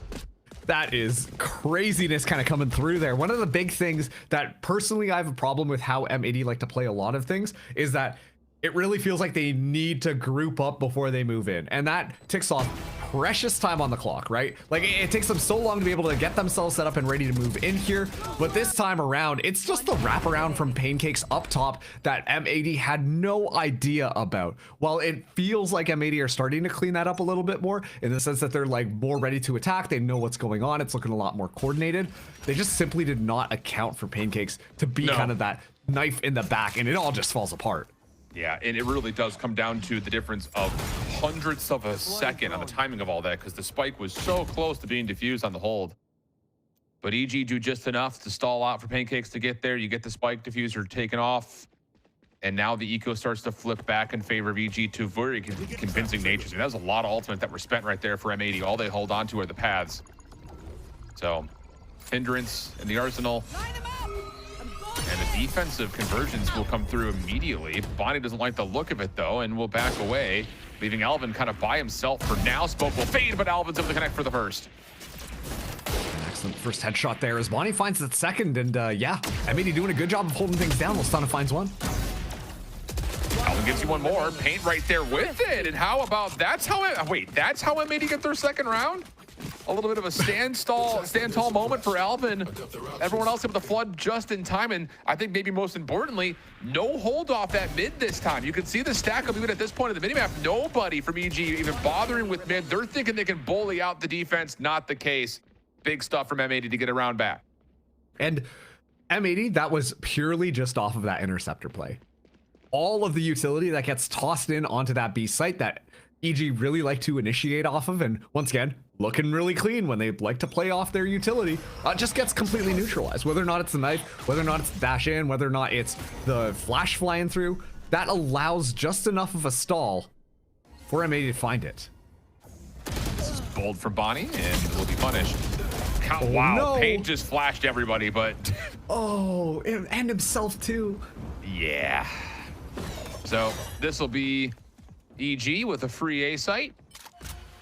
M80 will need to make a decision here in what they want to do. I mean, this is a tall ask for a 3v5 with a Cosmic Divide still available.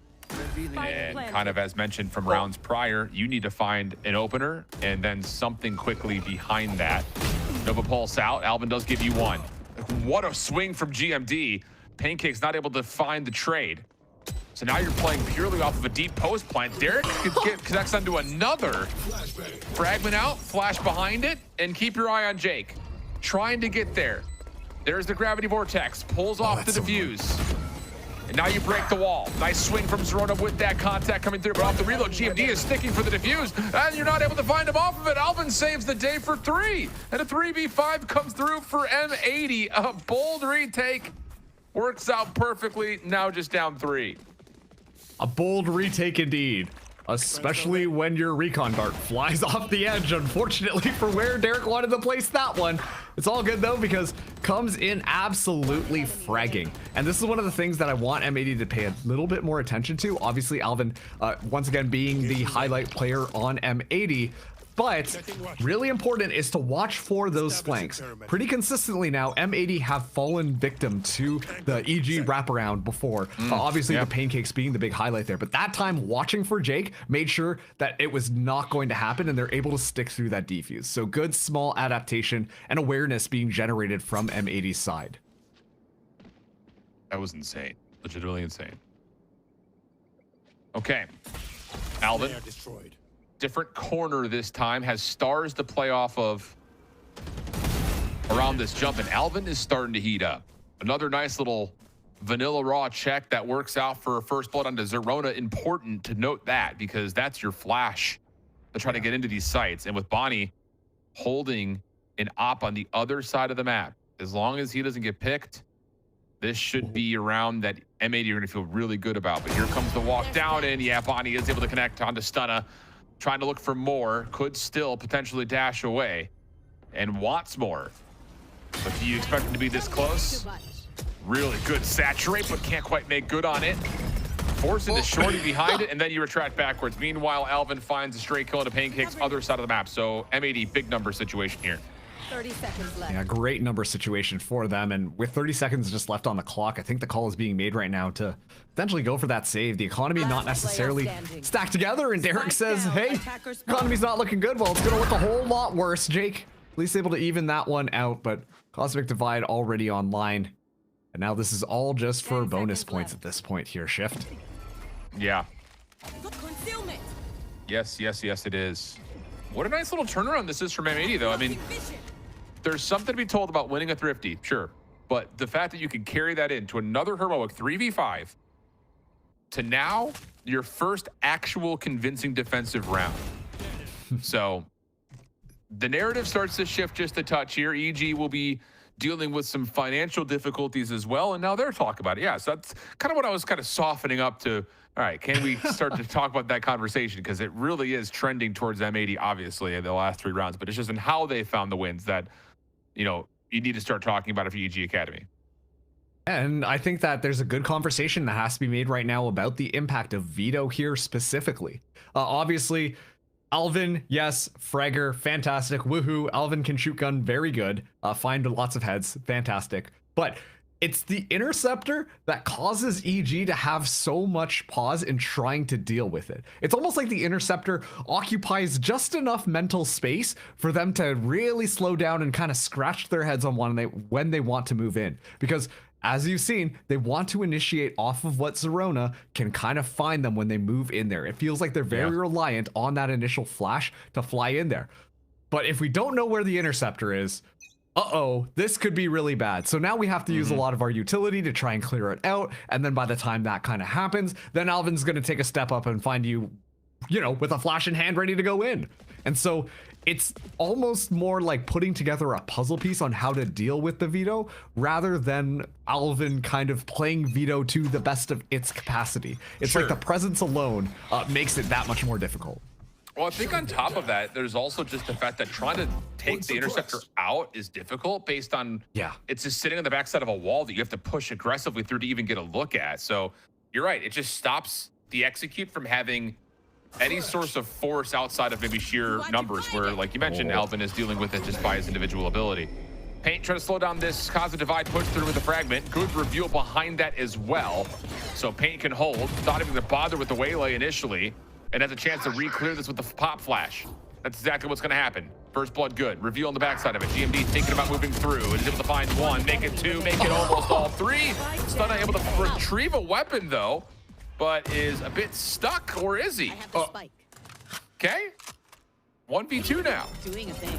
Oh, it almost gets to saturate the land, but Bonnie connects, and we'll have a 1-round game. Yeah, I mean, that's the thing about the... okay, Bonnie. That's the thing about the operator. It go boom. As long as you get that initial bullet, you're going to be fine. And that time around, like, I think that this is just Paint kind of play into that duelist prowess. Obviously, the highlight made before that the best points were really making is the fact that Paint used to play Duelist for Shopify Rebellion and was doing a fantastic job with it.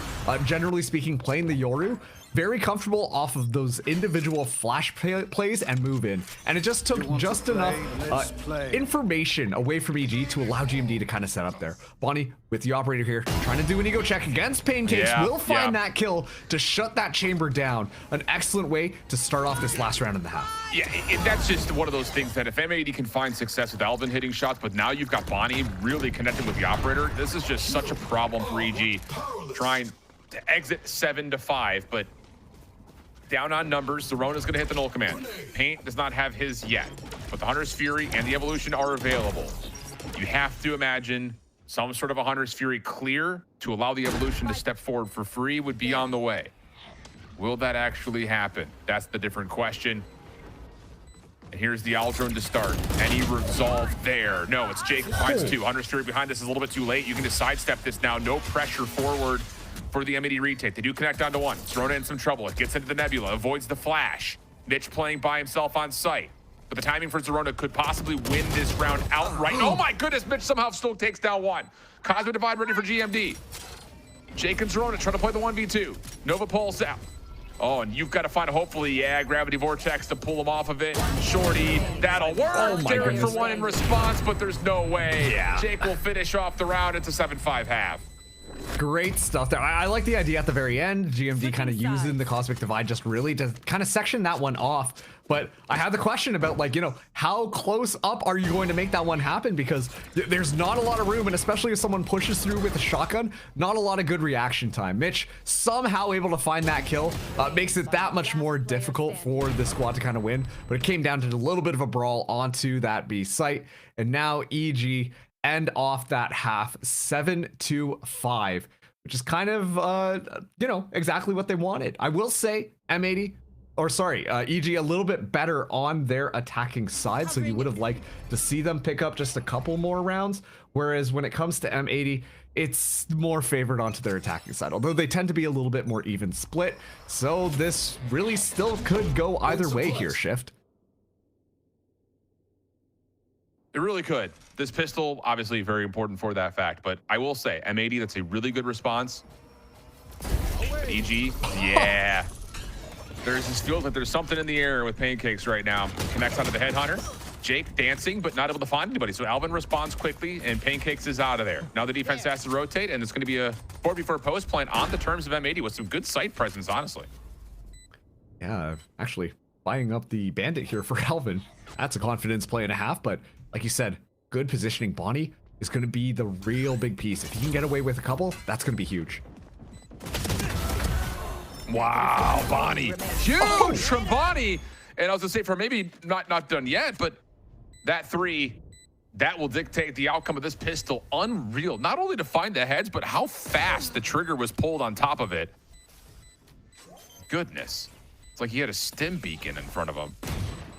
So now it's just down to Mitch. There won't be any time for him to play for the defuse to see if he can find any consolation kills. Not going to happen, but I mean, are we kidding with that trigger speed for Bonnie to find 3 headshots? That was insane.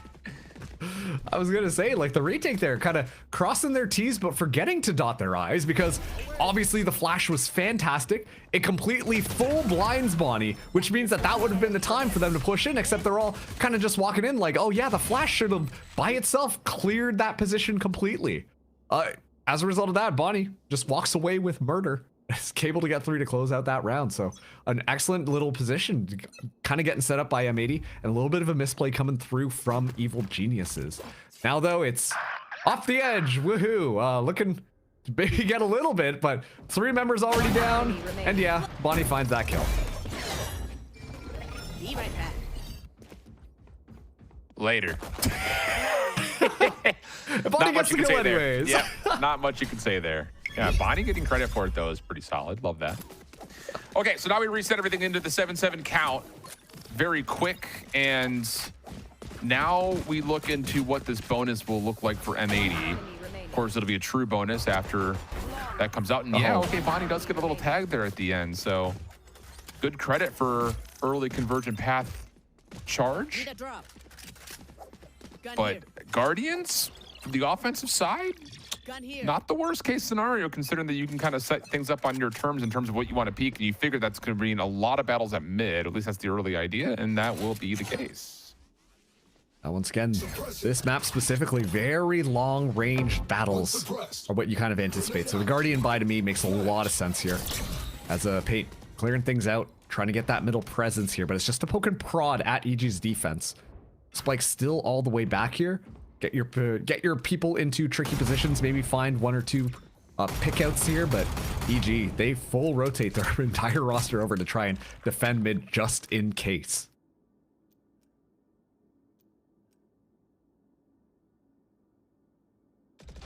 Well, no contact immediately. Stun is going to give him an opportunity, and that's what we're talking about. That pick from Alvin now starts to lean into a spike collection.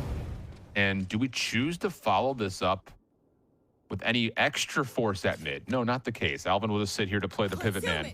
Everyone else is going to try to focus on the front doors. And it'll be Mitch, the first one up, sitting close in this nebula. He hears the orb, here's the owl drone, but Paint is covering both. And the convergent paths will have M80 diving on a day. Wow. Double whoa. Oh, wait, hold on a second. EG are somehow fighting this back. It looked like the full force was going to work out, but oh my goodness. No, pardon me?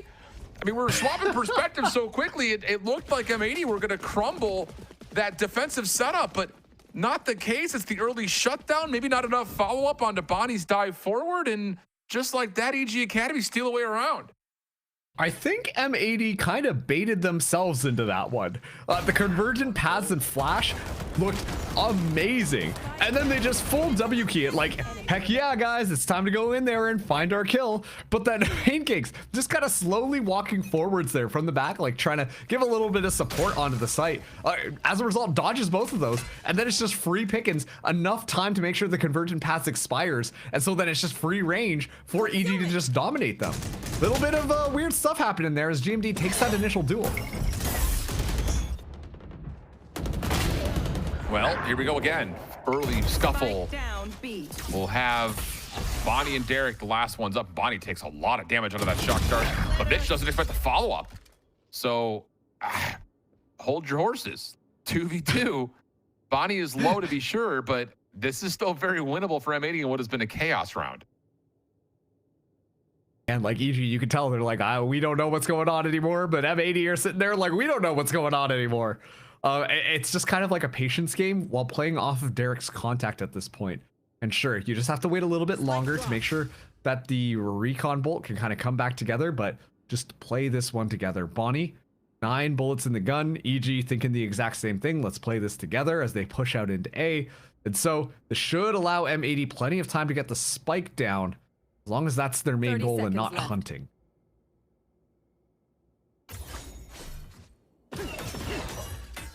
Well, Bonnie will get access into B. No one home, of course. So it just comes down to where do we want to put the spike for our post plan? And it's a location that makes you believe that M80 are not going to vacate the site. They're going to try to hold this from either the backside of the ledge or just from on site in particular. And that's indeed the case. So we're just going to get a raw 2v2 here in front of the site. One enemy remaining. And there's the first. So now it's just on to Bonnie. Tall ass with 19 health to do this, and that's why. Trying to take the angle away, trying to find the timing, not going to happen. EG Academy up to 9-7. Yeah, great round from EG onto that retake, but you could see like M80 kind of psyching themselves out there. Because of the time crunch that was kind of going on, they weren't able to fully clear things out, and so they have to expend the utility from Derek to make sure that they're not coming from spawn. But in the midst of all of this kind of like chaos that's been going on, it didn't give them adequate time to get themselves set up properly onto the retake. They had no idea where EG Academy were going to be coming in from. And so then all of that afforded time meant that M80 just kind of got stuck.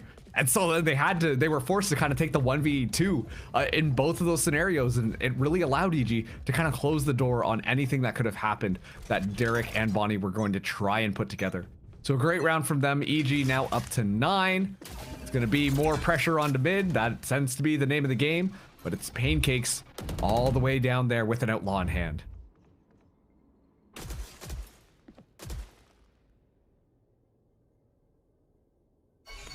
Well, this could get interesting. M80 are looking to just bully ball out this setup for EG.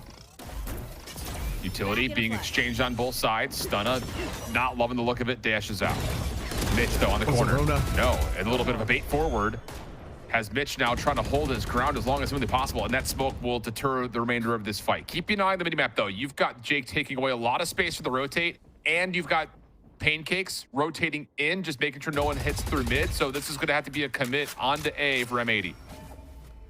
Man, if Serona had just a little bit of a faster firing gun, that could have been deadly. EG setting up a trap that time to make it seem like nobody could possibly be in that corner. You know, you see Mitch back out, completely walk out, and then you see Stunna fly through. Surely no one's there. And yet it all kind of falls flat on its head as M80 makes sure to clear that one out as well. Good awareness as they look to move into the site.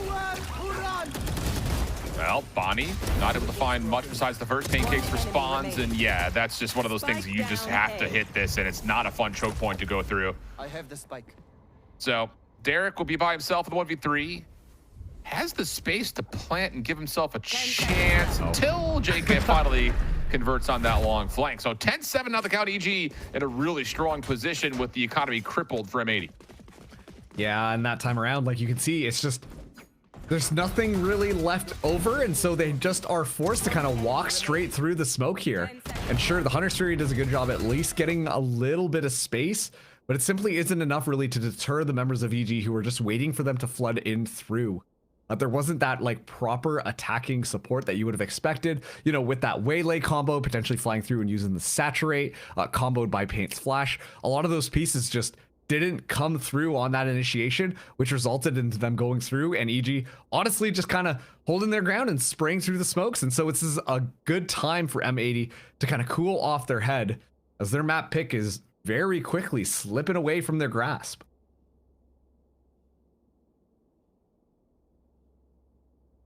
Okay.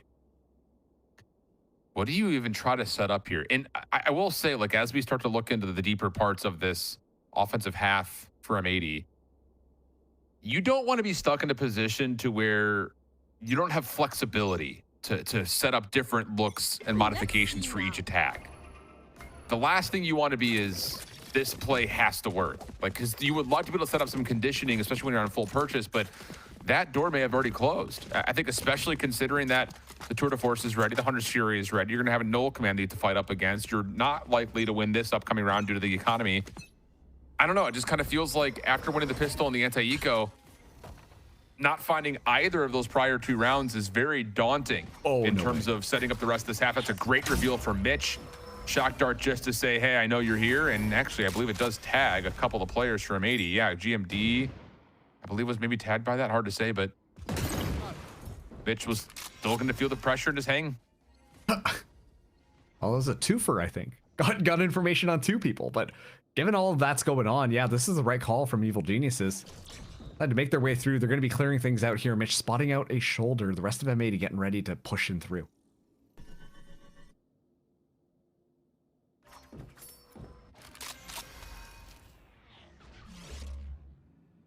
Well, this could be interesting on the flip side because this battle at mid may determine the outcome of the round. And EG will find the initial trade. Pancake still committed to playing off this good flash coming through, but Pancake still connects while Flash and Zerona stops the opposite angle. Last one left to beat Derek. Nowhere to go. So you drop one of the process. Mitch does a lot of the work, honestly, for you to know that, yep, this is a play at through mid.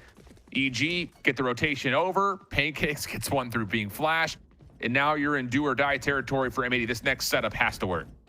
Yeah, it really does. I mean, just good comboing coming through from the Evil Geniuses side. And while I feel like the course of challengers so far, M80, you know, they look their weakest when they first started out. This is another one of those teams where you put together a roster of all these well-known tier 2 players, and the hardest part is going to be making sure they gel together well. Versus Evil Geniuses, it really feels like they've gotten to that point where they're playing very comfortably off of each other, where M80 are still staggering a little bit. And it's in those moments that, you know, in those massive team fights, EG are just going to really have the better setup and better communication to make sure that everything is going to be covered. Okay, well, M80 I feel like are going to recognize the importance of this round, and I imagine a lot of the timeout from prior is going to be focused on what they want to do here. But look at this little walk up from NRG Academy just to try to watch that cross at B main. That little bit of intel, I have to imagine, has Mitch very antsy at the back of the defensive spawn. Same can be said for Jake, rotating over from A. Evolution will come through. Jake's going to be able to just give himself a little bit of space to work with. This first contact could be critical as the hit is underway. But would you ever expect Jake to be here? You don't. He's able to find 2. Does he get all 3? Yes, he does. And Jake has EG feeling good here in round 19. Spike planted. Oh, Hunter's Fury as well coming out from Mitch just to kind of clear a little bit of space. You asked me a little bit preemptive, but this is going to be just a 5v2 retake. GMD and Derek up against the world.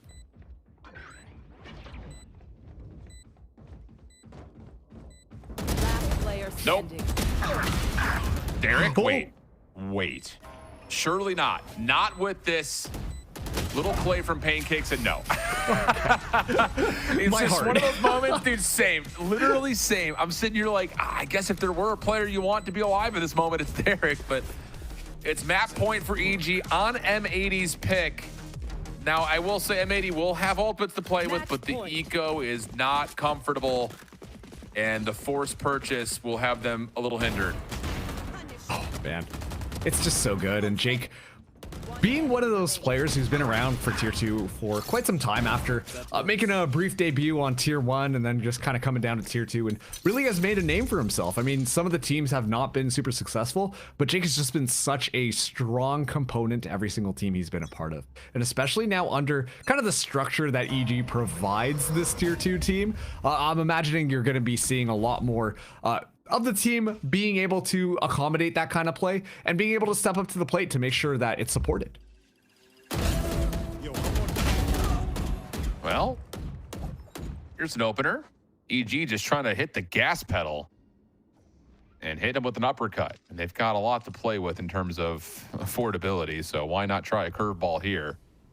But Alvin shuts that down. A little crossfire setup here at the front gates at A. You would have to line everything up though. Aldrone doesn't get any tags. Here comes the convergent paths. Jake gets you one, but just cannot respond to the flash in his face. So that will likely be the outcome of this round here. It gets M80 their 8th as Zerona, well, I don't imagine he'll give this much of an effort. And yeah, it looks like he's just gonna peel off the back and make sure he doesn't get chased. And yeah, sure. I mean, that round doesn't quite go the way that EG Academy wanted it to. Like, you know, the rush out onto mid, they're hoping to find a couple more things, and obviously not being able to find the kills necessary and just kind of getting shut down. It doesn't quite work out well for them.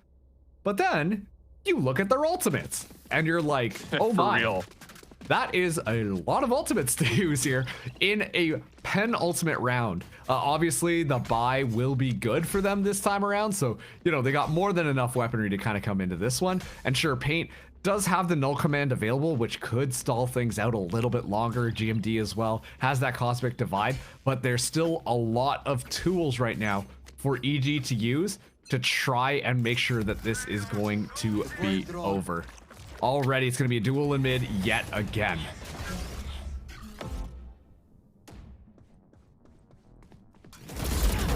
Well, Alvin still gives you one while being flashed. Mitch up top is thinking about it, but gets turned away. And hold on a second. That may be a little bit of an overheat right now for EG, kind of throwing away a couple of lives. You got the tour de force out, and you obviously understand that Pancakes can hang and hold the zone at B, but this force at mid gets stifled again, and M80 are cooking. All right, EG. Let's maybe not push out on mid next round. Heard that, dude. I think that might be what is going wrong here, because they're consistently just walking into M80 setting up. And now, hey, you know what? At least we didn't use all of our ultimates. Only issue is M80, yeah, they're going to expend a couple of their own to really make sure this is going to be tough. Pancakes cannot use the tour de force. Well, a couple of the tags are in. Pancakes still alive, but only barely gets himself one. I don't know if that'll really turn the tides too much, but null command cosmic divide does give you a consideration, but maybe less of one now that M80 have hit one of their own. Tough call to break through this, but trying to make it work. Jake going quickly. He's going to reward himself with one. Now to the 2v2. Derek playing deep. Alvin on the site gets blindsided. So now it's just down to, can you actually do much with this? 100 Fury is out, and you get a shock dart elimination. That'll stall things quite convincingly, but the Cosmic Divide's in play. Zerona to halfway and more. Derek trying to get there, swapping between weapons, and it gets defused. There's no way, dude. He wasn't sure what to do. Knife or shorty, and maybe that small moment of indecision cost them an extra round. There's no way. Oh, man. The most chaotic map we've seen maybe in Challengers yet ends like that. I was gonna say, like, it felt like a series of unfortunate events unfolding in front of our very eyes, and in that last round, like, you see Paint as well. You know, he's in there, has the null command, and then when they actually pop out, it's just after that last pulse wave goes, and then just goes down and can't be res. And so then they're down one other person, you know, and suddenly, like, you see EG, they're on the back foot, they can go through, they can set up the Cosmic Divide, they can go for the defuse, while their null command is activated. It just, listen, the stars aligned perfectly for EG Academy. There was no other way that map would have went. My hair is crazy because I'm literally sitting here pulling on it the entire way through those last 4 rounds.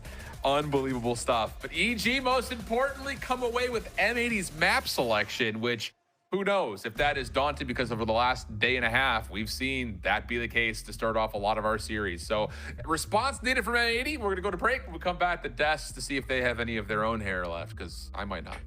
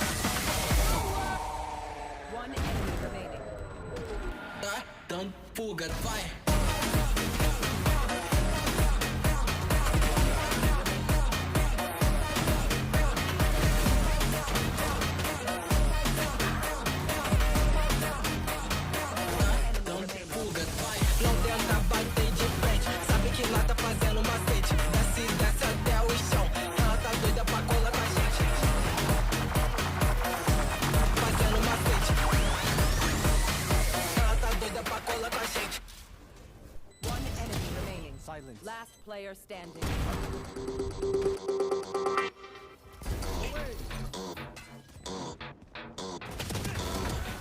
Back in a one enemy remains.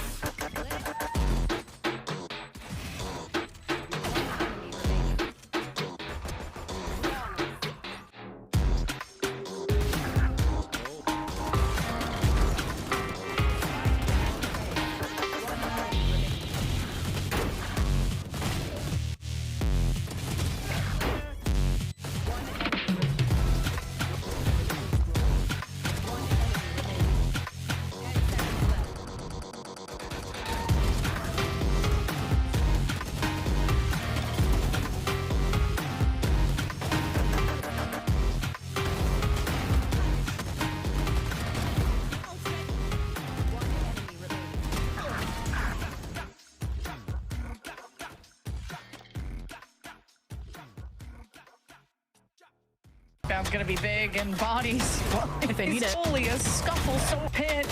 Good sound, Renz. Oh, the high-low. There it is. Oh, and even more than that, Zarota is dimensional drip from Tonza. He's gonna know what you're planning, what you think before you've even executed. And the real executioners are sleepers. Well, folks, you might notice I'm out of focus. It's because I slammed my desk so hard at the end of that map that I cannot fix the focus on my camera. Welcome back to VALORANT Challengers League North America. I'm your host, Elizabeth, joined with Shio and Vincili on the desk. And I just need you, if you just joined us, just go back.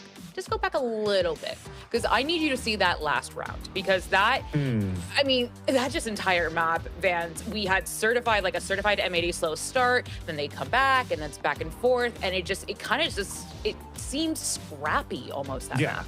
Definitely. I think you have to go further than that, than not just that last round, because maybe your camera's out of focus, but M80's game plan was out of focus for sure. If you're looking at how they're, at least the game plan for EG was amazing to start. Hit mid, win all these fights. M80 tries to adjust on mid. Now you're trying to fight on the extremities, and you're actually throwing them for a loop. And it definitely showed that there was a lot of chaos within the conversations around the M80 camp to try to come back to the defensive side. Somehow, they still made it happen, though. But once you took over the attack side, too, you just unfortunately didn't have any answer, Shio. Yeah, but on that side, like, the switch up where like EG were playing on defense, what ended up starting to happen just in general for M80 is that they started to actually respond a little bit, you know, ultimate after ultimate. They were actually pushing forward, having a better time on the Abyss, only using one ult that kind of almost come back. The deep uses were still coming through at the end of the day when it came to, you know, the crossfires, but they were actually getting the opportunity to do what they wanted on some of these rounds just because EG was pushing up mid. Still, the gun diff was just there from the side of just, you know, the team in the business right now, which is EGA. They just gotta own these guys 24/7, man. And Van, I think there were a few of these rounds as well that were just kind of, you know, kind of almost inside M80's favor, but a few mistakes happened. EGA ended up taking the day. That's it. I think if there was actually a pistol round that came in favor of the side of EG, then it would have been very one-sided as a result. But thankfully, because we had a little bit more Valorant to play here for the side of M80, those cycled ults that you were just talking about, Shao, gave you a chance to really, you know, start this small comeback. But it was too little too late. I think you were already out of, to lack of better word, I'm just going to reiterate that sentence. I'm closing my eyes anyways. But for lack of better word to repeat myself, there was definitely like no focus for M80 to start at the very beginning. But I like at least that things started to look a little bit more organized for the side of M80 once they took their attack side. But the defense, you had coordination to try to like fight back, to flood retake, to use ults to your favor too. But because you were falling behind by so many rounds, what was it, like an 4-0 scoreline in the first place, and you're just figuring out that nothing's really happening for you towards the early mid round, and you're just hoping that you have like these big ult rounds to turn it into your favor. It did not. Then you have to play the comeback game the whole time too. It could be devastating in the first place. Yeah, Pat as well. I think Alvin had a really good shot at some of these, you know, evolutions inside the game to be able to take over, deny the util, be there to be able to fight 24/7. When the game started to get towards the ultimate land, M80 had a little bit of a response and a resurgence, and it was almost there towards the back end of the game too. It's just when EG gives you a few picks, you think you just need to use one ult to get onto the site. They never used Paint's ult after that, right? They were trying to save the game by being very cerebral. Sometimes you have to press X to win and then pray and hope your game plan after the fact is really good. They played with ults really well. It's just past that, there wasn't that much depth into their approach on the map on attack. So you're telling me that we need to wait 6-7 rounds, just as Liz was mentioning before. Wait for the slow start for M80, then we finally get ults, then we could actually come back. I agree with that, but at the same time, I think going into the second map for GMD, IGLing for this team, he's going to have to really think one step ahead instead of just having to play catch up the whole time. Like I said, there was no really true answer towards the beginning in the first place, but after a Nismo timeout, they said, okay, let's get the op out for Bonnie. Let's also make sure that we crunch down towards middle and deny that space over against our opponent. It worked perfectly. But then after that, once you saw that on the side of EGA, they started working towards the extremities, there was still no answer for that because we're still working towards middle. So it's then to be like, okay, we shut this down. The next step, they're definitely not going to try to hit that again, or at least let's try to use early util, right? Let's not wait until like the 20-second mark to try to get that util out. You're playing KO and Silva, right? You have plenty of opportunities to find that very early info to set yourselves up in the early rounds so that you actually do have good and better results out of Bonnie with this op.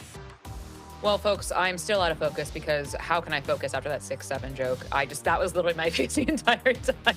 I won't let you forget that. But Vans, we have 2 rounds we want to go over, and it's round 7 and round 8. And if you guys were looking at that timeline, those were the rounds that got very, very, very dicey. Yeah, and this is the lack of communication I was talking about before. So look at M80 getting set up. They're playing the flood retake. You already have an evolution out here for Alvin. And the goal is for them to go for that pixel wall so that Alvin could jump inside it. Keep an eye out on that mini-map, that evolution jumping in. They have a smoke to try to cover it up. He goes in, he tries to defuse. Oh, wait, it's not planted there. They're missing communication of where they hit one in the first place. Then they are like, oh, we're flashing through. We can't really help out. Then, oh, no, we're out in the open. We have to try to defuse. And then everybody's getting killed towards the end. I mean, they almost got the defuse, but still, you had 100 Fury from Mitch. They had so many for EG or for the checkmark towards the end. So that was the first round since that timeout. That we was like, okay, oh, crap. Our communication's still not working out.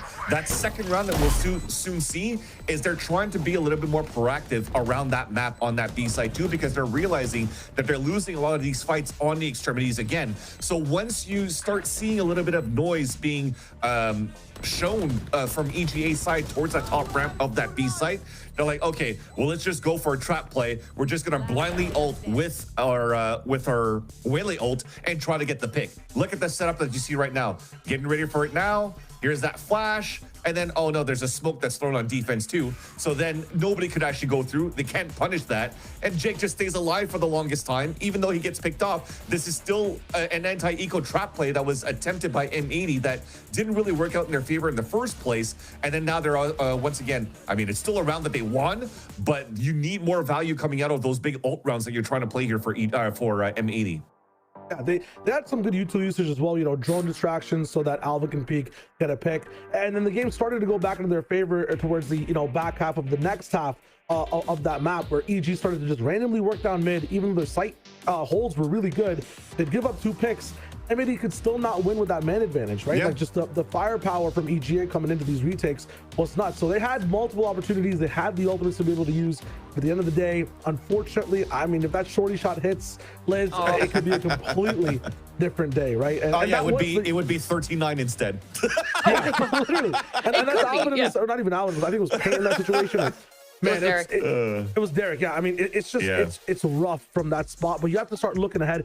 Pearl is the next map, and it kind of plays similarly in terms of like, are you going to work through Art and Link?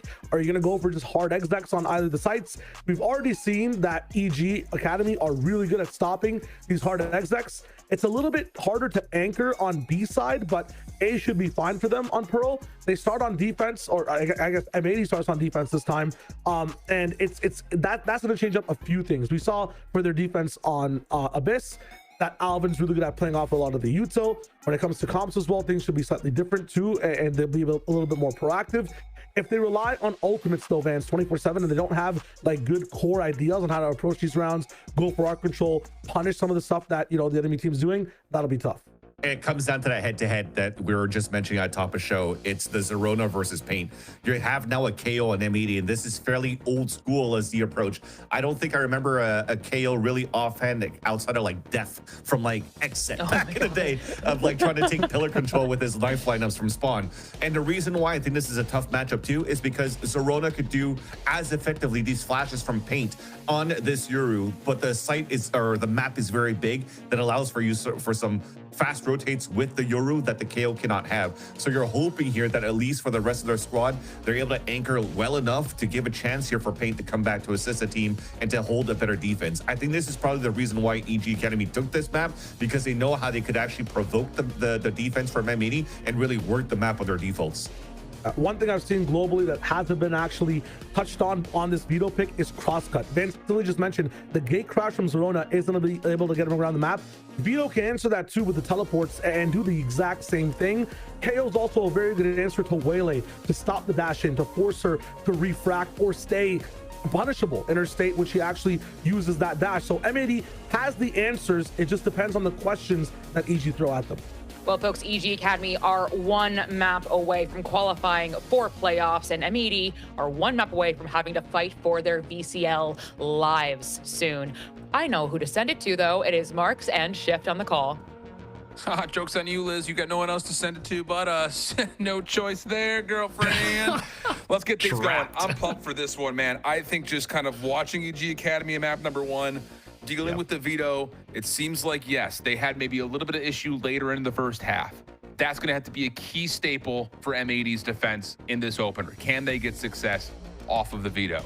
On the other front, though, you're dealing with double duelists that don't necessarily need to rely on something like hard scope flashes or things of the nature, and you don't have that built into EG's setup. So this is going to be really interesting, like unstoppable force meets the immovable object type setup. It's so interesting seeing the veto come through. I mean, if you've been watching VCT VCT Americas, then you've seen just how powerful a veto can be, but that usually only goes up against squads that are very heavy util focused, especially against like a Teo. Well, get that guy completely out of here because Vito's going to make him basically useless. And so it is going to be really interesting to see how EG Academy are playing off of it, because we see that they do enjoy doing a lot of util heavy execs. That kind of is in their DNA. But once again, you know, a veto, a KO, plenty of stuff to kind of deny a lot of that utility. Indeed. Well, whoa. Alvin in some early trouble. Actually gets wall banged. Pardon? Interesting angle for Jake. Does connect. And that sets up a very interesting start here, as Paint is the only defender on to B. Of course, the early first blood has M80 feeling a little shaky, and EG are just going to reset and take their efforts over to B. That's a very interesting play there. A little bit of a fight happening just in the middle right now, as Bonnie's able to win it out alongside Derek. But yeah, I mean, a full side open, but EG decided to swap. Interesting indeed. Maybe it's because Alvin's down, hard to say. Paint looking for timing, somehow comes away with one even though it was tagged. Nothing more though. It's GMD in the corner. That is enough to keep some defensive presence on the field, but now it's just not a GMD. What? Are we kidding? How does he get that second one? That is a snap from the seventh circle of hell. Oh my gosh. Oh man, GMD stocks getting up there. Oh, got a little bit of a tech pause here, but once again, a little bit of a weird call being made by EG after finding Alvin and more or less securing the site. They kind of say, haha, joke's on you. Let's actually back out of here. Even though we've got all this space for free, we're gonna give you the good old surprise. And turns out the only ones that were surprised in the midst of all of that were actually themselves, because they kind of got run over at the very end on that B site. So obviously, like, you know, like to see EG cooking something up, but maybe keep that one in the oven just for a little bit longer before you try to go for any of these crazy fakes. It is just the pistol round here, and you really would expect them to just kind of scale off of the fact that they found Alvin, like, right off the rip. Like, they didn't even take that much damage doing so. That was insane. Do we have a replay of that snap? Because, oh my goodness. That was unbelievable. And what a start that means now for M80. Because you're right. Like, I think we're all sitting here like, wait, we got first blood at Alvin at Pit of all places. Like, yeah, dive on into A. But maybe they're just thinking that, okay, well, if there's Sentinels set up there, maybe he was on an island. Everyone's going to rotate from B to A to join him, and we can have a free B site. And for the most part, they did until GMD comes forward. That was unreal. Oh, man. Yeah. Excellent little flashy play to start off this map. And once again, while this isn't for elimination, this is for qualification, I believe. And so whichever team wins here is going to be able to find their spot into the playoff bracket, while the other one will have to fight yet again, I believe either tomorrow or the day afterwards, to try and stay alive in stage 1 here. And buy-up, actually. GMD going for the full Phantom purchase, while everybody from M80 is looking down a different lane. And the first util gets utilized.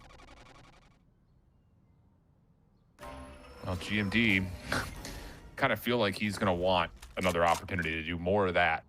Keep the hand hot. EG fully stacked. Right there. Again, with the investment, as mentioned, it is really all about, can you actually flood and catch this defense by surprise? GMD in some trouble. Going to call the Gravity Vortex to get away. Here's the dash, and GMD continues to lock in the headshots.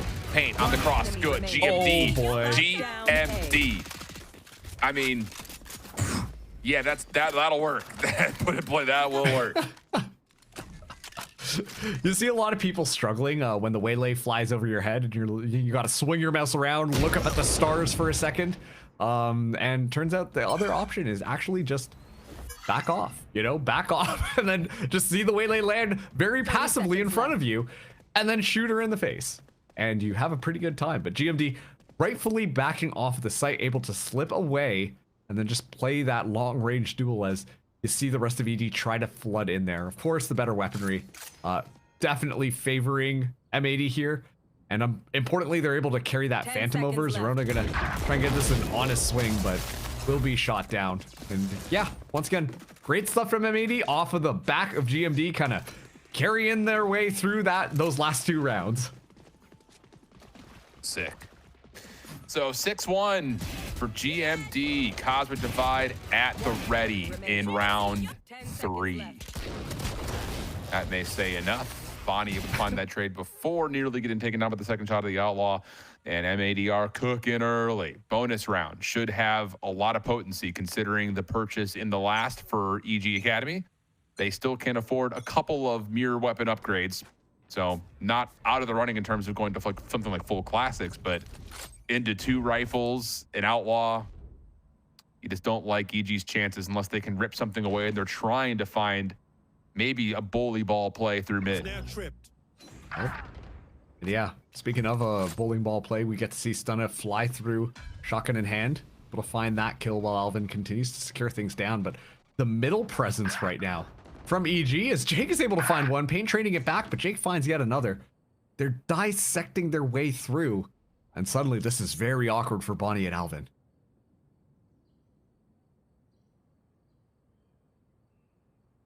Alvin holding. Wide peek. First shot will miss, and Alvin will teleport out of there. In a little bit of trouble, we'll go back one more. So why not? EG, with the weapon collection, again, playing that hard, heavy hit through mid, now kind of has both options available. Like, if they wanted to go A, they technically could. But Bonnie has to respect that. Cosmic Divide going to get called, and that will really tell you that this is going to be a B hit.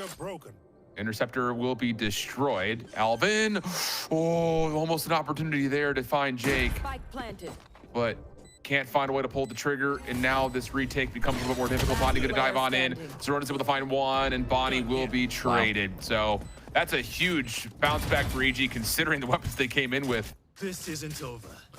Yeah, it turns out they just have to, once again, focus on middle.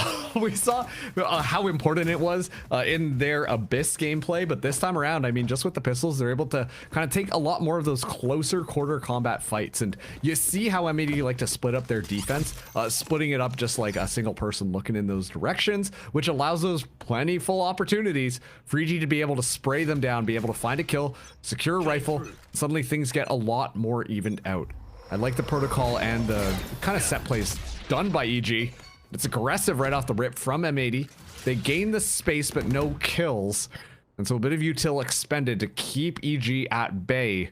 Well, not too much util gets utilized on their side. So EG just kind of park themselves up for a second and are happy to just kind of win that overall util battle.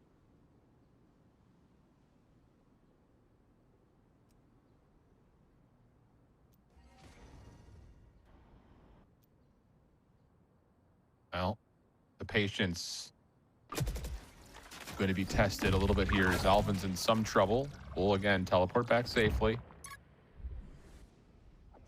EG still feeling things out at mid. Have not seen much. Instead, it's Stunna who catches Bonnie lurking a little bit too deep through A main.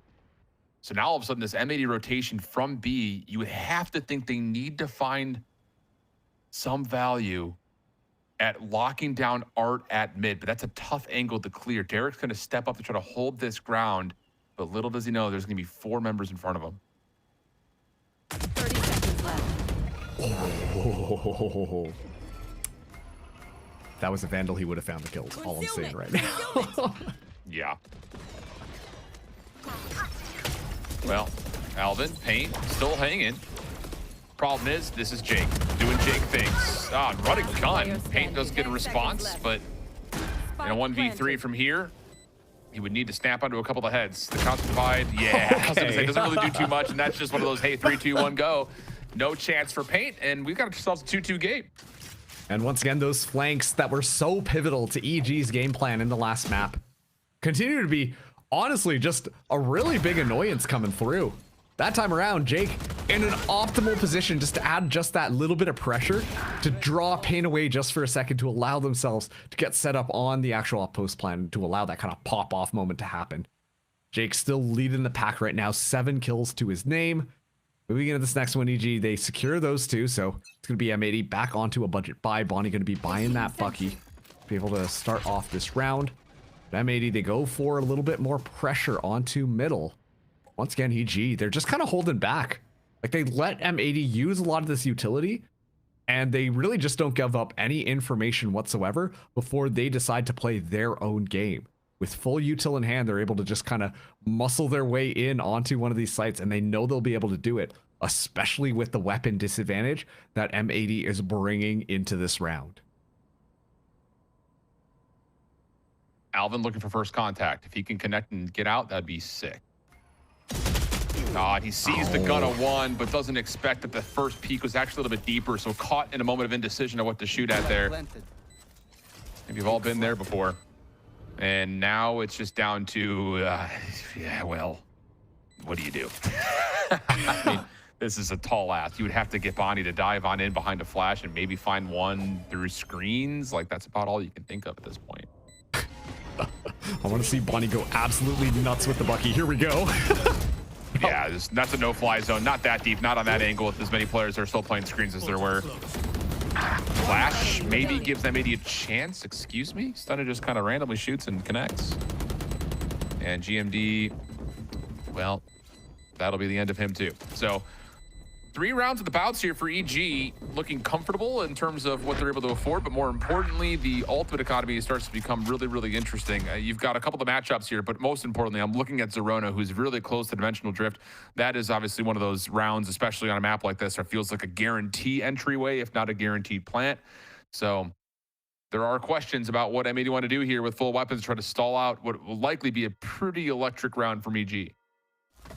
Yeah, I'm so curious to see how they kind of play off of this drift. I'm assuming they're going to just go for the orb right off the bat. And this is the question for M80, you know, like, given how delicate the buy-up is here, everyone's buying their light shields. You know, they can't really afford really to try and play anything risky right now. They have to just make sure, secure this round to bounce their economy back. And yeah, Zerona will be able to pick up that ultimate orb, so the dimensional drift will be online.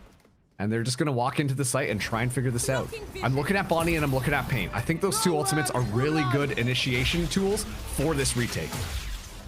Undersphere out for Mitch. Clearing out that mid-cut position at A-Link. Null command spent in the response from Paint, though, but GMD will lose his life. Pancakes, what a delay on this wrap. Unbelievable timing from Pancakes. So slippery. It's just like he knows sometimes. Closed. And that means that Alvin will just get out of here. Save the op. But wow, that is just an unbelievable set of timing from Pancakes. Hunter's Fury clears it. Pancakes re-clears it. EG take the round. Hey, Schiff, remember what I said about watching the flank? Correct.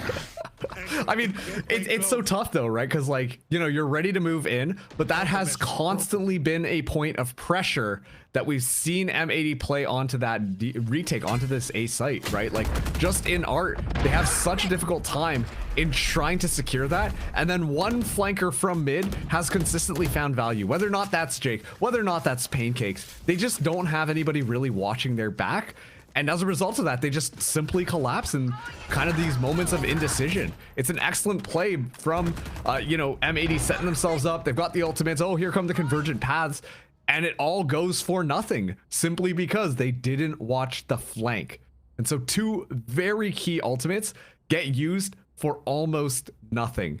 And I hate to say it, but I feel like I'm repeating myself on that last round. The ultimate usage coming out from M80 has been a little bit shoddy at best. There's not really those big opportunities where we're seeing them get maximum value out of them. More often than not, it feels like they get used and then nothing really happens after.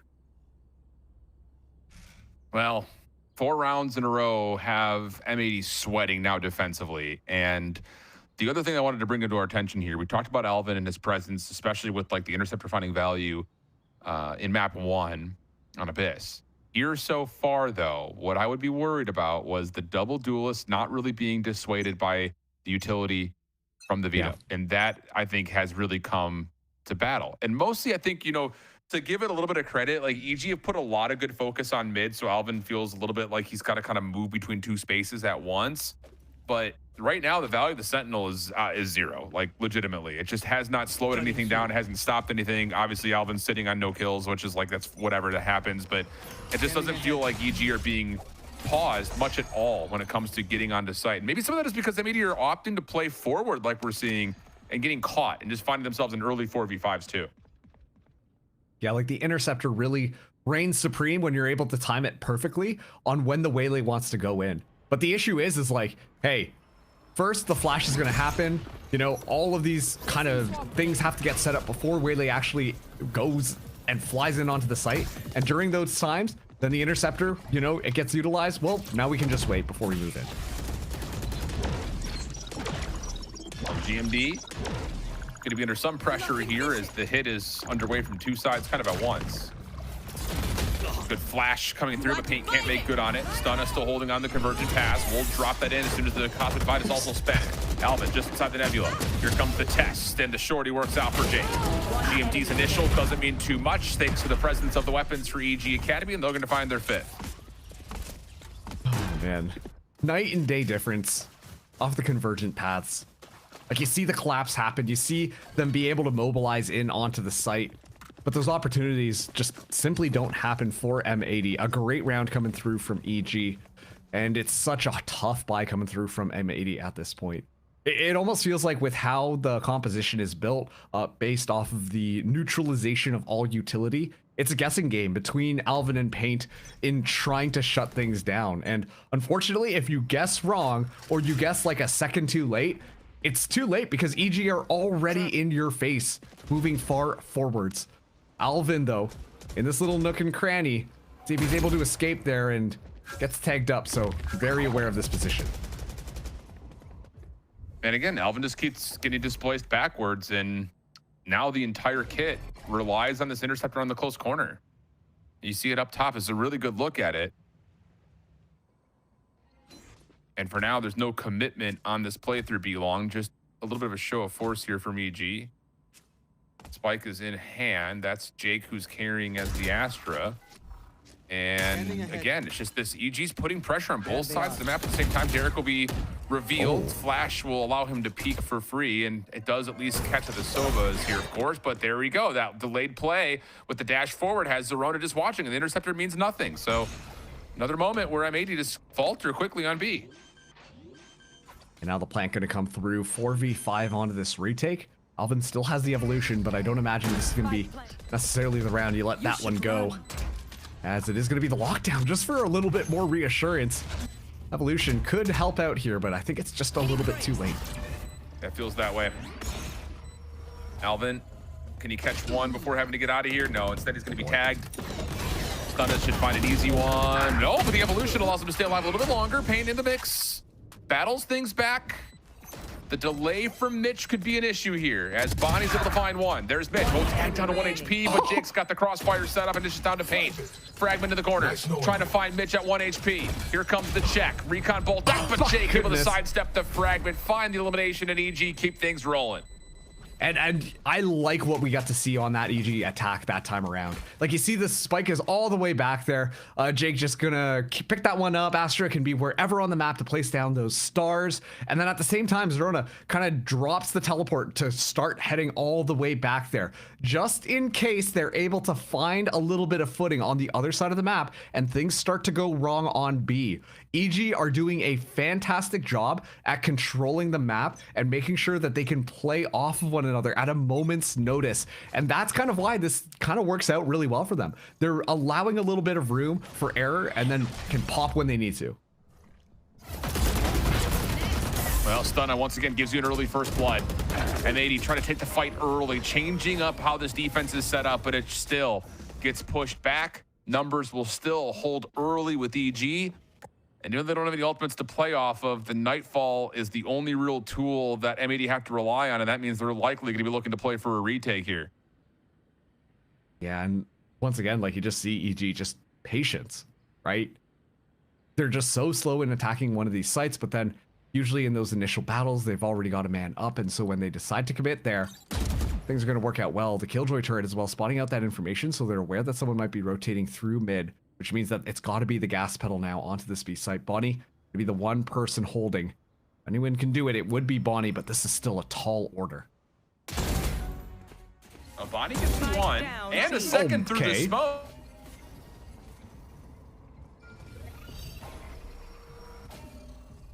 He's still holding things down right now, and yeah, Pancakes just walks right into that. Bonnie getting set up for the ace at the moment. Just tease in the corner here. Jake makes sure that that is not going to be the case. 19 seconds left on the clock. Rest of M80 decide to come through. It's the up down.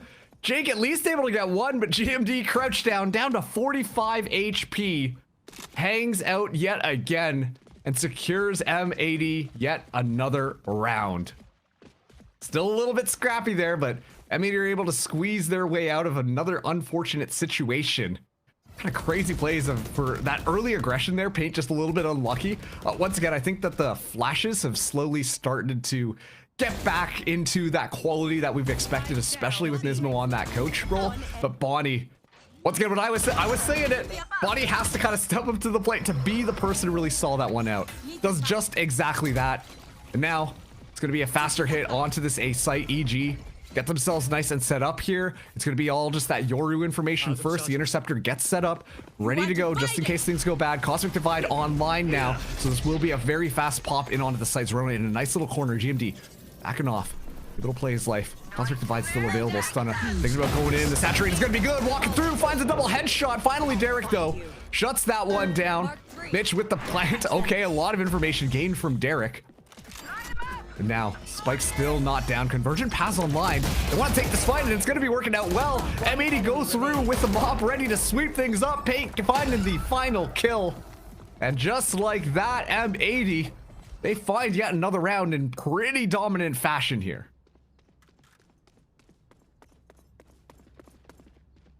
Looking forward into this next one, though. 2 rounds left in this half. Kind of absolute insanity just kind of going on in all these chaotic moments, but once again, it's the waylays alone right now that are really finding all that value. I commented about how, you know, Bonnie not able to find as much value off of the convergent paths, but found so many kills in those last rounds to farm that thing back online, and it kind of trap EG just stuck inside there. So fantastic stuff. Mitch taking a step forwards, gets caught by that 0 point. Once again, it's that util being exchanged to get a little bit more ground, so we get to see M80 push up here. An alarm bot will give that information of what's going on, and once again, the protocol for EG means if they're coming on our flank, means we just got to go faster. Alvin is hanging out here, uses that interceptor to try and stay alive just a little bit longer, but is only able to find one while Stunna goes in for support off of that double duelist dive. We'll secure that site, so Mitch, getting the plant now. Let's see how this one plays out. It's going to be 4v4 onto this retake.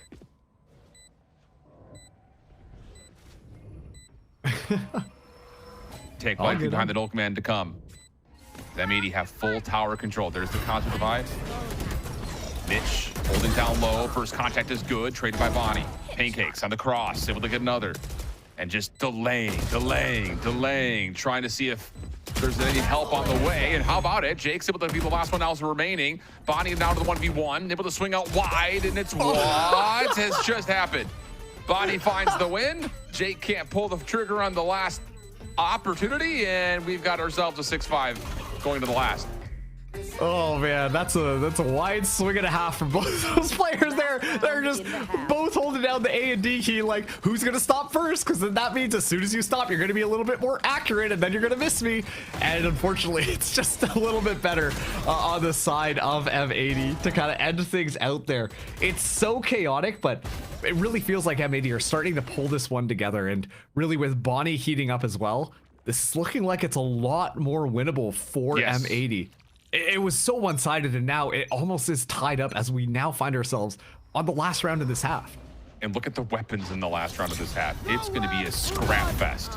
Oh, and Bonnie just hits the go call. Mitch has to put away the Hunter's Fury. He's in trouble. And he's going to get spammed out for a second. The quick wrap through A-Link has to find success now for EG. Stunner will get into Flowers. Prowler will read it. But you do get a post plant. Does that matter, though? Here come the numbers. Derek able to give you one. Bucky doesn't land initially. Enough for trades to come out, leaving Pancakes now by themselves to 1v3. Paths are there, and there's just nowhere to go. Bonnie coming to life late. Able to get M80 to a 6-6 half. Huge. Man, Bonnie with those wide swings. I think we found our new person who's just going to run it down in one direction, strafing to allow some of those first initial bullets to kind of fly out there. But excellent initiation. this is kind of what everybody wanted to see from this M80 squad coming through. The combination of Paint alongside Bonnie. Paint being so aware of what duelist responsibilities have to kind of go and knows exactly when that flash would kind of go through. And yet we've seen a lot of distance between those two players on so many of these rounds. But that time it shines so brightly as M80 are able to tie ourselves up. Swapping sides now. Let's see how this one plays out. As once again, it's going to be, I imagine, a lot quicker from M80's side. They look towards going onto that B site. It's going to be Zerona just on the other side right now.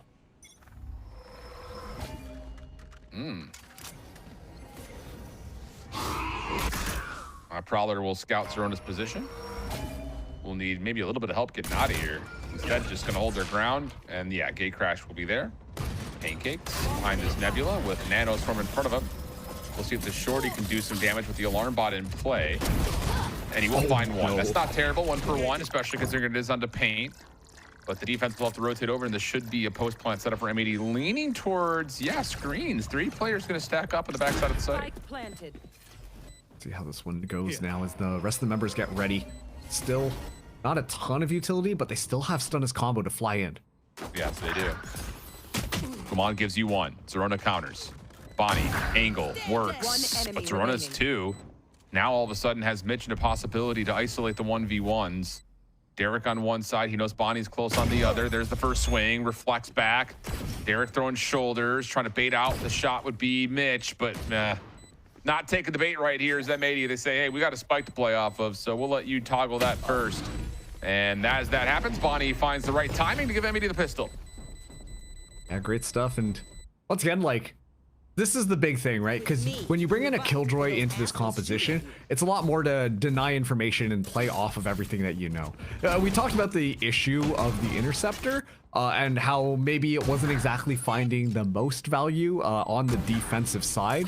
But honestly, it's going to be pretty darn good, especially when you know when the people are going to be trying to push into you, right? Like, as soon as you kind of toss in that Interceptor, it buys you just a bit more time. And especially when you're in that post-plant position, then M80, hey, you want to buy as much time as possible to let that spike go off. Yeah, we have a bit of a technical pause here, but M80, like, that's 5 rounds in a row now. They're starting to heat up. Yes, they are. With an anti-eco to come. So, really solid response after you see it 6 in a row for EG. Look, they're about to run away with a half. And the heroics of Bonnie coming through, steal away a couple of rounds. But largely, it's just the narrative of how M80 have changed their approach to the map, I feel like. Now, granted, you expect that to be the case on offense because you're kind of forced to, especially into the face of 2 duelists. You just don't want EG to take away too much space too early. So, important to get that opening pistol, set this up on your terms early, and it kind of reserves EG just a touch. You just, they throw away an extra round or 2 in the first 4. That puts the map into some, I don't know, I won't say like dire straits, but it makes you kind of a little bit more reserved in your play style, you would have to think. Yeah, maybe murky waters is a better example there. Yeah.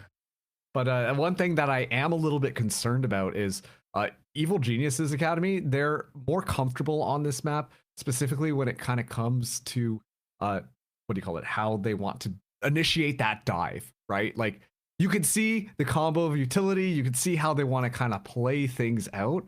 And so swapping onto this defense, I mean, not to beat a dead horse here, but the proactivity versus reactivity debate again, I want to see EGA start to be a little bit more proactive and get ahead of a lot of the stuff that M80 are going to throw at them, because if they just kind of sit back and wait for EG to pop into them, I don't think it's going to go well. EG have that Interceptor to really neutralize any utility that could come in to try and stall. And so if M80 are kind of able to run away with their game plan, then Evil Geniuses Academy, they're, that defense is going to look a lot more difficult.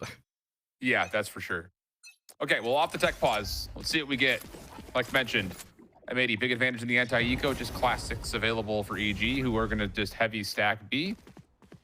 And M80 are going to play with no spike to start and just kind of hang and feel the map out a little bit while they collect the orbs, you would have to think. And that seems to be voluntarily given up by AG.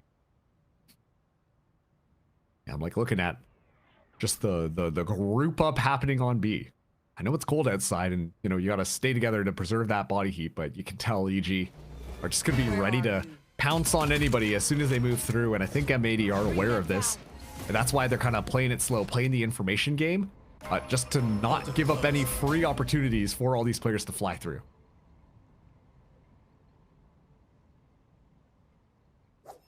Gonna fall back here.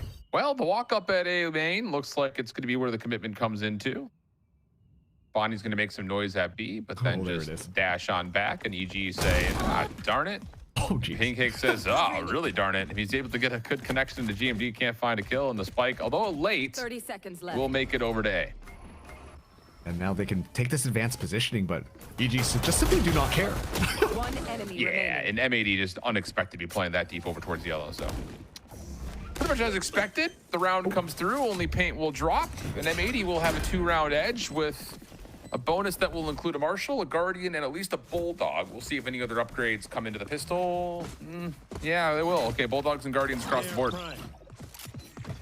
Yeah, I mean, at that point, like, you know, sure, these are like longer range battles that you're trying to take, but I think that the Bulldog and the Guardian still do a really fantastic job at just kind of making sure you can find those kills a bit quicker rather than not so much. Of course, Rifle's still going to be better, but I mean, they still bring the best that they've got. GMD actually bringing the Marshal in here, which should be a little bit interesting, but they're set up for a faster attack onto this A site. The Prowler going to be going in first, but once again, Paint doing a really good job with those flashes to at least deny space from Evil Genius's Academy.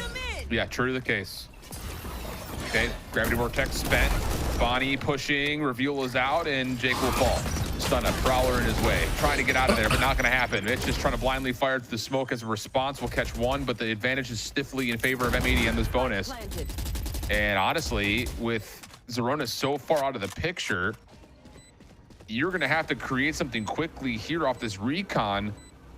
If you are EG, there's a little bit of information. They don't trust the angle, though. So you missed out on maybe a freebie onto Paint. And now you walk into the Bermuda Triangle of M80 post-plant defenders. Paint gives you one. Pancake's a little bit of space, but not enough. And Zerona is going to run likely out of time here to try to finish off the remainder of this 1v2. And yeah. No idea.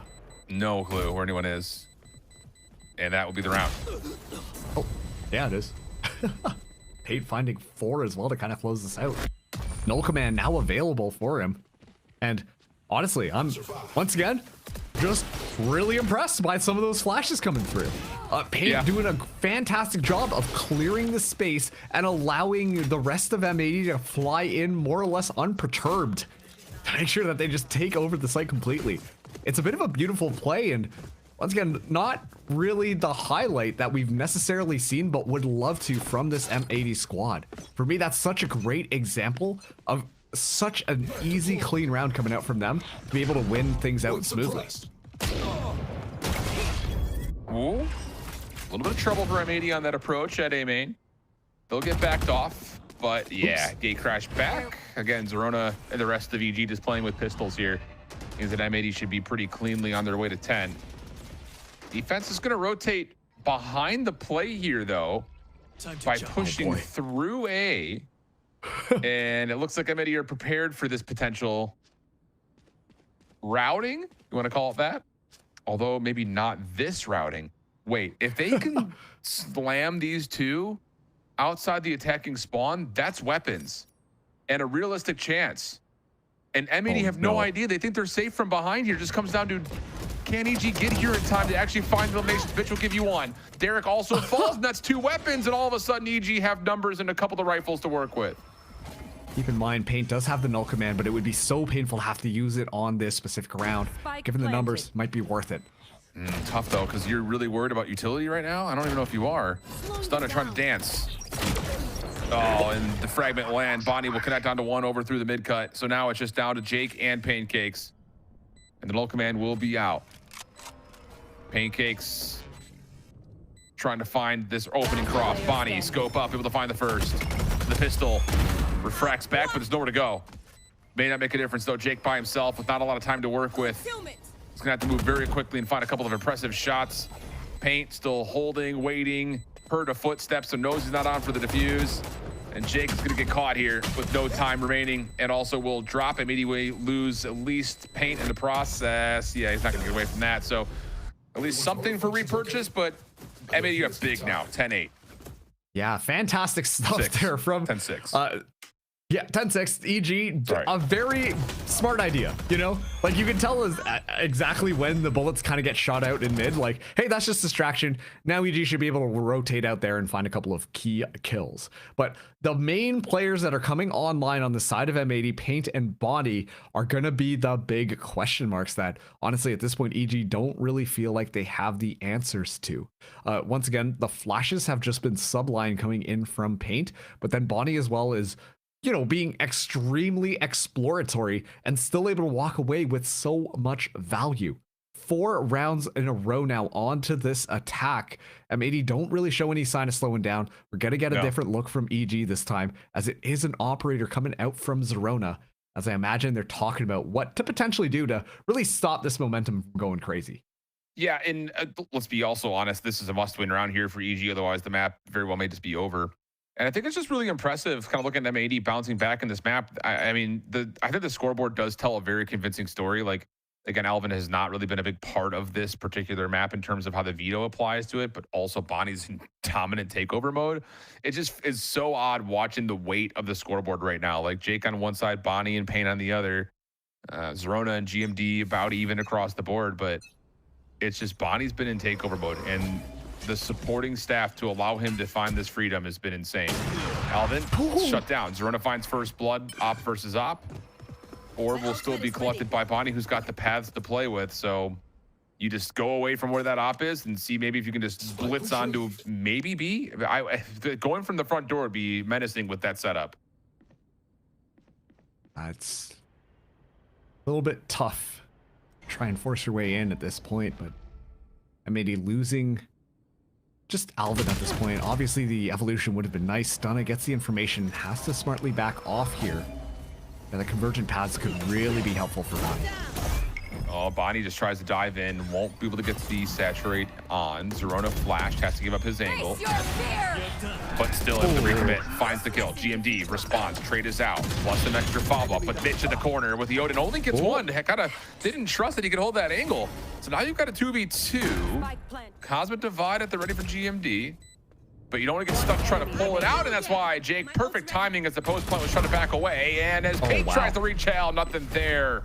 Jake gets both, and AG stay alive on 7 now.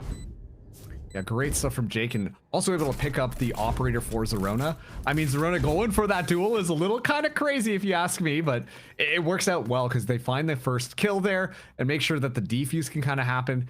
It kind of all falls into place, especially with all these ultimates getting pushed in. Great flood through from M80, but just at the end here, a little bit of mistiming their retreat in order to get themselves set up, allowing Jake to kind of be that final knife that takes down the rest of the round. M80 still 3 rounds away from forcing out Corrode, but EG Academy after that timeout looking to tie this one up. 3 ultimates online on their side as well, going up 3 ultimates for M80, so pretty even across the board no matter which way you slice it.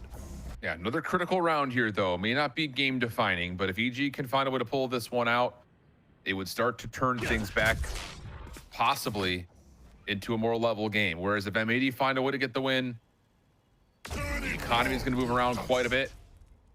And there's a chance for them to close things out and send us to Corrode. Sun is going to be seen by the Prowler. Paths are out, trying to respond with some utility of his own, but Alvin finds first blood. Cosmic Divide is going to split things up, and there's not a lot of room to work with here. Mitch, oh, Mitch with the Odin. Pulls down the trigger and somehow comes away with 2. It is a mess on the site right now, though. And sides will stabilize for a moment as these Cosmic Divides are about to fade. 3v3 though. Let's see how Evil Geniuses want to play this one. Zerona still has the dimensional drift. Pancakes on the corner. Doesn't expect that there are 2 there. We're forcing the fight, and M80 hold things nicely. Just a little split up of where they're positioned, and M80 get the win, shutting down the final 3. It's an 11-7 count, and the eco is in some trouble now for Evil Geniuses. You know, M80, we're kind of sweating at the start of this map, but at this point, it's looking pretty darn good as they want to make sure that they find their spot. It'd be great if they didn't give up any more tape about how they want to play some of their maps or anything like that. All they have to do is force out map number 3 and take that one home. Great use of the evolution from Alvin. Kind of goes, I'm the duelist now, walking in onto the site. Util, doesn't matter to me. That saturate ain't gonna do a darn thing. Yeah, he's able to find that kill and make sure that Stunna gets completely punished. Yeah, and getting rid of that player quickly is so massive towards being able to set up that little crossfire setup at the end of our... So everything has cause and effect. EG in some trouble now. Do they have any magic with these Buckies and Sheriffs? There's the dashes over the top. Serona able to find at least some connections. But yeah, the damage is a little bit too much to deal with. Serona gets some response in, but not enough. Mitch almost able to turn it into 2. Serona still dancing and fighting, but shut down. Oh, and Pancakes has been seen. Now to the shotgun. And yeah, Alvin is like, not interested, dude. I'm just gonna plant this and take the well out of here. So a rifle's good for Pancakes to try to fight this one off, but trying to work this post plant with M80 playing this deep, it's gonna be tough. Take hold. Especially with the season play. Second toggle, have to find a connection. Alvin gets the check, teleports back. Now you've got to get this to halfway. There's the check, there's the shoulder, halfway secured. Have to keep this under play. And there's the wide swing. No worries, M80 get to map point.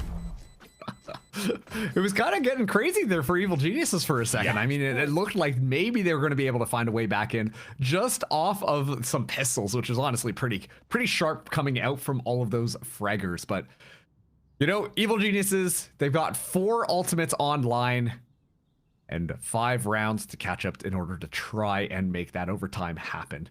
It's really looking like M80 are ready to send us to Corrode, which is honestly, that would be a pretty exciting map if we got treated to Corrode. I think that both of the teams would have a pretty interesting time kind of playing things through with the compositional differences.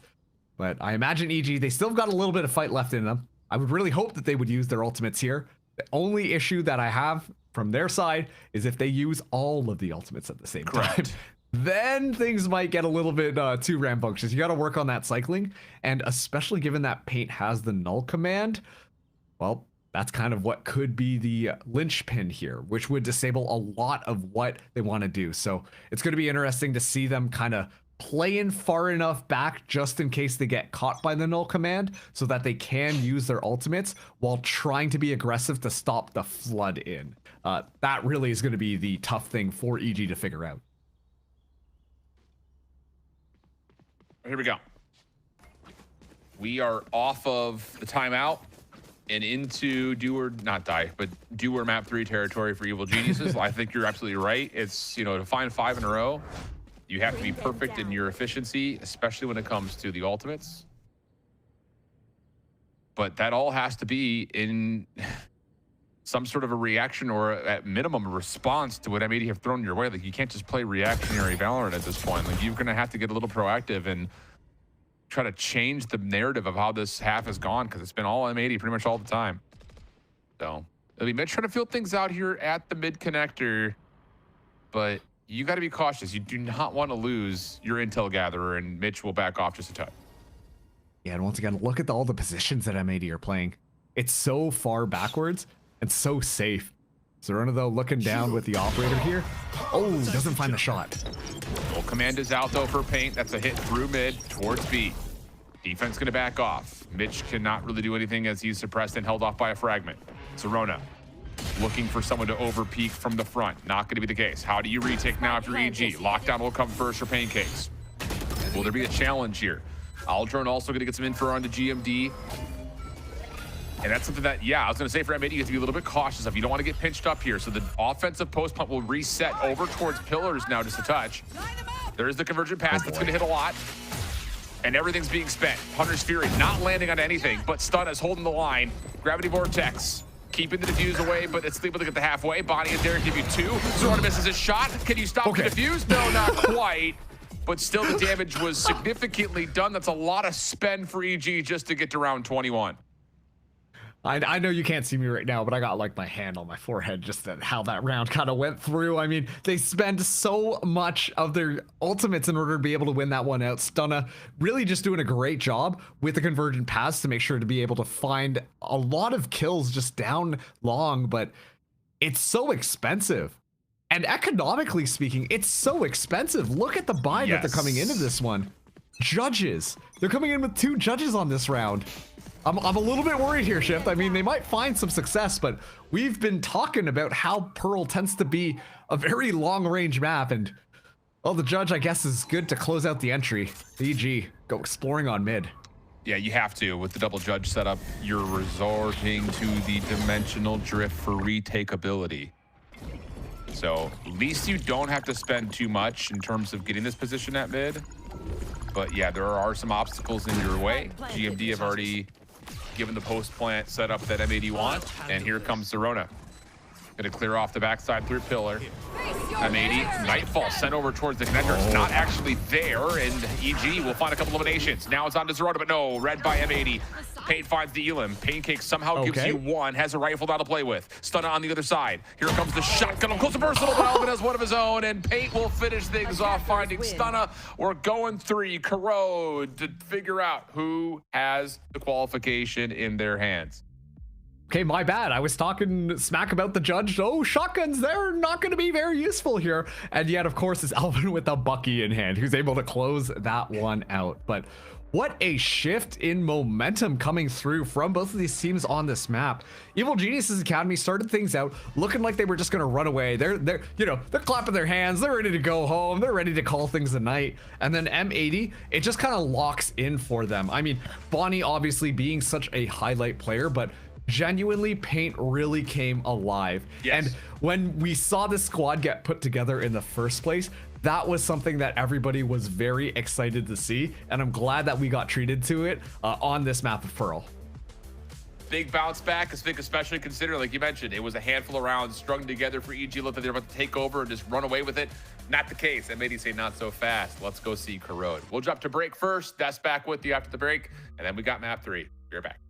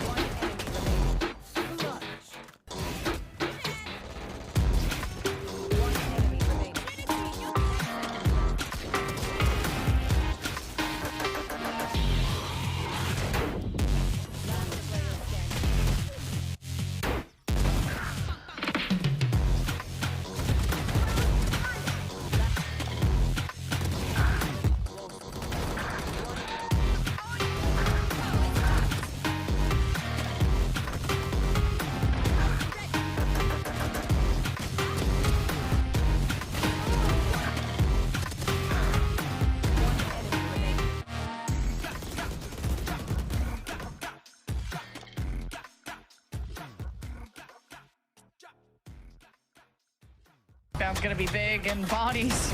If they need it. Only a scuffle, so pit. Good sound, Renz. Oh, the high-low. There it is. Oh, and even more than that, Zerona. Dimensional drip from Tonza.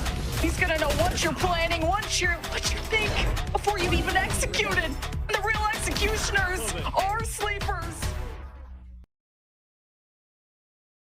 Well, folks, I'm glad I invest in a really good fake eyelash glue because we are going to map 3. Welcome back to Valorant Challengers League North America. I'm your host, Elizabeth, joined with Shayo and Vansili on the desk. And Shayo, I must admit something. With the way map 1 went for M80, I did not see them winning map 2. I need to confess something. That looked rough, map 1. But map 2, it's like something clicked. Like you flipped a switch and then all of a sudden they just got it. Like some of the defensive setups were still kind of iffy at the start, but they really found their pacing. I think specifically the entire team, when it came to hero plays, started to level up. Every single person getting 3Ks when it shouldn't have even been allowed. Confidence was starting to come back as well towards the end of that defensive side. Things look really good, Vance, for M80 the deeper the map went. Yeah, I thought we were trying to see, or about to see, some very similar looks as Abyss, for example, right? Where we were just prefacing how the defensive side are trying to play the defense on the KO is going to be a lot harder for Paint versus Zerona. Kind of showed because on the attack, EG played some very good, like, inserts, some slow defaults, some late lurks, and it always caught players from M80 off guard. And they strung so many good rounds together until finally, you know, you just mentioned hero plays on your side here, Shayo, that one player specifically had to step up to the plate, which we'll talk about in a second. But then that really closed that gap, made it an even scoreline. I think it was a 6-6 scoreline, if I remember correctly, which then kind of shows the Abyss scoreline too. It was very one-sided at first. It finished 7-5, but then thankfully, at least on the attack side, that Paint on a KO definitely showed to us why they wanted to play this agent in the first place. Keeping things very straightforward as well on their sight hits, allowing Bonnie to get a lot of space around the KO was sick. Yeah, the relationship was just dope. Everybody was just activating as well by that point. There were still some questionable uses of util, but when it came to firepower, like M80 side was definitely popping off. And you can see it too, right? Like EG had to start for a lot of these rounds, had control of the game in the very beginning. But when it comes down to it, just like that first map, double the amount of first bloods doesn't matter. M80 were the ones locking things down at the end of the day and getting ahead of these rounds before they could actually get into that post-plant state. It's funny because we were talking about it while we were watching the game. At first, it was like, oh, wait, M80 has like 5-on-3 scenarios. How are they still throwing this? How are EG still able to win these rounds? Suddenly, you're 14 first bloods from the side of EG, and you still lose that map. So again, it comes down to the heroic plays on the other side of M80 or the other side of the coin when M80 started to activate too. And it's Bonnie on the defensive side, Paint on the attack. I think they both looked incredible. But then overall, if you're looking at it, yeah, it was mentioned here by Shift and also by Marks that Alvin didn't have too much to do. And I think it was very simple on how, again, EG approached that on their attack side is if they were trying to play aggro on the side of M80 and you're trying to play the information game at the beginning, as I mentioned before, as they were trying to do on Abyss, they try to push that down. Well, if you avoid the knife, you kind of know and you hear from the inserts where they're pushing from, and they say, well, let's hit the weak site. So it doesn't really matter if you have a lot of veto utility towards that B site, you're still getting run down. Yeah, actually, that knife just made so much space and has the utility as well. If you just look at the top 2 players from M80, Paint, Bonnie on the end of that defensive half just started to get 3K after 3K in positions in front of the site without cover, man. It was illegal. And then past that, Paint on the attack just leveled up so much overall, like comparatively to the defensive side as well. Like 11-5 on attack, and then, you know, on defense, kind of just with a 1 KD overall. This is the attack side, man. He was just opening things up. We talked about it in the pre-show as well. You give Paint the space and the information, you put him on an agent like KO, he will give you those results. You miss an Astro Wall, it's totally fine. He's there with the frags. You're a man down, he'll be good for 2. And as you can see out from Bonnie's side, man, things just look insane on the defensive. That 3K, 4K beforehand, opening stuff up on aim vans, it was nuts. And the fun part about this too is when Bonnie was actually diving in on the attack side, there's not many times that he was refracting. He was actually taking that full space back of the default boxes on A, or playing towards that pit, so that when paint comes in, he could focus on art. Then they kind of have each other to work with, and then hold the space long enough so that the rest of the team could follow up. So it almost feels when you're watching it from in that case that they weren't getting challenged well enough here on that space that they were trying to gain in the first place by their opponents of EG Academy. So again, a little bit of a game plan that works in favor of M80, and maybe an overcook on how you wanted to approach the map against these guys. Yeah, for those who know ball, Peyton Bonnie, Killua and Gone, right? And this is like pre-season 2 Hunter x Hunter, like pre-episode 50. Like these guys are really good in just firepower. Once they discover Nen, once they discover some of these techs with Waylay, flashing from deep space for paint, for Bonnie to be able to just go for the pick instead of the whole group moving up. Like M80 have the tech in terms of skill. They need to translate this meta now with their skill. Stop playing like you have a Jet on the team still. Stop playing for the Yoru. Get that Tibatino type of business going on with the Waylay. Once they discover Nen, once they're in the business of that special sauce, I mean, I can see clearly where this team needs to go to level up. They will, and they'll be even scarier. But if you want to be util heavy, I think that's where it's important, where you're going to have to look at the tape of, for example, how NRG plays. You know, you add layers from a Tejo, you add layers from an Astra Star when you're placing these around like the slows on the on these hits here from Tibatino and Pearl, for example. So if you do want to try to go for these aggro trap plays that Waylay's really good at, you still need more util around that. Think about that tail breach meta with the Yoru that G2 was doing so well in the past. This is basically version 2 of it. So if you're not going to do that, and you understand the weaknesses by not having a util around, then you can't be as aggro, and then maybe that's where you should play a Jet in the first place. We had some preposterous rounds that were turned into absolute cinema out there, but we will be heading, excuse me, to Corrode with M80 starting on the defense, Shayo. Yeah, who will be the 13 and who will be the 8 this time, right? Who is getting E10 on Corrode? Both these teams are going to be approaching this map, and if they have Waylays in the pocket as well, mid-link is going to be a big thing. Like taking the site and taking space on attack is going to be amazing to watch. M80 has started defense this entire day as well, and they're going to be doing it again. That has been their rocky side. I wonder if those rocks continue to fall, Vance. I like the change from M80 at least. They're doing, I think, only one agent change, so it's actually bringing paint back on the KO for this map instead of playing a Vice. So again, trying to play pop flashes and trying to be a little bit more aggro this time around instead of just trying to find like the passive information from a Vice wall, for example. Especially when the flash doesn't give you information anymore, they are trying to be a little bit more proactive around this. So it's a very nice look, kind of like at the NRG style, where EG, they're going to count just on firepower to hold things down. Yeah, at the same time, like it will be their guns doing the business. There's not as much stoppage on their side. They have to be in the best positions. Well, folks, I don't know what snacks you got. If it's cheese puffs, pizza rolls, grab them, because we are in for a cinematic map 3, a battle royale between these teams to see who can qualify for playoffs and who has to fight for their VCL lives. Shift, Marks, take it away. I just had some pretzel crisps, to be honest.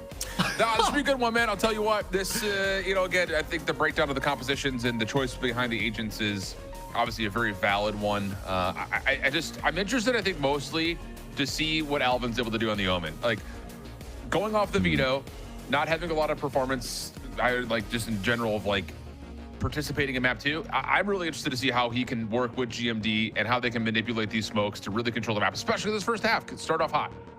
You know, it's kind of crazy because I was sitting here literally munching on pretzels, and then you said pretzels, and I was like, how does he know? Bro? That's kind of crazy. But, you know, this is just kind of how this one is going right now.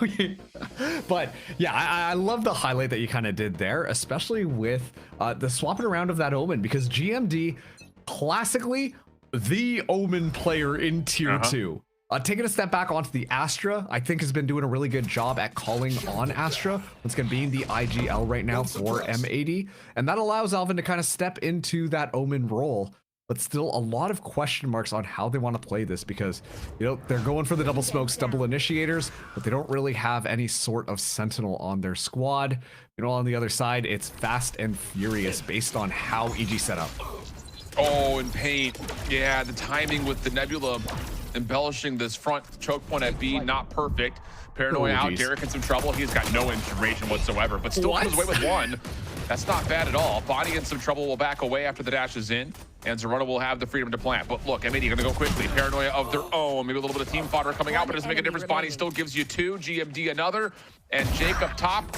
Well, what can you get from here? 1 for free for sure. Falling in, finds 1 more. Now just deciding, is Alvin actually sticking? And Alvin gets off at the exact right moment, shuts down the counterpart Omen, and M80 take the pistol. Hey, yo, you know what? Good understanding there, Alvin. Like, just sticking it. And I'm like, oh, this is going to be a pros don't fake type of moment over here. Uh-oh, I don't like how this one's going to go. And then just at the last second decides to go off after hearing the footsteps of Jake approaching. And make sure to be able to make that one work. But another player to look out on this specific Omen. Turns out I just know a lot about Omen players is Jake, who has been playing a lot of Omen throughout his entire career. And honestly does make it look really easy and really good. And given the fact that EG are really comfortable at setting up flanks and kind of weird angles, I'm imagining we're going to see more of that. Big question is whether or not Alvin's going to be able to do the same. Well, so far things panning out nicely for M80. No chance besides a couple of pistol upgrades plus the headhunter for EG in round 2 of the anti-eco. And M80's defense could just kind of set up and sit. Honestly, there's just not a lot of threat to get shrugged off some of these angles. So that's what they'll do. EG, spike in hand, leaning at A, smoke down, Prowler behind it, clearing the corners, nothing home, and they can get forward on the choke point now.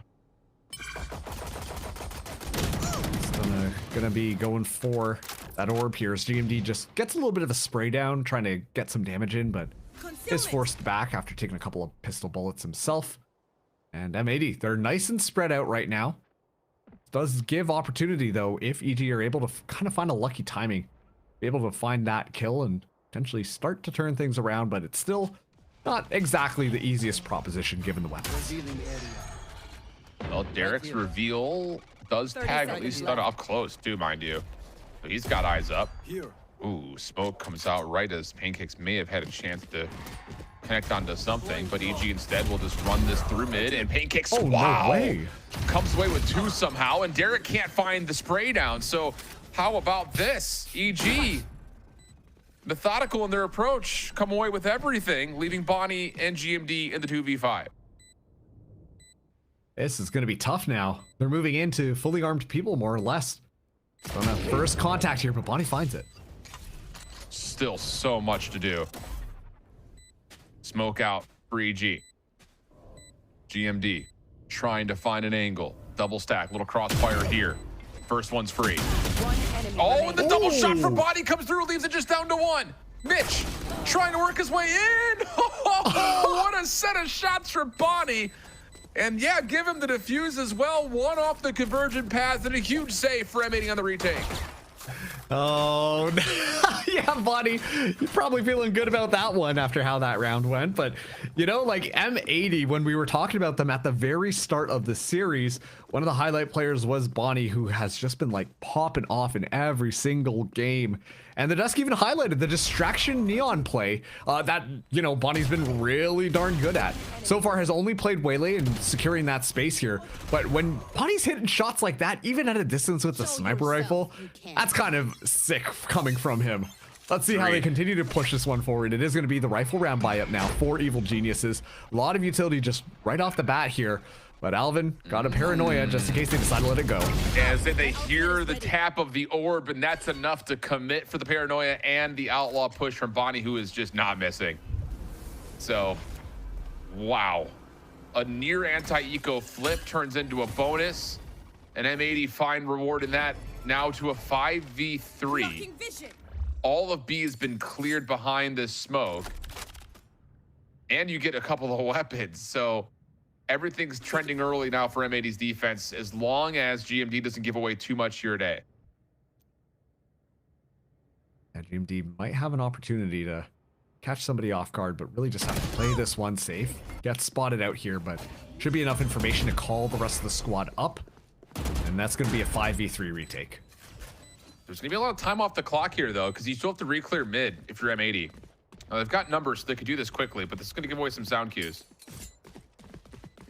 And wow, we're going to re-wrap back to hit from the backside of A. This is going to take so much time. everything's setting up for EG to potentially pull off a 3v5. And yeah, you can see Jake is coming back over to the plate. He knows it's stop through middle. Convergent pass. A little bit off. Pancakes. Angle comes away with 2. Done his job. Maybe more than enough. And honestly, this might just not have the time to make a play happen. Trying to use the refract as a bit of a bait. No, but the shock dart lands. Serona is going to clear it out himself. And what? Yeah. That honestly is my reaction too. One of the issues that we've been consistently seeing for this M80 squad is maybe not indecision, but delay on their own side to not necessarily push in things and make it really happen. I mean, this is kind of insane. Bonnie starts it off so darn well, but it just takes so much time, exactly like you said, for them to be able to regroup and make that one happen. That moment of indecision, not clear comms really, leads to their ultimate downfall because they're not necessarily sure on what they want to do next. And so a round almost gifted to Evil Geniuses there. Zalvin spots out a Prowler. Will back up, does have the Outlaw in hand. But I mean, EG, they've got a Dimensional Drift to work off of, and Pancakes one away from getting the Tour de Force online as well. I'm still baffled that was the play call there, but we got to get quickly into this round. Paranoia cuts across. Thought it was in some trouble initially, but still comes away with the opening first blood. Now you've got the whole site right in front of you if you're EG. Alvin. The timing on this peak is exquisite, but he only finds one. Odin for Derek. Maybe can get more than that, but no. So it's on to Bonnie. 1v3. Jake off the plant. Has EG feeling a little bit confident, but they don't know where Bonnie is at the moment. He may catch one by surprise. Jake just looking away at the wrong time here, but now spots out the gun barrel. And then from up top, yeah, Stun and Jake have that locked in. Wow, what a cause and effect these last 2 rounds have been. We're tied at 2. And we'll look at round 5 with some eagerness because it's going to be likely a split buy situation here for M80 with a couple of the players who are still on 5K. And just fantastic job coming through from Evil Geniuses on that actual attack, right? Like the combination of utility was sublime. A Stunnick flies in, Dimensional Drift. Oh yeah, putting you under pressure. That's right. And then Jake just uses the Paranoia, just finding it in time, allowing Stunnick to kind of get out of the Dimensional Drift and find a kill. And suddenly the wraparound on that B site is completed. It's just really well coordinated, really well done. And especially now that there isn't really that shutdown factor from the veto being absent on this map currently. M80 have no choice but to yield the superior combination. Bonnie, yeah. Wow, just escaping away from that one. All right, well, Bonnie still in position. Here's the sound cue, decoy. Makes things a bit messy.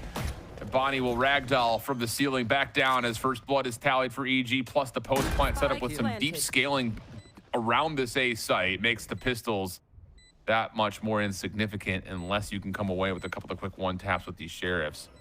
Aldrone first. Flash at the ready. Shock darts also being spent, and yet EG will respect. This is likely a heavy hit. Keep pulling them back, keep delaying, get your angles right. Don't give away too much, and look at the high-low setup. Yeah, flash out. We got a bit of a battle, and a couple of kills will come through, but EG will survive with 3. And yeah, sure, a little bit of damage kind of coming through there, but actually it's just Jake on the side, completely unchecked because everybody's looking down the other way of that smoke, ready to just try and make that one happen. I've never seen that interaction before, but Ragdoll effects are looking pretty fun. Yeah, excellent stuff still coming from Evil Geniuses, and a very necessary timeout right now for me, if you ask, because with how that last one went, where it should have been a clean, easy round for them, I imagine that's got to be a little bit tilting, and then you could see it even reflected into that last round, right? Like the way that they're kind of going in there, it's not the, hey, let's go in there and we're going to find kills and win this round. It's, I'm flying in there, I'm going to take this into my own hands and try and win out this match. And that kind of discombobulation and shift in mindset can be extremely dangerous. So I like this from M80. I think they need to calm things down before they kind of re-enter in to try and swing this one back before EG start really building momentum behind them. Yeah, I hear you on that. And I think just, figuring out what we want to do in the mid round, like that round, of course, will stand out to us in round 4 just due to the nature of, like, it just got a little too cute. And on a map like Corrode, into the composition that you're facing on EG in a post plant, I don't think you need to be that cute. Like, just overwhelm them with your utility and retake. But there's also the conversation surrounding the ultimates that are currently available and what's to come. Most notably, you still are without the null command for paint. But Hunter's Fury, Cosmic Divide, both very useful tools, especially considering that it is largely retakes that we've seen have to come out right now for M80. So some conversations surrounding that. Good early information on who and how many are playing through mid. And that, for a moment, I was going to say, may give some freedom for Bonnie to go extra forward at B. But instead, we'll just kind of hold the angle for a moment. Aldrone will reconfirm what's at middle, and it's going to have the defense now eyes up. And the connection through A. Hunter's Fury going to try to cut across the side on both sides. Whoa, this is messy. It's just an absolute diagram around the middle map. And Serona, who's able to connect it, but it's Paint and the rest of M80 that are still holding onto the site, trying to do maybe a little bit more. The fragment will gain some more space, and here comes the rotation. And M80 just coming on to the back. The saturate goes a little bit wide there. Mitch is able to find 2. Oh, but Pain has a lineup down to the 1v1 with Pancakes. Flash out. Tries to take the angle. And it's Pain for 4. And a 1v3 clutch comes out for M80 to keep us tied at 3. And a little bit of tic-tac-toe happening on that A site between those two Hunter's Furies with how it was trying to fly through. I mean, you know, you're used to just either strafing in one direction basically to try and avoid that one. But then, you know, we've entered the second dimension on the actual site. So things kind of work out well. And then at the very end here, the two members on Shopify Rebellion Black of last year going up against each other, but Paint a little bit sharper than Pancakes just at the very end. And just like that, closes it out 3-3 now. Ultimate's starting to gather on both of these sides here. It is going to be the tour de force online. Pancakes immediately just kind of smoked out and flashed out. Is able to escape, but Bonnie going hunting. But maybe too far. Pancakes will not be bested there. So first blood goes the way of EG. Prowler quick to try to scout things out of B-Main, and Pancakes gets rewarded with his patience, finding a second. So now it's on to Alvin. Can you stay alive? Trying to find some corner to work with. Derek in the smoke actually finds himself flash, but Alvin gets you 2. Actually pre-fires well for damage onto a 3rd, but can't find the elimination. And Labi on GMD to give this a 1v3 effort. Pancakes on the corner will find their 3rd, and EG will come away with a convincing round, all things told. Yeah, and this is really the genius of bringing in a chamber onto some of this composition. You're just really holding down for some of these extremely long sight lines to make sure that they can't really wrap around you. You're controlling all of these avenues, for lack of better terms, to make them either scared or free kills for your team, while the rest of the team can kind of cover every single other angle. We saw Winthrop University running the chamber consistently during their Ascension run last year. And you know what? There's a reason why we're seeing a lot more chamber back. And it's simply just because it works, especially in this weird kind of meta that we find ourselves in right now. It's going to be ships passing in the night. M80, just on pistols. Walk it all the way up A, all the way up middle. But simply nobody is home. As M80 move on to B, and simply nobody is home. So it'll be a plant. And M80, well, they're not going to get much isolation. Maybe if they can find a way to pick off Mitch from this playthrough back through B main. That's a big maybe with that angle being held. Although, this pressure on the cut from B actually has Paint able to find Mitch. So hold on, now you've got weapons and numbers back onto the site. You've got some ultimates you could possibly use as well. Zerona able to step away in this moment. There's the Cosmic Divide. Paint putting some pressure onto the defuse, but EG able to stand tall, find the eliminations that they need. And yep, just like that, every single elim comes through. 2 drop in the process, and EG pull out 2 very critical ultimates from M80. I am flabbergasted at how that round ended. I mean, the Cosmic Divide comes online, and then suddenly, like, they'll just kind of walk through, and it's just every single person walking through it. It's all just covered by a different angle. EG under pressure, but playing off the Cosmic Divide perfectly. Well, mind you, that Cosmic Divide, it wasn't even set up for them. It was set up for M80's side, and works out fantastically for Evil Geniuses Academy. A crazy round to kind of win, especially if you are M80. Let's see how this next one goes. Alvin already far forwards here. Yeah, but the dimensional drift is clearing out space from mid to B. Try to get isolation over towards the front side of the site, and there will be a commitment for Stunner to get involved. Now that there's the pop flash behind him, Paint, Derek standing tall, do well to stop the play from crunching on them from the front. So you turn your attention, back to Pancakes for a brief moment. He's the one who's gotten through around the back, and the 1v1 between him and Derek may determine the round. Derek spots out Pancakes. That's such a key pick because now that flank pressure gets completely annihilated. Jake is going to move in there to take that space. Rona finds one. Oh, snaps over and Paint just able to avoid the shots. Here comes the double swing though, and that's a decent 1-for-1. So now it's just down to Jake versus Bonnie. Plant will come through. Does Bonnie allow any sort of an exit? That's the question as the teleport goes up top, and Bonnie, that is a tough battle to take, but is going to try to commit to it. Dashes over, gets the information, and is going to try to hop on for at least halfway. Maybe. Hard to say. Secondary choice for it. It's seen, and the shot lands for Jake just as Bonnie tries to step off. EG up 6-3. The Jake versus Bonnie 1v1 yet again. As we see both of those players, you know, into that weird positioning there. They go for that kind of play, and both of them had the exact same idea. They decided to go up top, you know, hide out in heaven, and then immediately the fly through, even with the saturate coming out online. But really, it just kind of comes down to the fact that they need to make sure that they can make that one happen. And Jake wins that one out. So fantastic stuff coming through from Jake to secure yet another round here. As, you know, EG, they're still running away with it, but I don't want to count M80 out soon based on exactly what we saw that last map. Yes, and even in that last round, chances to swing it the other way around. But M80 now, like you mentioned, will have to have some magic in round 10 to get us tighter. Convergent path's going to be exchanged from both sides. Bot trying to go up and over, but shut down. Derek does get one response, but yeah, the Hunter's Fury perfectly placed. Alvin goes unguarded, though, on this hit through mid, or pardon me, through B to mid. And yeah, I like this from the shadows too. It's going to maybe stall out EG just a touch on their conviction of getting onto A. Yeah, still the 3v3 here. Alvin being the person moving forwards has to at least confirm some information or maybe prevent them from moving into an uncomfortable spot, while Paint and Derek, you know, they went hunting for weapons. It's still not great. Paint still only having that stinger in hand. Look at this. It's going to be the wraparound. Alvin has a chance. Sure does. Just has to hit. Nah, not going to happen.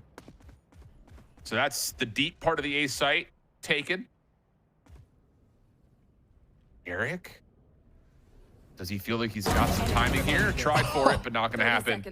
Extra shots just to be sure Paint wasn't there, and EG can plant, and it'll be Paint for a 1v3.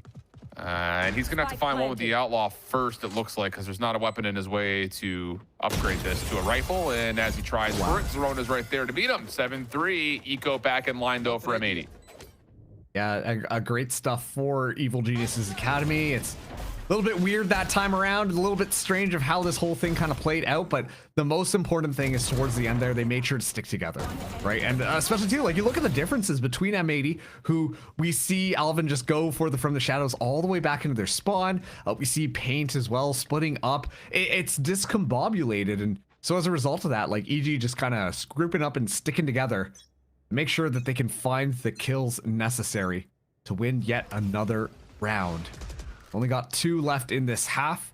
Evil Geniuses still picking up a lot of momentum here. It's going to be Derek right now trying to scout out middle, but Pancake should go completely unnoticed, tucked away into the corner with the operator. Yeah, this will be a free spot for him for a while. It's just going to be interesting to see what does EG do to try to get this defense to move through this location. Oh, maybe they don't even need to. Yeah, I was about to say, like, I'm watching myself frame this up, and I'm like, wait, maybe Paint just gives him a freebie, but smart little jump shoulder peek confirms the op is playing through mid. So don't peek that. And M80 will try to play a bit of a choke point defense here at A main. Hunter's Fury could be a part of this, and Javon, yeah, he's in a good spot to try to assist on the Hunter's Fury angle that's been cleared. So you get 2 if you're M80. I realize I just completely butchered GMD's name, and I apologize profusely. But M80, this is looking way more like it. I love this. Yeah, I wonder how Evil Geniuses are going to try and make this one work. Do have someone in there, and GMD does get spotted out thanks to that Prowler. 30 seconds but the left. crunch is coming in from mid. Gates chance. Oh, not quite able to find the double down. So EG now stuck on site. Wow. That had to look Right crazy through, from EG's perspective, dude. Like, it's Barry Allen. He's the Flash. Streaking right across through the smoke, confirms the info. Last round of the half, M80 looking for 5. No, I'm not saying I saw it exactly, but I'm 99% sure that Body even had an operator and they're flying through. But, you know, just for the information game. And then the saturate comes through and it's just easy clean ups at that point. It's going to be Evil Geniuses now up to 7 here. M80 find themselves only at 4.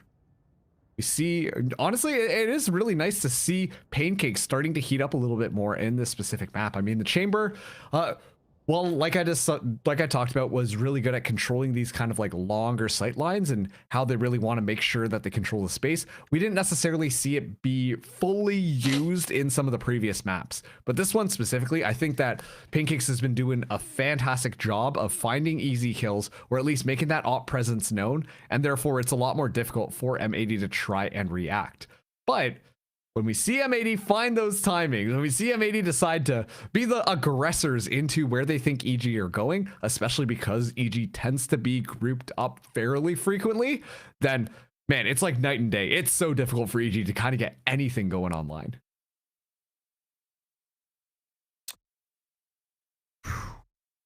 Feels like we've got a lot of weight coming our way. Just with not only this last round of the half, where it's just going to be a pretty much no ultimate round. Like, yeah, Paint possibility of null command. Yes, Mitch possibility of having the Nightfall, but Pancakes will be going scope for scope with Bonnie. Both have been hot, red hot. So how much weight do we throw into just the opening setup here for both these two teams? Because we've seen that Bonnie is no stranger to trying to get aggressive to find something opening on like an aggressive angle. Will Pancakes be prepared for that? Is there something to talk about if you're EG here to make sure you don't get blooded first? Because when they're low on numbers, things can get a little bit dire quickly. But I will say their first blood conversion percentage on this half has been really, really strong. So you have to feel like maybe this little battle between scopes could be, you know, more impactful than you would normally think. I don't know. Yeah, it's still, I mean, it's just like finding those first kills, especially with the longer range weaponry here. While it is really good that Bonnie's also able to use that operator to kind of do it, I still think that it takes a little bit away from Bonnie's kind of rambunctious retake style. So, you know, it's kind of a balance here, because meanwhile Pancakes has just been doing a fantastic job at only doing that. Doesn't matter though. Alvin with the first kill. That'll work. Bonnie's still trying to hold this angle, but EG is committed.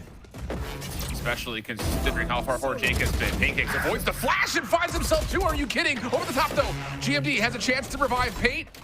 Give the numbers back in favor of M80, but Zerona will plant.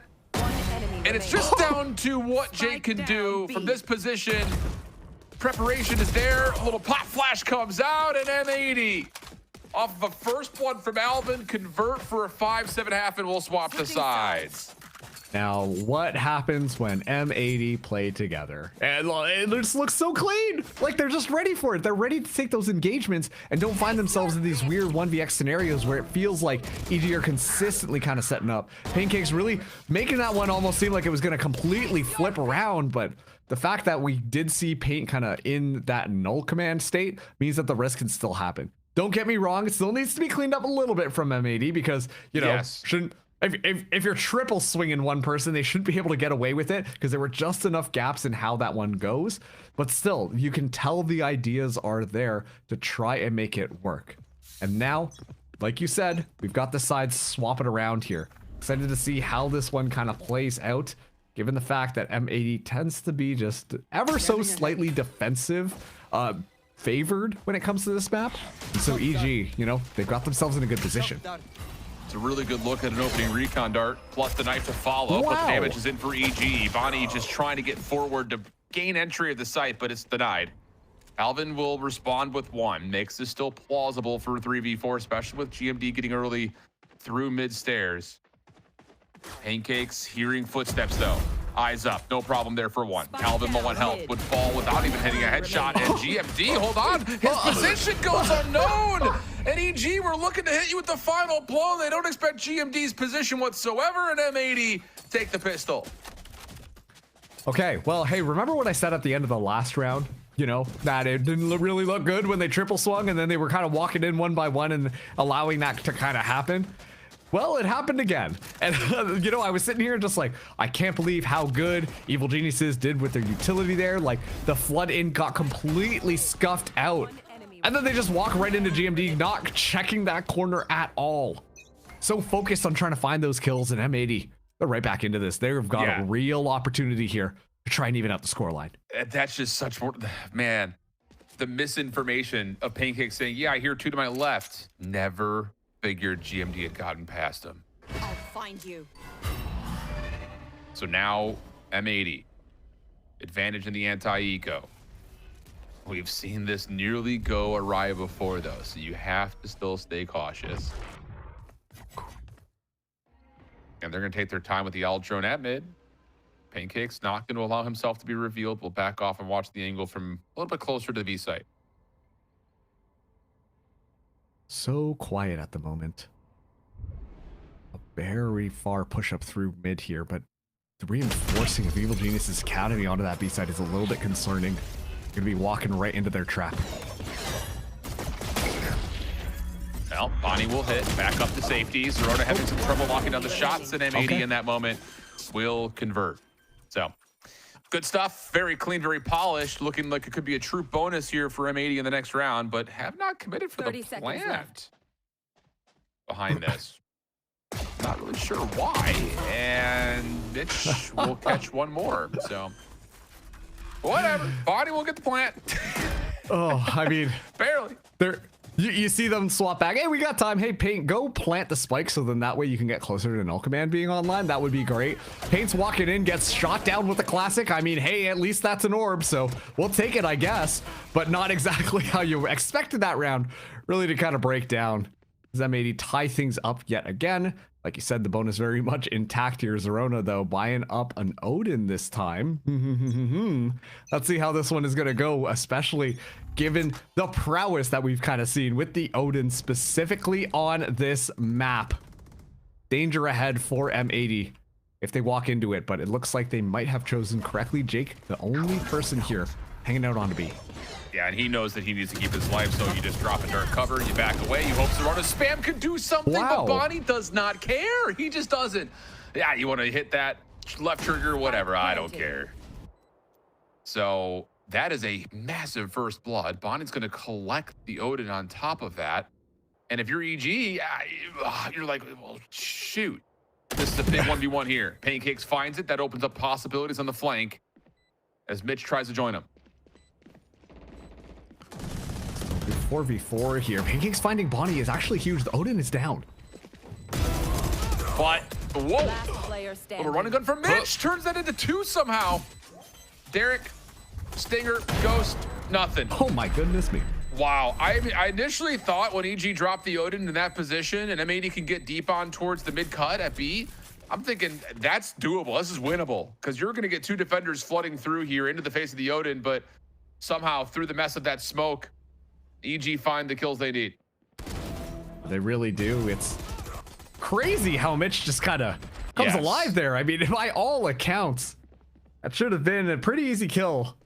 And yet still Mitch is staying alive and in the midst of that finds a couple of kills and makes it nice and easy. So that's going to be not that much utility, or sorry, not that much economy lost on that round where it really felt like M80 were busting down the door on top of Jake on that B site. So let's see how this next one kind of plays out here. It's going to be a smoke down very early. So, and that, to me, that says that they want to be able to secure that orb. Pancake's though going to challenge here. What a flash. Saw it in a lot. Yeah. And now he's in a little bit of trouble after that retreat. Still stepping into the smoke. Derek able to find the first. Paint trying to find extra space to work with here as Zerona catches 2 with the Odin in hand once again.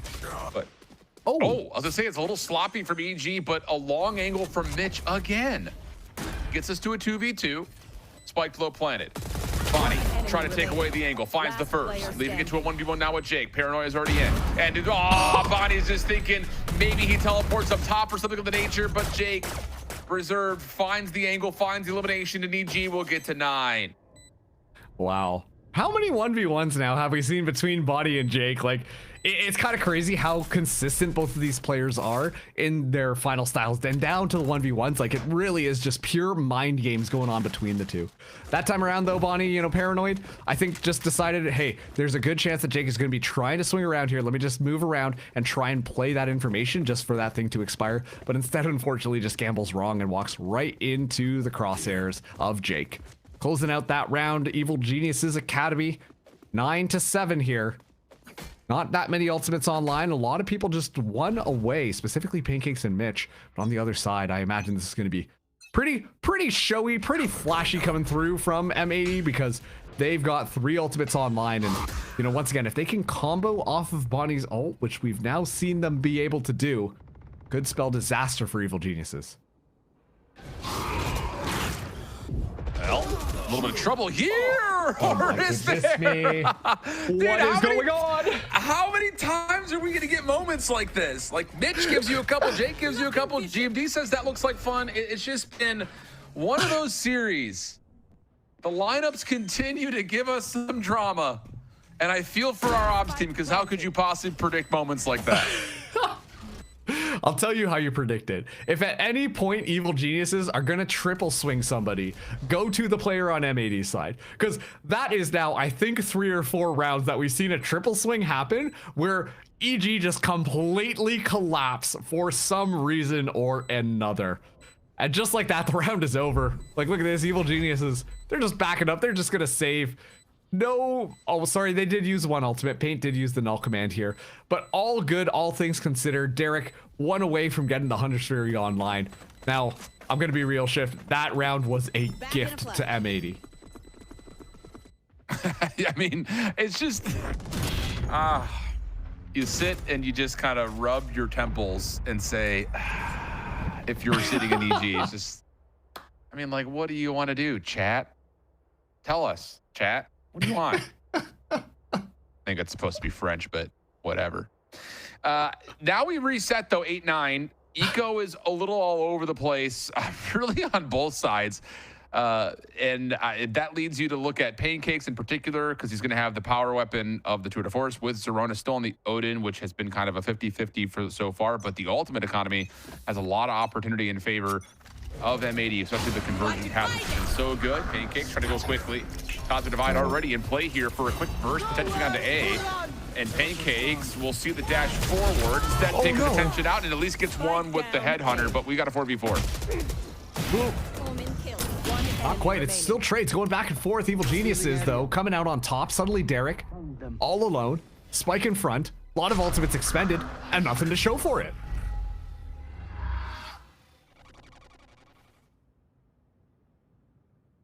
I don't want to rule Derek out. Tell you that much. This is, yeah, tough to try to peek into. So there's 10. And that stabilizes the economy for EG, in particular in what we have in Ultimate Economy. Yes, you also have full weapons, but that is largely still shared by M80. But the fact that Pancake swaps over and still catches one, how critical is that towards this defense still being able to survive through that secondary fight? Because if the numbers are the opposite way, you think the trades likely go the way of M80. So important that Pancakes gets the opener like that. And now an important round for M80 to see if they can find some way to put something together with light armors and not full weapons. Yeah, it's looking like this EG snowball just continues to pick up snow. I mean, it is winter and a lot of snow outside, depending on what part of the world you are in, but 68 for me today, brother. I'm in Canada, so that actually doesn't mean anything because it's not in Celsius. Weird. All right. Engagement on the site, though. M80 will get that spike plant nice and easy. Derek gets actually found out there as a, wow, early Hunter's Fury. Zerona finds one. Yeah, and as you gets a tag on GMD as well. Nightfall just to clear out the V cut. That means that everyone's in front of you here on the corner, and the elbow play is flashed up beautifully. Love that. Bonnie, last one left. 1v4, nowhere to go. EG get to 11. Economy will be okay, though, for M80 in that quasi half-buy situation. But again, the tools continue to allow EG to stretch the lead and to gain themselves extra advantages. And this time, I'm just gonna say it. I know it looked like there was a triple swing happening there. And you know what? Finally, they're able to break the curse. They don't get immediately gunned down because maybe they decide to just back off of one another to allow for just additional space. So finally, the triple swing works out for EG. I did not expect that to be the big turning point, honestly, for Evil Geniuses Academy. But it just seemed so consistent with how they were just running things through and getting mowed down unnecessarily. And now M80, they have to take a timeout here because this is very quickly this is very quickly slipping away from them and moving into this next round as well. Stunna has the dimensional drift to try and get that additional information. The retakes have been looking really good from Evil Geniuses Academy, and that just makes it a little bit more chaotic for them to be able to excel at that retake. Yeah, man, it's just, do you maybe look to M80 to say, especially knowing that you don't really have the affordability to play off of picks with the light armors, you just are at such a disadvantage. Do you find a way to get info and then quick burst, get deep past the site, make sure that dimensional drift on a retake needs to, well, there's guys here, wait, there's guys here, there's guys there. Like, you just need to be all over the place and make things a little bit messy for EG. Because at least you have the controllability. Again, we haven't talked about it since the pre-match, but Alvin and GMD could really help stall out a retake if both controllers can keep their lives. So there's a lot hinging on this round right now, especially with the eco being where it is. And Body gives you one through the smoke onto Zerona, who just continues to spray with the Oda to not find as much success as intended. The spray through smoke giveth, and sometimes the spray through smoke taketh. As well, Stunna finding so much damage there, so at this point, no real point in popping the drift. That does not work out the way you want it to. Mitch, though, gonna be moving forwards here, has a little bit of support. This could be big if they are anticipating the push through. Well, they are initially, but the pinstripe kill feed still keeps it as a 3v2. Stunna in a good position to follow up, though! And it's just headshot after headshot after headshot. EG, map, point, dimensional drift still in play, and M80's economy is broken. A little. My mostly. brother, the curse has passed. It is the triple swing curse is now on to M80 as they pop through there, allowing Stunna to find a triple kill on this push through, just so unaware of where that Yoru could be. And exactly like you said, Evil Geniuses Academy, they're ready to secure their ticket to playoffs right now. Send M80 into yet another match. This economy is still not 100% on the side of M80. They're still just trying to buy this, but most importantly, Stunna kept his dimensional drift in the midst of that round. And so that tool is still very much available. How critical that could be as a get out of jail card, possibly. And EG are going to play the retake. They're just going to allow Mitch to do what he wants. They're going to back off. Let the offense throw all of their execute utility, save everything of your own, and now the dimensional drift try to contest.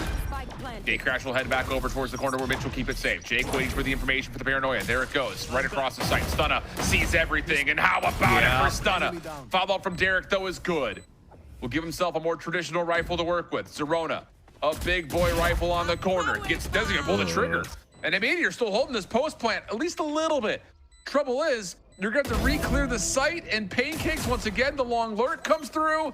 Mitch inside of smoke, bounces, finds the elim, and it's just get down, Mr. President. Easy kills. EG qualify with a 13-8 here on Corrode over M80. Fantastic stuff coming through from Evil Geniuses Academy. Once again, when it comes down to it, it really felt like Evil Geniuses Academy has done a really good job at cleaning up a lot of their util, cleaning up a lot of the synergy that you would expect to make sure that they're playing a very good coordinated game. And unfortunately, that is the weakest point of M80. They put together their squad, all the puzzle pieces in place, and yet still we're seeing kind of a little bit of discombobulation, a little bit of stall, a little bit of uncertainty coming in from that roster. And they are still showing moments of brilliance, don't get me wrong, but they just need a little bit more to kind of get to the level that Evil Geniuses Academy is there. And you know what, given the fact that the main EG squad, the reason why they put together this EG Academy squad was so that they could scrim against each other, like, it makes sense as to why Evil Geniuses are playing the coordinated game that they are. Yeah, man. I mean, that was a thrilling series of Valorant, legitimately, for all of the weirdest and strangest of reasons, but that's stage 1 challenges for you. It gets wild, it gets crazy, it gets collateral ability, something of the nature, unbelievable stuff. EG Academy, though, qualified for playoffs. M80, wow, need to find a way to fight back if they can next time out. We'll send things over to a break, the desk to wrap the day when we come back.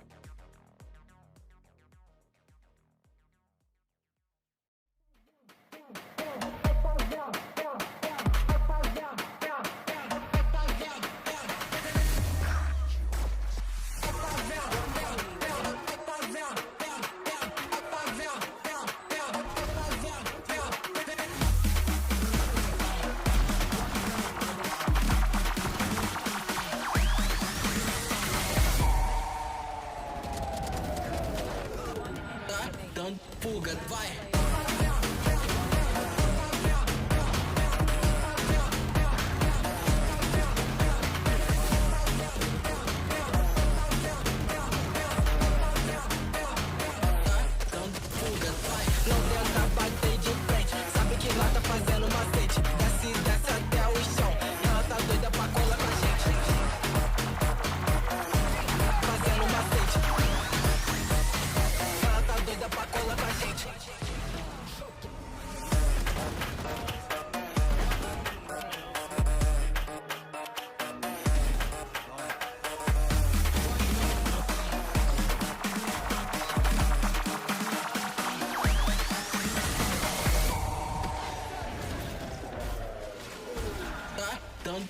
vai!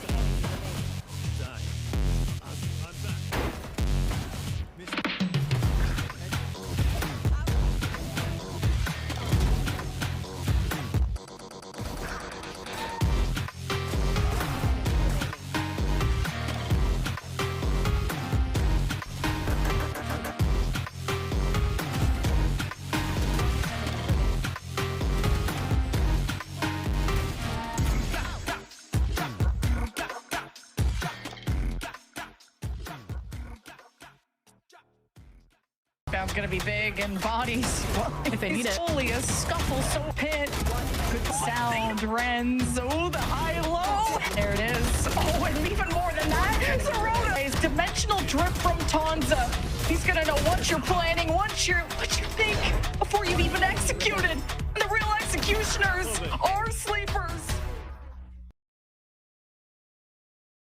Well, folks, we joked who was going to get that 13-8 with the back-to-back 13-8s we had before, and we actually got an answer. It was Evil Geniuses Academy taking down M80 2-1 with a 13-8 on the last map. Now, Shayo, some of those, just to call a spade, some of those rounds, especially the way they ended, were hard to watch. Well, okay, so the 13-8 thing, right? There was another 13-8. The 13 in that match was for both the teams because M80 walks away knowing what to learn, and the other team, obviously EG Academy, go off with the win. For us, it's the 8, right? Take the 8, put it to the side. Binoculars of pain, my friends. Binoculars of pain in this match. I mean, from both sides, man. I think it's just ego of just trying to win. Third match of the day where things are going back and forth, and what? It was hero plays on map 1 and 2 Vans that kind of made everybody pop off. Everybody wanted to be a hero, but as a result, you have some of the zaniest Valorant we've seen today.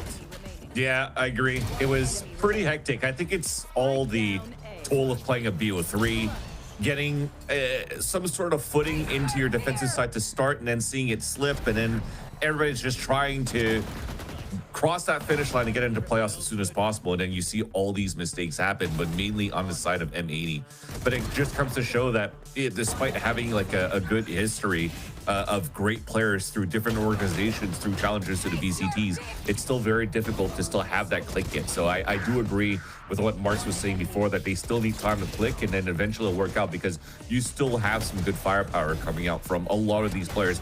Flashes in the pan more in the series, for example, for GMD, unfortunately, where usually for me he's like Mr. Consistent, but Bonnie and Paint, they looked amazing. I want to take a second, though, to question a little bit in terms of, because we were just talking about, okay, well, we don't have a Vice anymore, we're playing a KO, but instead M80 is also playing double bubbles, so they don't really have a map slicer. So playing double smokes, yes, you can still like cover up some good areas in terms of like smoking mid and like really just holding the extremity. But you don't really have anything that really goes for aggressive slices, like a Viper, for example. So it really allows here Evil Geniuses to have a strong footing on extremity control whenever they want to, because the only thing that's going to help M80 get some information is the knife at the very beginning, or a recon dart from Derek. But then after that, you can't really react through it, because you don't have any stalls through except for smokes into the main choke points at the extremities. You just walk in front of that. It was just free map control that was given away. Yeah, I mean, just for EG side of things as well, like as you're saying, right, not having that slicer means that Zerona, Mitch get to pop off with this initiative util. They have so much control so fast. It's so hard to be able to look into it on your own terms without wasting too much utility. And half the times, even if they had an advantage, like, you know, I mean, you would just get gun dipped by Stunna up in the business. Like, things looked so dire for them. And as the match went on, like, EG just got stronger and stronger. There were moments where M80 kind of came back. This match, I think, was really close because of, I think, M80 having double pistols and the bonuses, or not the bonuses, but the anti-equals after close, that. Yeah. Past that, like, dude, even pancakes popping up on chamber, like, everything for EGA was working as intended. There were some inconsistent rounds, which is why, like, yes, congratulations, you're qualified to the playoffs, but I want to see you clean your game up even more. Try to get those pistol rounds locked in as well. This should have been like a 13-4. This should have been like a 13-3 even, with some of the inconsistencies. But again, shout out to their system of the double innie taking the space, and then the rest of the players, Jakey, Pancakes, and Stunna, for capitalizing on that space when it was presented to them. They got double innies, but they're going to need to see some double outies, some outputs on kills. You know what I mean? So, but if you're looking at the scoreboard at the end too, there's like clutches, 1v3s from Zerona, 2 1v2s from Jakey, but then so many multi-kills that corners weren't being checked. Yes, even if M80 was able to get that like once, maybe I think towards pistol round, the main gist of it was just M80 not only trying to iron out and trying to catch up all the time, but also just not going into the main basics of clearing those corners, and it really cost them. I mean, we always talk about the macro versus the micro, and just kind of, again, like you said, it really came down to these like literal, like second decision moments, these little things that, you know, you hear about, you know, gun out, you know, how are you going to check that? How are you moving? How are your mechanics in terms of your movement? But luckily, if you're M80, those things are all very easily fixable. So I hope the boys are feeling okay. That was rough, but, you know, you can come back stronger, because they will have to be okay. EG's feeling great because they qualified for playoffs. And you know who's even feeling better? Zerona from Evil Geniuses Academy, who is here for the interview. Zerona, come forward, take a seat, get comfortable, because congratulations on qualifying for playoffs. I think, you know, when you talk about Evil Geniuses Academy's journey throughout challenges, it's been up and down right now, but I think you guys are really starting to find your rhythm. What do you credit that to? Showing up to practice every day, and our team ready to work no matter how hard it is, you know, how much we mess up, you know, every day is a learning day. So I credit to just how much we're willing to work and how hard we are at working. Can you be a little bit more specific about what you were working on? Is there anything, is it just like reps, or is it just kind of like, you know, or is there something more specific that you guys, that Faded wants to hone in on? I would say like reps, yeah. Just like messing up over and over again and just getting like kind of like beat down, you know, but it's good, you know, because then you build back up and we improve. And I'm very happy with how my team is with that. Yeah, learning from your failures. I think that, you know, obviously. I love everyone on my team and how like they're just such hard workers. I mean, that was one of my questions for you is I would love to talk about, you guys just seem so comfortable with each other. You guys have this really awesome chemistry within the server. And, you know, you were talking about it right away. You brought up yourself, you love your teammates and how hard they work. I mean, just talk to me about, you know, working with this team for, it feels like, you know, it's been like a blink of an eye, but it's been a few weeks now. We're in round 6 of Swiss. Talk to me about working with them now and making it to playoffs. Working with them so far for me personally has been like uphill, really high, and then down, and now we're going back up, you know what I'm saying? Yeah. Like, it's like in the beginning it was really good, everything was flowing, you know, and then we started getting down to the nitty-gritty stuff where it came to like, we have to iron this out, you know, this cannot happen, and we went down a little bit, you know, but now we're skyrocketing back up, you know, everything is just a journey, you know, and I'm glad to share it with my team. I love my teammates and my coach. What were your thoughts going into facing M80 today? You know, you guys are both, you know, 3-2 coming in. This is, you have to qualify for, this is your game to qualify for playoffs. What was your read on M80? I don't really think about it, to be honest. Oh, simple. Yeah, just shut up and play. Show up and play, and show up and play you did. Now, we're not sure who you will be facing. We have to wait until the results of tomorrow. Is there a team you would like to face? Is there a team you don't want to face? Or do you, or if I may borrow a phrase from you, are you going to show up and play? I'm just going to show up and play. Simple. I love it. At the Well, end of the day, congratulations. we're all just here to play, you know? That's all it is. Well, congratulations, Rona, on qualifying. I'll let you go. Thank you so much. Of course. Show up and play, you know, like we do. I know. All of us, you know, radiant #1s out here. And folks, we do have the bracket for tomorrow, though, because M80 will be playing again tomorrow in less than 24 hours, which I don't envy their position at all. It is late right now. They have to go back to the drawing board, see what they have to do. But they are now one step away from elimination, as NRG Academy is, Shia, with facing ADG and YFP reverse, respectively. Yeah, the matchups towards the end of this, I mean, I think these are some of the teams we started with on the first day as well, just trying to figure out what's happening, and now we're all the way at the 3-3 situation where it's do or die, and there's clear things to fix for all these teams. There's some inconsistencies with the shots. I feel like having so many reps back to back tomorrow, I hope everybody's warmed up. I'm not sure which way the cookie crumbles or this game tumbles, but I'm hoping that the best team does end up winning, because sometimes you have really good starts and then you end up crashing out, and consistency is not part of the problem or part of the solution. SRB, Evictix, and EG, though, qualified. EP and Core are there as well. Sad, up in the business, being one of the first to make it through flawless. Those are some scary teams. You know their stories.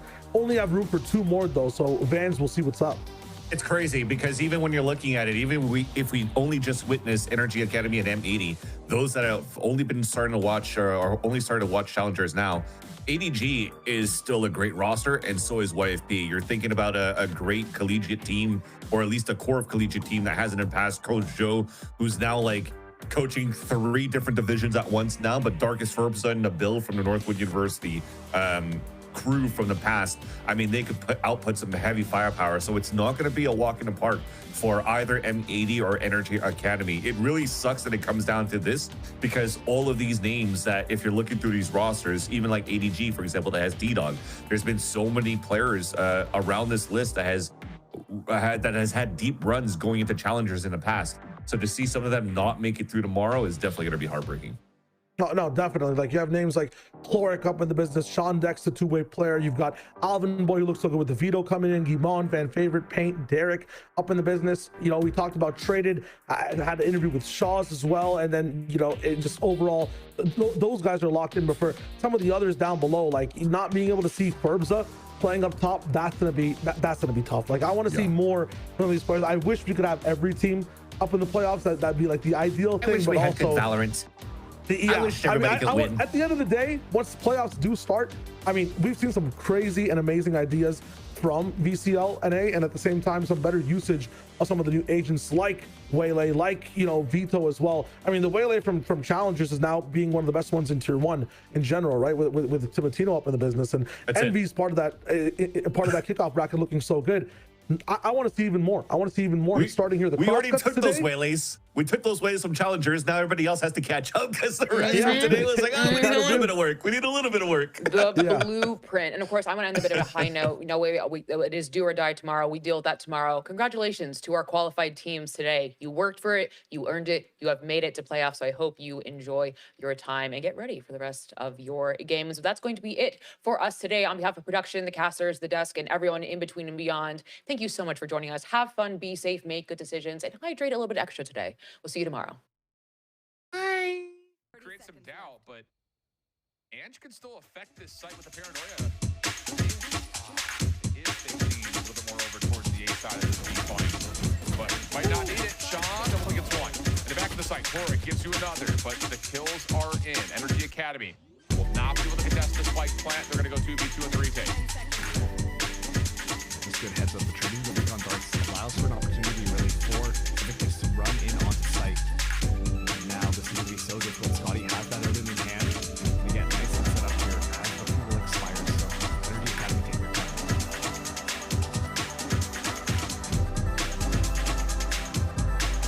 Here comes the walk down. And no, doesn't get one. And Scotty's got the cross. Oh my. Unbelievable. Very antsy at the back of the defensive spawn. Same can be said for Jake. Rotating over from A. Evolution will come through.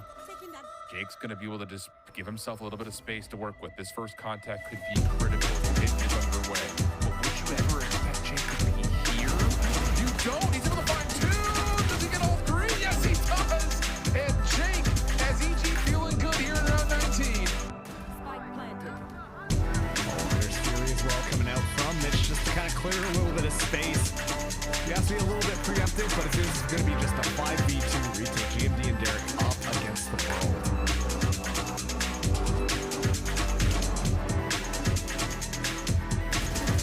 Nope. Derek, wait. Surely not. Not with this little play from Pancakes and no. It's just one of those moments, dude, same. Looking at Paint, I think those two ultimates are really good initiation tools for this retake. Bonus Fury out for Mitch. Clearing out that mid-cut position at A-Link.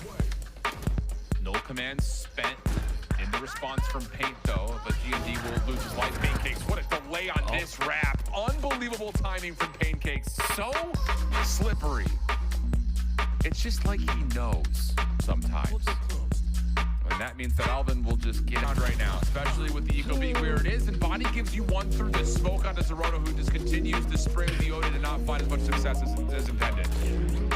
The spray through smoke give it, and sometimes the spray through smoke take it. As well, Stada finding so much damage there, so at this point, no real point in popping the drift.